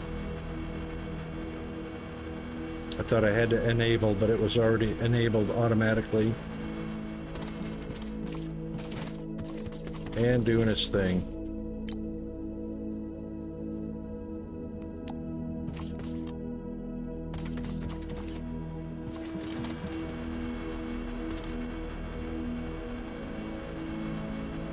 Should continue filling up.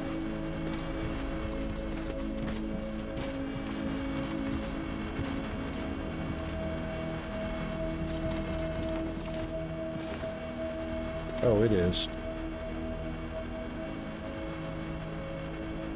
Yeah, 10 at a time.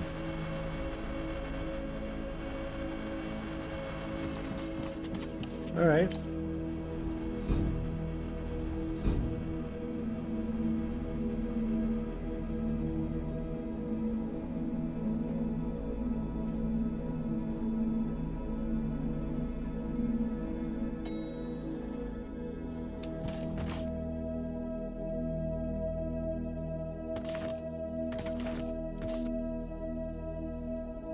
Zip full at the top.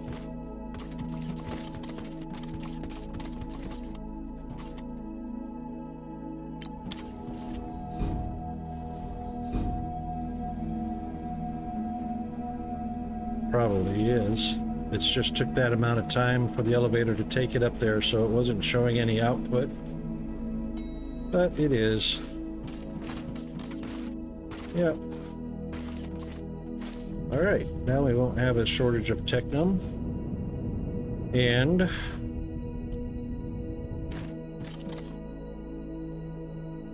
plenty of fracking fluid. There's only one miner using the 150 a minute fracking fluid.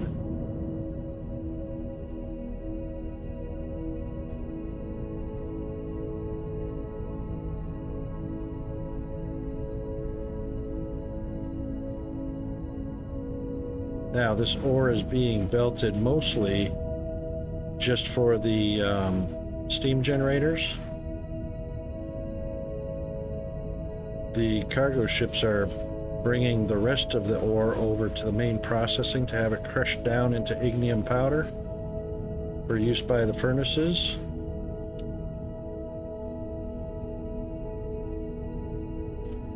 Yep, so now we are saturated over here. Our container is full up. All of the steam generators have plenty of fuel. This belt is resaturated. These guys down below have all the fuel they need.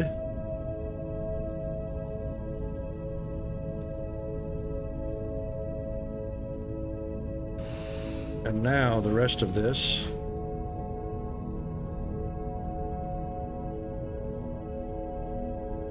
what happened? Oh. See what I mean?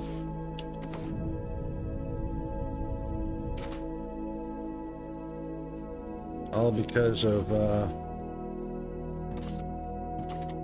FPS. But anyway, this steam generator is getting what it needs. So I had only a little teeny tiny feed going there. The rest of it is going over here to be crushed by this row of crushers, which are now happy. Except for this one.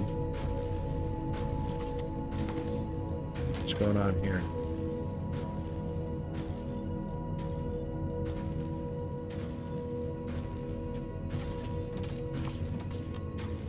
Input, output, input, output, input, output. Oh, input, output. That might be nice. You reckon?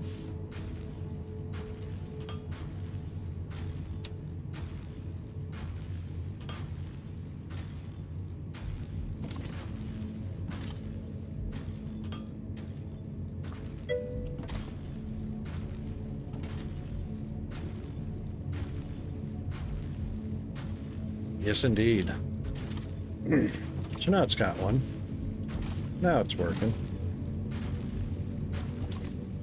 That might have been a backup, because I think I was going by ratios, and I think it only needed 4 crushers. But that's alright. It's doing what it needs to now. Sending the crushed ignium. Making the olemic acid. Both machines operating.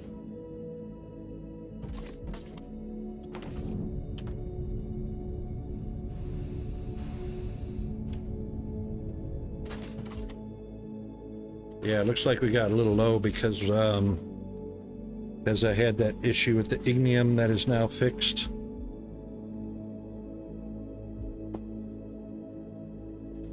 So that'll continue to build gradually until that's full. Even though some of it's being used right now, which is alright.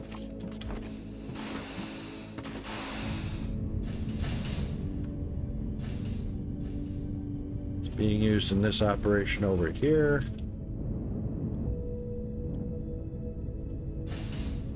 Which we should start getting some outputs now. And of course that's for energy cells.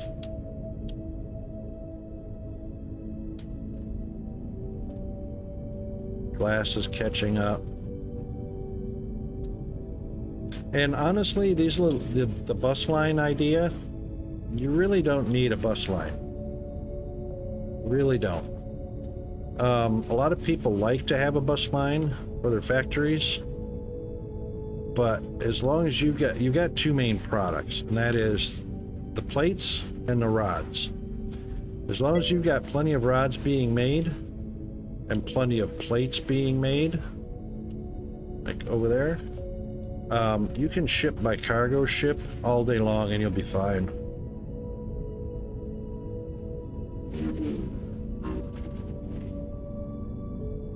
Yeah, nothing wrong with a buffer. That's why I have a buffer. But once you've reached blast furnace stage, yeah, buffer's not needed, because you honestly get,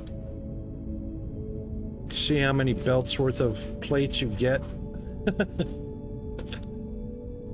You know, I've got them going to a cargo ship, so Iron plates can go anywhere on my map. Plenty of them. I've also got them belted through a buffer into a bus line, but like I say, you really don't need it because your cargo ships can deliver them anywhere on the map. So you don't need a bazillion mile long belt or factory. I've only got one belt feeding the bus line on tier 3s, and that's more than enough for what I've got here, which isn't a whole lot, but the bus line kind of draws you into compact builds, which you certainly don't need compact builds when you've got a map that's infinite. We can't see the infinity of the map, but you know. Cargo ships will do the bulk of your, will be the workhorses, the cargo ships. And that's why I've got 4 belts feeding the cargo ship versus 2 belts going out feeding my bus line, which is just a mini bus line anyway. So I've opened up a whole lot more room to build really cool factories and stuff.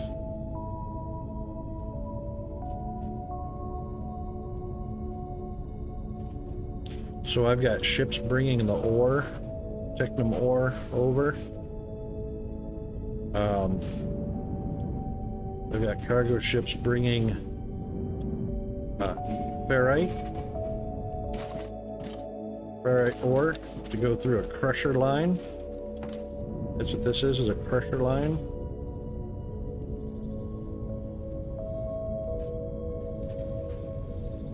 And then, of course, all of the crushed ferrite ore goes out to the blast furnace because that's the only place you need it. I take that back. You do need crushed ferrite for steel, I believe. Yep, you need 1 feet of ferrite, 1 feet of ignium crushed. Or not crushed, purified. All the rubble taken out to make your steel beams.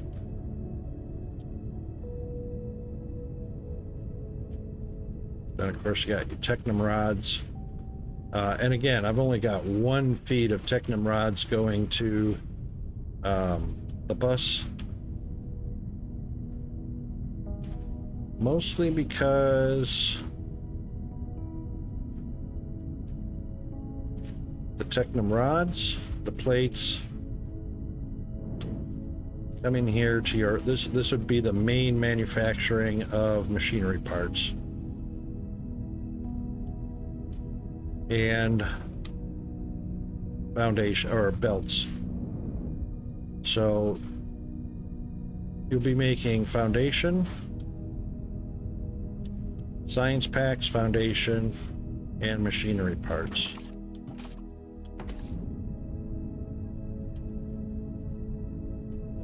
And the 2 levels of belts. Oh my goodness. We are on a break.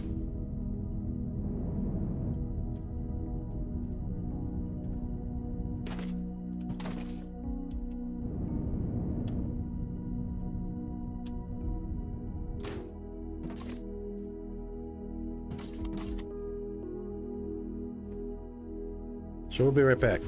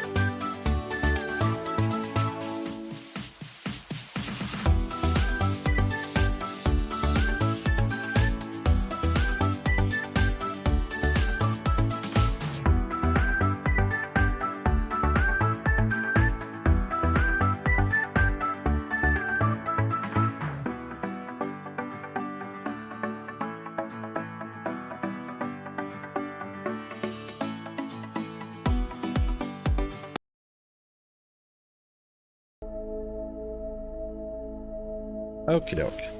Now, yeah, that's a fair point, Chris, to make about having balanced factories. Before you get to the blast furnace stage.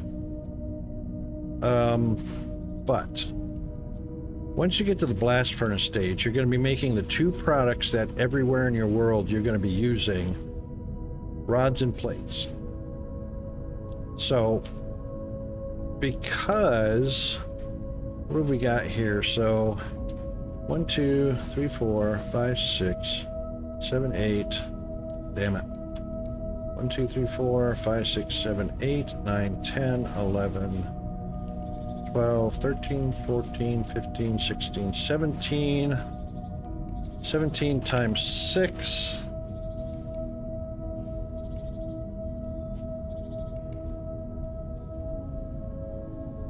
We've got 102, not 96, it's 102 casting machines, which is the maximum casting machines you'll need if your blast furnace is running at 100%. So, casting machines make...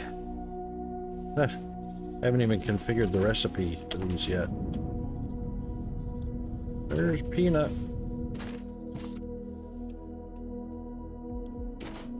Alright, casting machines make 196, or they make 40 a minute. Okay. 102 times 40, so 4,080 a minute. Oh, they did some rebalancing. It was 38 something before. But now it's 4,080 a minute. So, however many belts you need for 4,080 a minute plates, put them into either large storage containers or belt them into cargo ships. Cargo ships can hold, what, 2,000? They can hold 2,000 plates at a time. So 2 rows of 5 is 10 times 200 is 2,000. So they can deliver 2,000 plates somewhere in your factories, wherever your factories are. You can have more than one ship delivering them. You know, if you're producing 4,080 a minute, yeah, you could literally have 2 cargo ships delivering 2 loads a minute, and your casting machines will keep up. So basically all you have to do is figure out what kind of output you've got from your landing pad to feed your factories. So first one is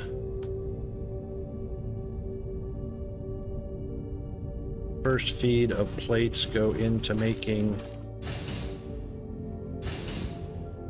machine parts.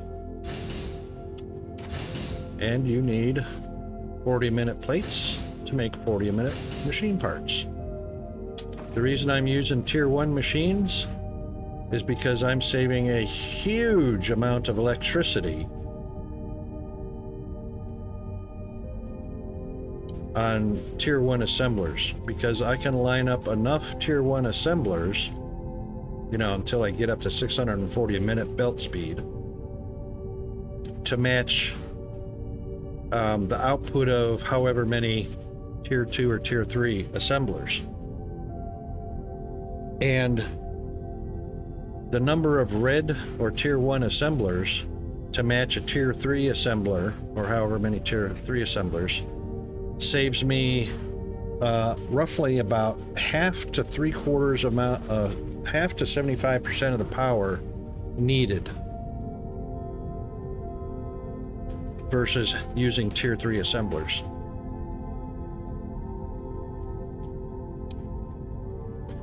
The belt speed's going to be the limitation.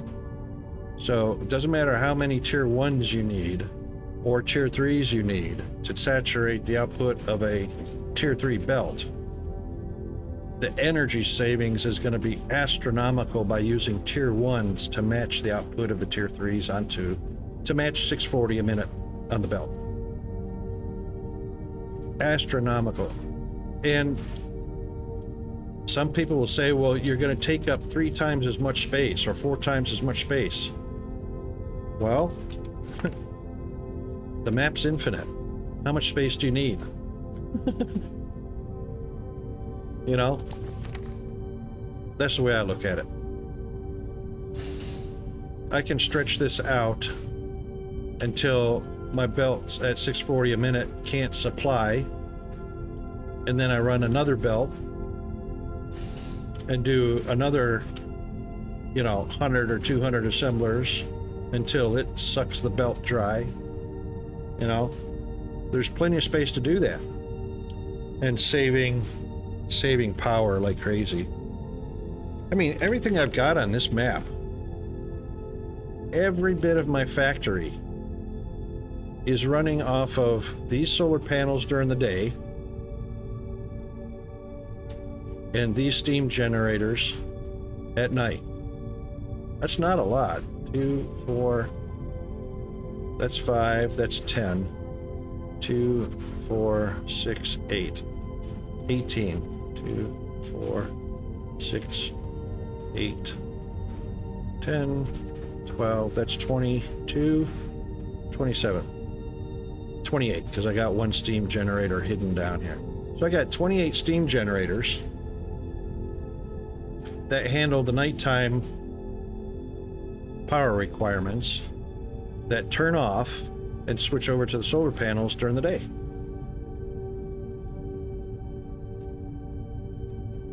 And that's running all of this, including the huge requirements of those blast furnaces and all the launch pads and all those casting machines.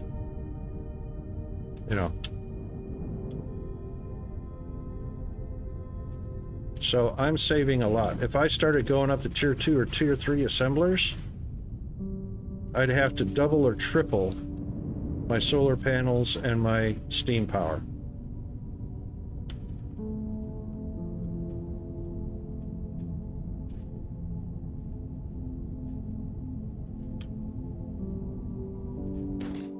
What do we got here?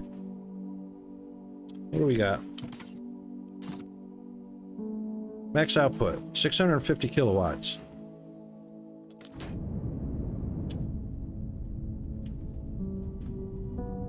And we've got 8 rows.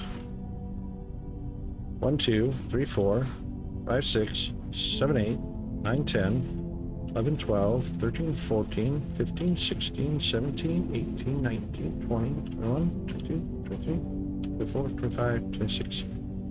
Not quite 27 full rows. So we'll go 26 for starters. 650 kilowatts. Oh, hang on. 20. We want to do 26. 26 by 6, right? 1, 2, 3, 4, 5, 6, 7, 8. 26 by 8. That's 208 solar panels plus 3 more. So 211 times 650 is 137,150 kilowatts.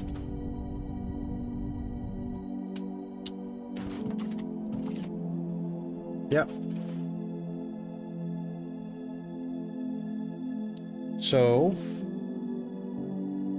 that's 137,000.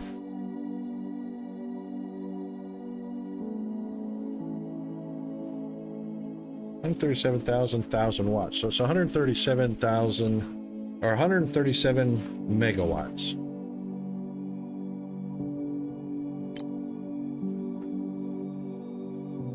Which our power demand is not quite that high. I've got 30 I've got 30 megawatts in reserve from solar power.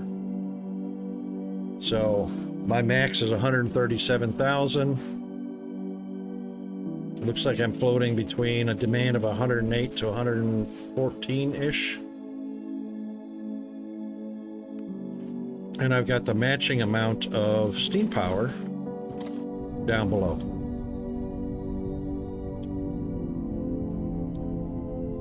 Right there.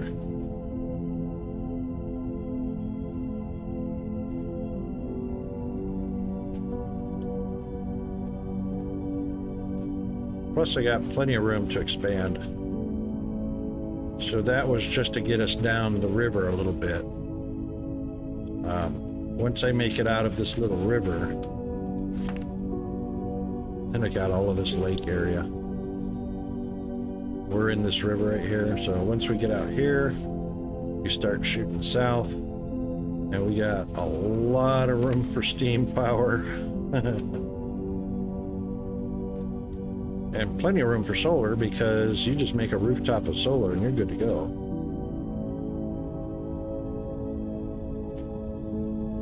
Which you can put these into a nice, neat little building like I did with my casting machines over here. Or started to, anyway. Look at all that stuff that's waiting to load since I flew over here. At 19 FPS. Yeah, they gotta do some more optimization with the game. But anyway, yeah, and then just have a main bus line for you know, a power bus. You know, run your power bus from one side of the map to the other in any direction, and then pull all your power off of the main bus power.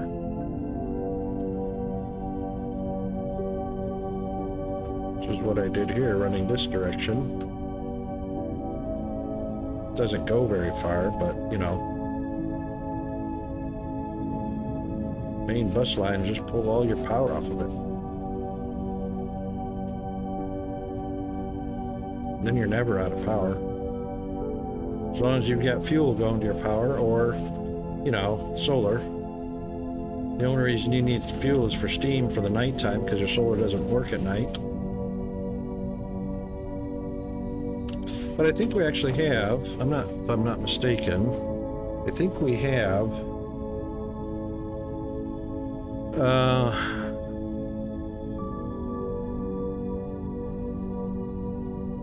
maybe not. Yeah, we don't have nuclear energy or anything like that.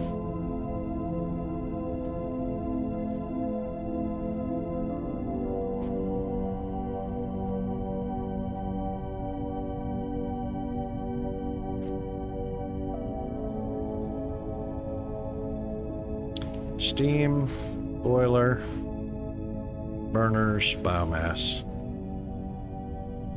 There's our power generation right there. All the way up to steam and solar.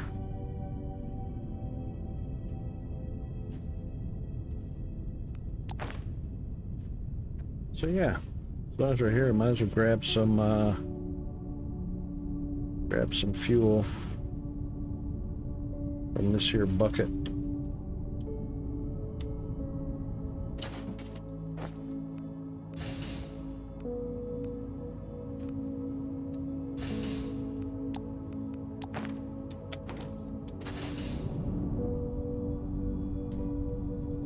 And I am going to start putting in a bunch of these. I'm going to start making a bunch of these, they're calling them escalators, but, you know, look how fast you can walk with these. Shoo! You can walk on these as fast as you can fly on these tier 3 beltways.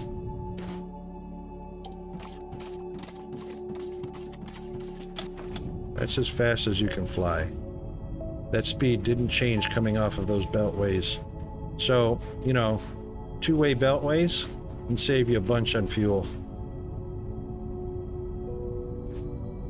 But fuel is fairly easy to make. So all kinds of creative possibilities.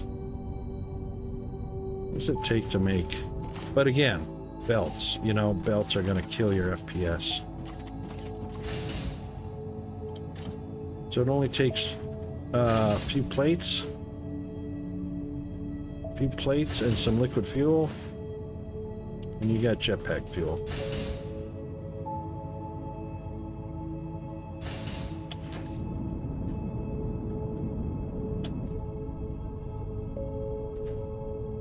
Lots more to do now that there's more content. Now I'm happy that there's more content now because there's lots more to do. Now that we can ship fluid or liquids back and forth across the map, now I can tap the hell out of the olamite. And of course, all of the fracking at the different sites. We can start going to town. So this one can be fracked because it's hexagonal. That one. There's a Technomore. I need to do some more, or add another antenna to do some more scanning. Xenoferrite, Telexite. We can frack the hell out of all of these sites. More Technum, build tons more factories. There's even mineral rock. I like the fact that you can drill mineral rock and use fracking fluid, or rock and use fracking fluid on that. The ignium we're already doing. And it tells you it's got 14 drill points.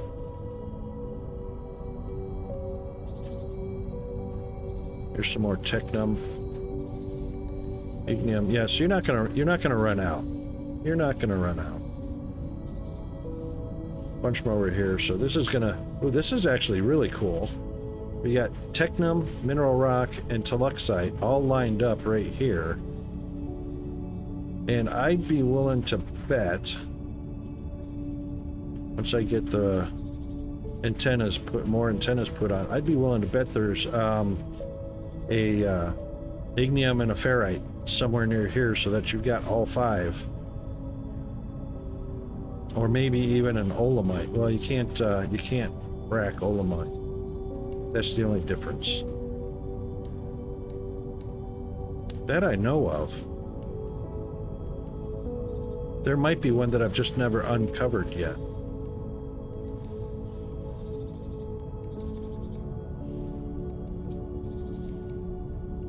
But since olamite's a liquid trapped in the rock, I don't think you're going to be finding olamite veins that can be drilled out using fracking fluid. Anyway, yeah, so now the game's opened up quite a bit more. Quite a bit more.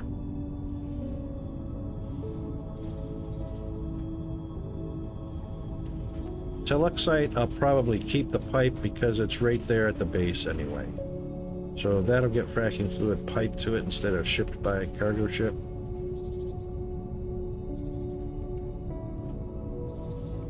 And this, I believe, is the olamite. Yep, crude olamite. Which now we don't have to pipe it all the way back to the base, because this line's going to come out of here. Because all it's doing is cutting across the landscape until it gets back to base. So now I'm gonna be tapping the hell out of the olamite. Oh my god, already. It is 3:30 already, 3:30 p.m. Alright, that's a good save spot.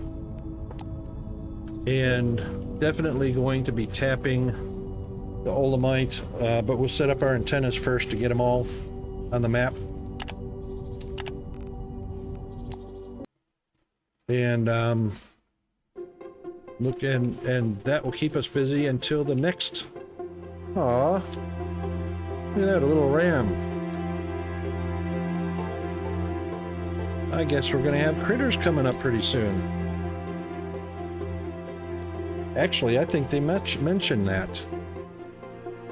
I think that was mentioned.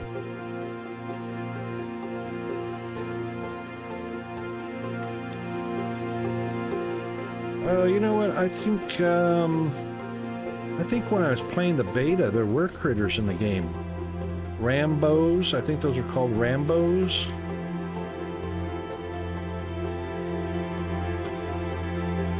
Yeah, but anyway. All right, cool stuff.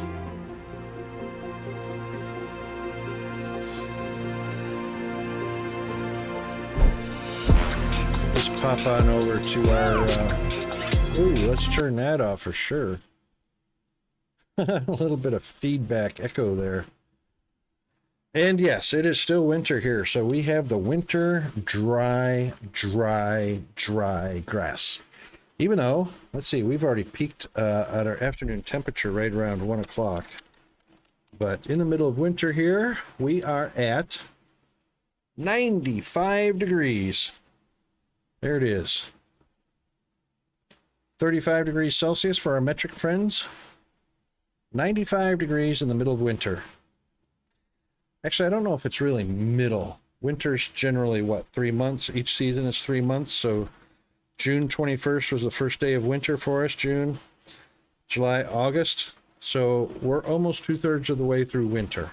Just over halfway, just over the dead of winter, which would have been the 1st of August. Ish. Beginning of the second week of August. So about a week and a half ago, it was the dead of winter for us. Yeah, 95 degrees. Woohoo! Toasty warm. Fortunately, look at that humidity. Humidity is down at 16%, which is why our yard is dry and brown. There's no water, no rain. The motto of the town I live in is 300 days a year of sunshine, which is pretty accurate. We barely get 60 days of rain a year here.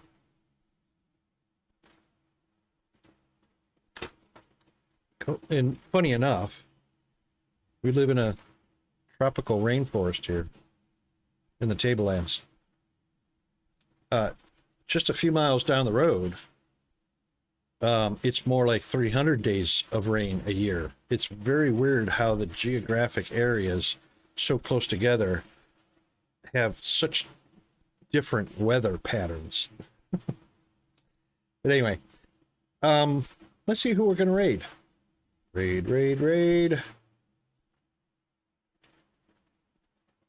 Who do we have to raid?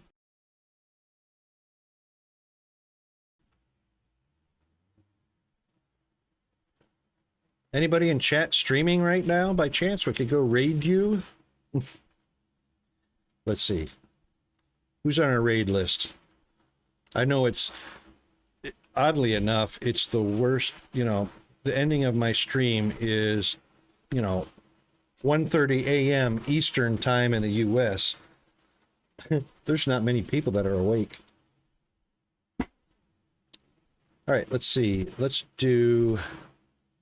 We'll stay in the community and see who's doing what. Race is doing Desynced. Kate and Phil are doing Enshrouded.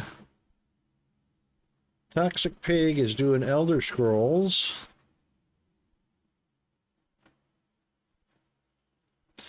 Let's give Toxic some love. He's got a kind of a low viewer count, so we'll go give him some love. Share the love.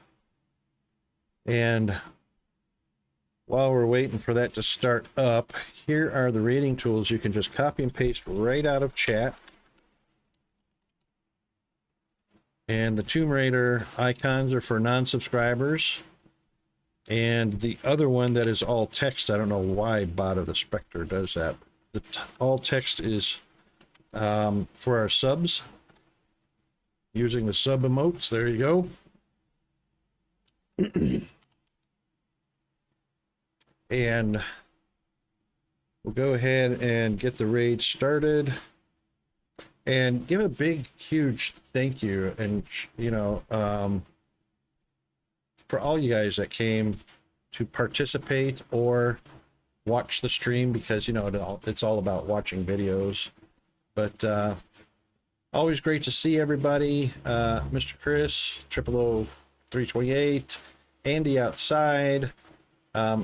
We had also Firehammer in before he had to rush off to work because he stayed long enough to get late. Mr. Mao, Major Tom. I always miss somebody, but on the very next screen, we're going to have those proper thank yous sent out on the scroller. Sorry if I missed anybody, but I appreciate all of you. That's it. That's our Monday. And we'll pop on over to our outro before we raid. I'll be on schedule tomorrow. Yep. And here comes the scroller for everybody that came by today. Thank you very much. That's it for me. We're going to raid Toxic Pig in moments. See ya.